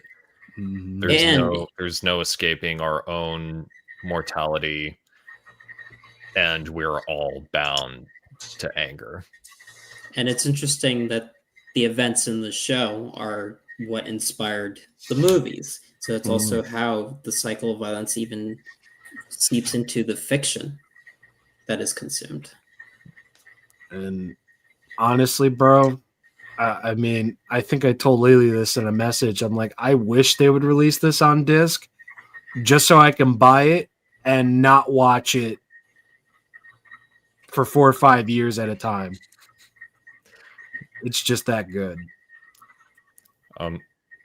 Outside of everything we just discussed, I also like how it starts off as like as like this rather unsuspecting paranormal investigation story, and then it just unravels itself from there. Like it tricks you into thinking it's going in one direction, but no, it's going that way. Acute 90-degree angle. Yeah.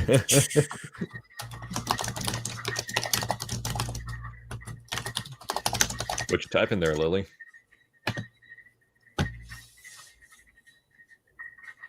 Oh, sweet. Stick story. Lily, what are your thoughts on Ju-on Origins? Oh, I haven't gone yet, though. No, screw you, Sean. I'm kidding. Sorry, Sean, you can go. Wow. What an incredible series this is. As hard to watch it is. I made the mistake of marathoning the whole series in one viewing. I don't know how I did it. You're sick really in the head. You're one to talk. You were sick. I was literally, I wasn't feeling well. Exactly. You were sick. You're being Sean. God. So I was optimistic going into this show because I was already a fan of the director, Sho Miyake. I really love his movies. He's very good at directing very intimate dramas, such as his film Small, Slow, But Steady. And so I was very interested to see him take on this meta entry where, you know, the Ju-on movies are movies in this universe. These are the events that led to that. And it's ironic that the series ends when the production of the first V Cinema film begun. But just a trigger warning before each episode really would be apt, because nothing can really prepare you for the sheer brutality of the show and just how it explores the cycle of violence and just how no one is spared in the cycle of violence, along with the heavy topics that it tackles. This is also arguably the second most character-driven entry in the franchise, next to the second Ju-on Grudge movie. It also helps that you have great acting from the whole cast, in particular the actress on the very top image, and that's Ian Davis. Yeah, it really you really do feel gross after watching. You feel dirty after watching this show, but it's not like when you watch like an exploitation film and you're just like, all right, this is just getting excessive. This really does tap into, especially with true crime in Japan, because, you know, Japan is not always necessarily a country noted for having a ton of crime necessarily, but the crimes that do occur shake the nation to their core because of how horrific it is. And this really is highlighted in the show.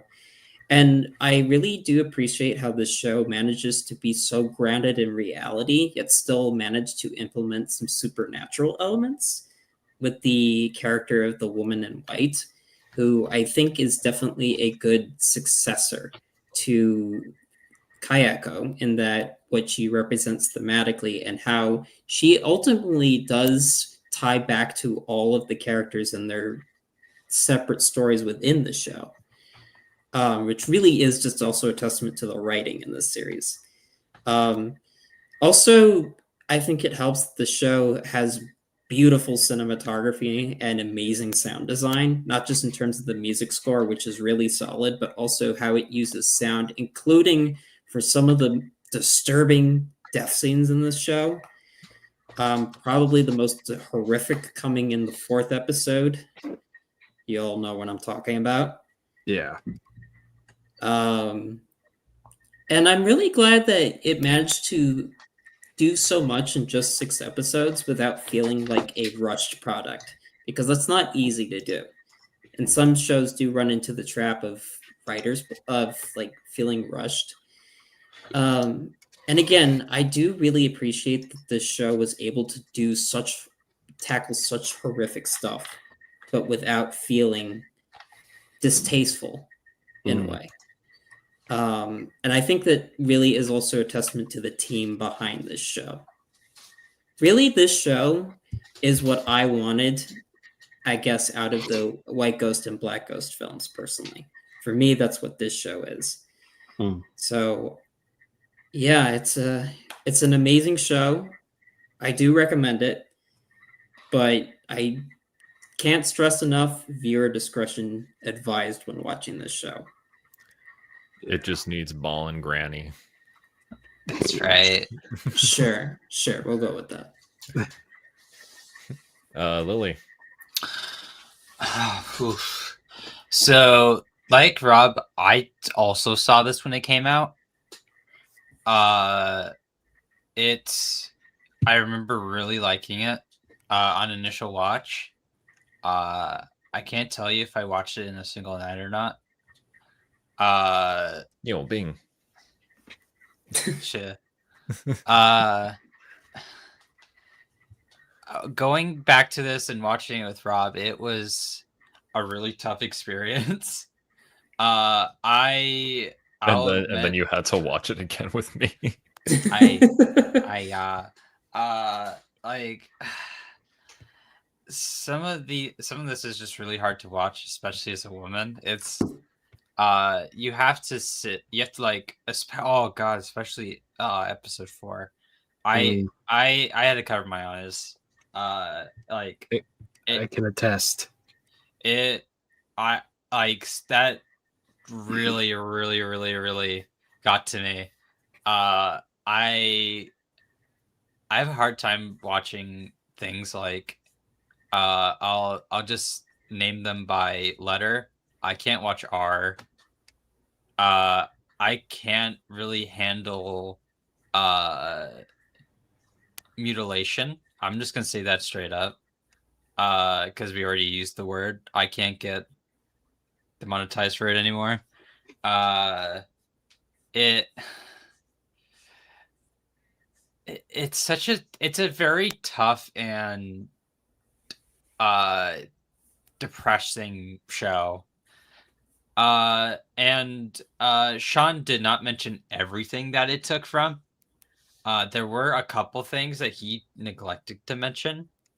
There is also the Kobe child murders that were depicted. The house as portrayed in this movie is based off of the Yellow House, which is supposedly the house that inspired the house that's used in Ju-on. Supposedly, there is no official word on that. And it also had both gas attacks that happened within a span of a year of each other. There's the Matsumoto sarin gas attack, which was done by the cult Shinrikyo. And then there was the Tokyo subway sarin gas attack, which is the more well-known one. To Toku fans, that's the reason why Oranger starts sucking. There's also the Great Hanshin earthquake, which is the second most devastating earthquake of the 20th century for Japan after the 1923 Kanto earthquake.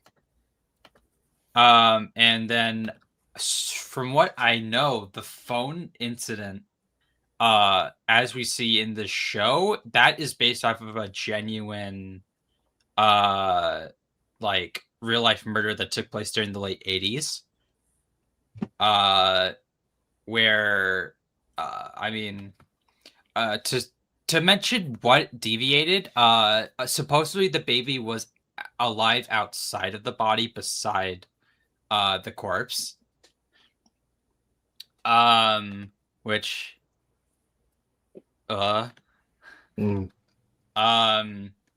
and it's somehow it's a show that really just builds such an overwhelming sense of anxiety and discomfort. It takes all the kind of subtextual elements of this franchise, even its lesser entries, and then just makes it the literal text of the work, because it's basing a lot of this off of real events that happened in Japan's recent history. The 90s and 80s were not that long ago. That's literally like in the respective of time, that's literally like not even a snap of your fingers. Like these are so ingrained into the modern conscious of Japanese society, and portraying those in juxtaposing them as inspirations for the films is such an interesting idea. It obviously we don't actually know if these generally were inspirations. We have no official word, but I think it posing this idea that they could have been is like something that I never really thought of. But the fact that it's doing it is such a brilliant idea, and the fact that we're doing it through this almost period piece type of show is interesting. This so easily could have just been a show that took place in the modern day, and it could have just completely not done these are what inspired the events of the franchise. But it elected to do this on purpose, and even ending before the actual V cinemas came out is such a conscious and brilliant idea, because it poses just enough of a time frame to where you can believe in this total nonsense of an idea. And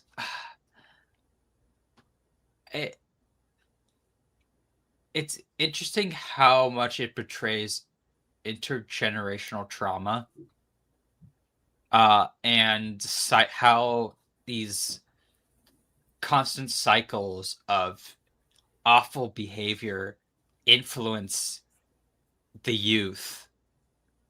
How blackmailing and cheating can lead to resentment from a child. How being lured into a house and SA'd can directly lead to the death of other people blackmailing, and even the demise of the person who caused it. There's this overwhelming sense of the loss of womanhood and innocence that plagues this entire work. the guy who writes about these different stories, the paranormal writer, the paranormal writer, like he has a connection to this house. Yeah, he lost everyone because of this house, and yet he comes back. It's a push. It's a magnet. It pushes you away, but then it pulls you back in. Like, it's everything ends up back at the house by the last episode, and it just feels like no matter what, everything is just a constant loop. Like, we have, again, I'm going to bring up the final episode again. We have Hyomi. She takes an axe to the screen door that leads out to the porch. And then we juxtapose it against a flashback, and then eventually seeing the black ghost appear and then take the child away. It's an interesting, like, parallel that what happens in the past affects the present. Like, everything we're seeing in some way is a repeat of history. And it's interesting how this portrays human nature and conflict in such a almost like cruel manner. Everything even is like doesn't even necessarily start because of this stupid house. Like, so many things, like Hyomi's mother, that's just how she it was for her growing up. And you could see how it influenced her, the way that she acts, the way that she behaves. It's all based off of her remarkably shitty life. And her final scene is her calling and wanting her life back. Like, she feels like after what happened to her, she's had nothing. And it's so depressing. Like, even at its least depressing, it still feels uncomfortable. Like, there's the moment where we enter the house, and I think it was episode 2 or 3, I think, and we're just like looking at the first time we enter it, it already feels like we've already entered a place we shouldn't be in.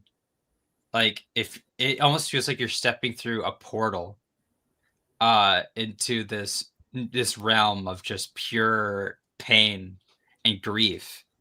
And like the one of the most that stuck out to me especially was like, I guess I'll keep bringing up episode 4, was we see how the eventual murder built. Like, it started from dissatisfaction in a marriage, and we see open cheating, and then we see how this eventually leads to a snapping, and not just one person but 2 people. We get initially poisoning, then that fails, and then we get an attempted murder, and then that fails, and then we get a genuine murder after the woman cries out for the man she's cheating with, and it's like incredibly cruel. Like, this show doesn't try to paint every woman as a victim, and yes, to a degree they are, but also it's that just because men are a lot of these men are inherently causing these problems, these women are also either feeding it or also causing their own problems. Like, they take the worst possible conclusions and the worst possible routes with their lives after they find something that's wrong with it. Like, Kiyomi easily could not have killed her mom or forced someone to kill her mom. but she did because she has lost in a way her humanity because of being SA'd at this house and then experiencing something genuinely traumatic with a ghost. Like, she just doesn't care anymore. And then we just see everyone else not caring anymore what's going to happen to them. And it's like it almost perfectly portrays how utterly confusing life is, especially after traumatic events. Like, what do you do? Like, are you still human anymore? Because you wander these day to day and you feel like you're out of your body constantly. Like, whenever I think of the part where she we see her that she's ended up doing sex work, she almost feels completely out of her body in the moment. She loses her agency. It's like she feels possessed almost. Exactly. Like the way that it strings these parallels to these ideas of what the movies do is so interesting. Like, it's so subtle. And like like the way that it incorporates the idea of like what would inspire Toshio, having this child go into a permanent, basically a permanent comatose, and how, like, after experiencing such a traumatic event, all he could do is just breathe out of a tube, and be vegetative until we get that one incredibly like unsettling scene where we hear an exhale that just says "nigete, nigete," and it's fucking terrifying. And I want to add to all of that, like everything that you've been saying. I don't think I've seen such a great project so completely misread by a major audience before. Because I've gone through reviews of this where the subtlety, the context, the nuance is just, and goes it's just right people, over the audience's head. And people just basically complaining, well, this wasn't scary at all. When or where's Kayako? Where's Kayako? Where's Toshio? When it tells you at the beginning of the first episode, like, what this is supposed to be. And I think that's the saddest thing about this franchise, is that I still find people today that are like, yeah, that shit was lame. I think the poster maybe also didn't help, because the poster shows what looks like Kayako's eye, which I'm pretty sure that image is actually just ripped from the first American movie. It could, like, again, it could be, but the first episode literally tells you what the series is going to be. It literally says what the series is going to be like. In the first seconds, not even minute.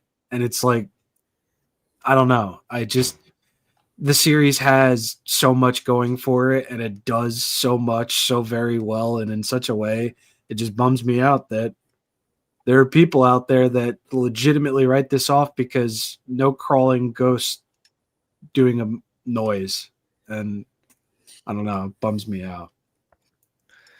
It does interestingly feel like this show could even be like the conclusion to this franchise. I know it's not going to be the last. At some point, there's going to be a new Ju-On project, but this does have like a finale feel to this franchise, and it feels, in some respects, it feels like a perfect swan song to the franchise. If this were to be like the last entry, it really does, and honestly, especially after all the shit that came beforehand.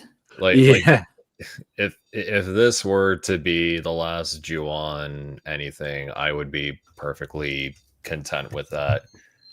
I feel like in regards to the current state of media production, just like what goes into developing film and television, especially for streaming in this case, I don't think you're going to touch this at all. I don't think you're going to make something so disturbing yet passionately intimate with its ideas and what it has to say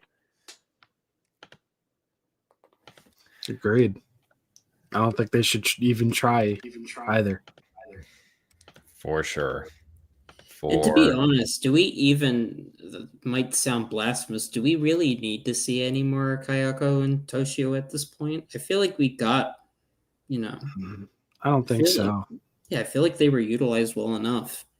Either this is a good way to end it or keep experimenting, That's the point, though, because they became the face of the franchise. And you say Grudge, you say Ju-on, they're not going to think of this. They're not going to think of how bad the American movies were. They're going to think the ghost woman crawling, making that freaky fucking noise, and the boy who meows. The boy who's mewing. He do be mewing. And the husband with the receding hairline. Doubly so in the reboot movies.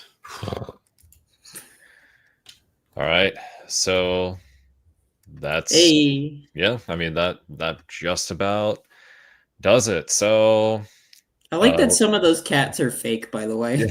Yeah. I always thought that was an interesting choice. Yeah. So yeah, that was the Ju-on franchise. Yeah, with a couple of omissions like the stage play and Kayako versus Sadako. In a video game. Yes, the video game. There's a video game. There's a video game? Ju-on Haunted House Simulator for the Wii. Yeah, there's a video game. Oh my god. It's kind of fun, not gonna lie. It's kind of fun.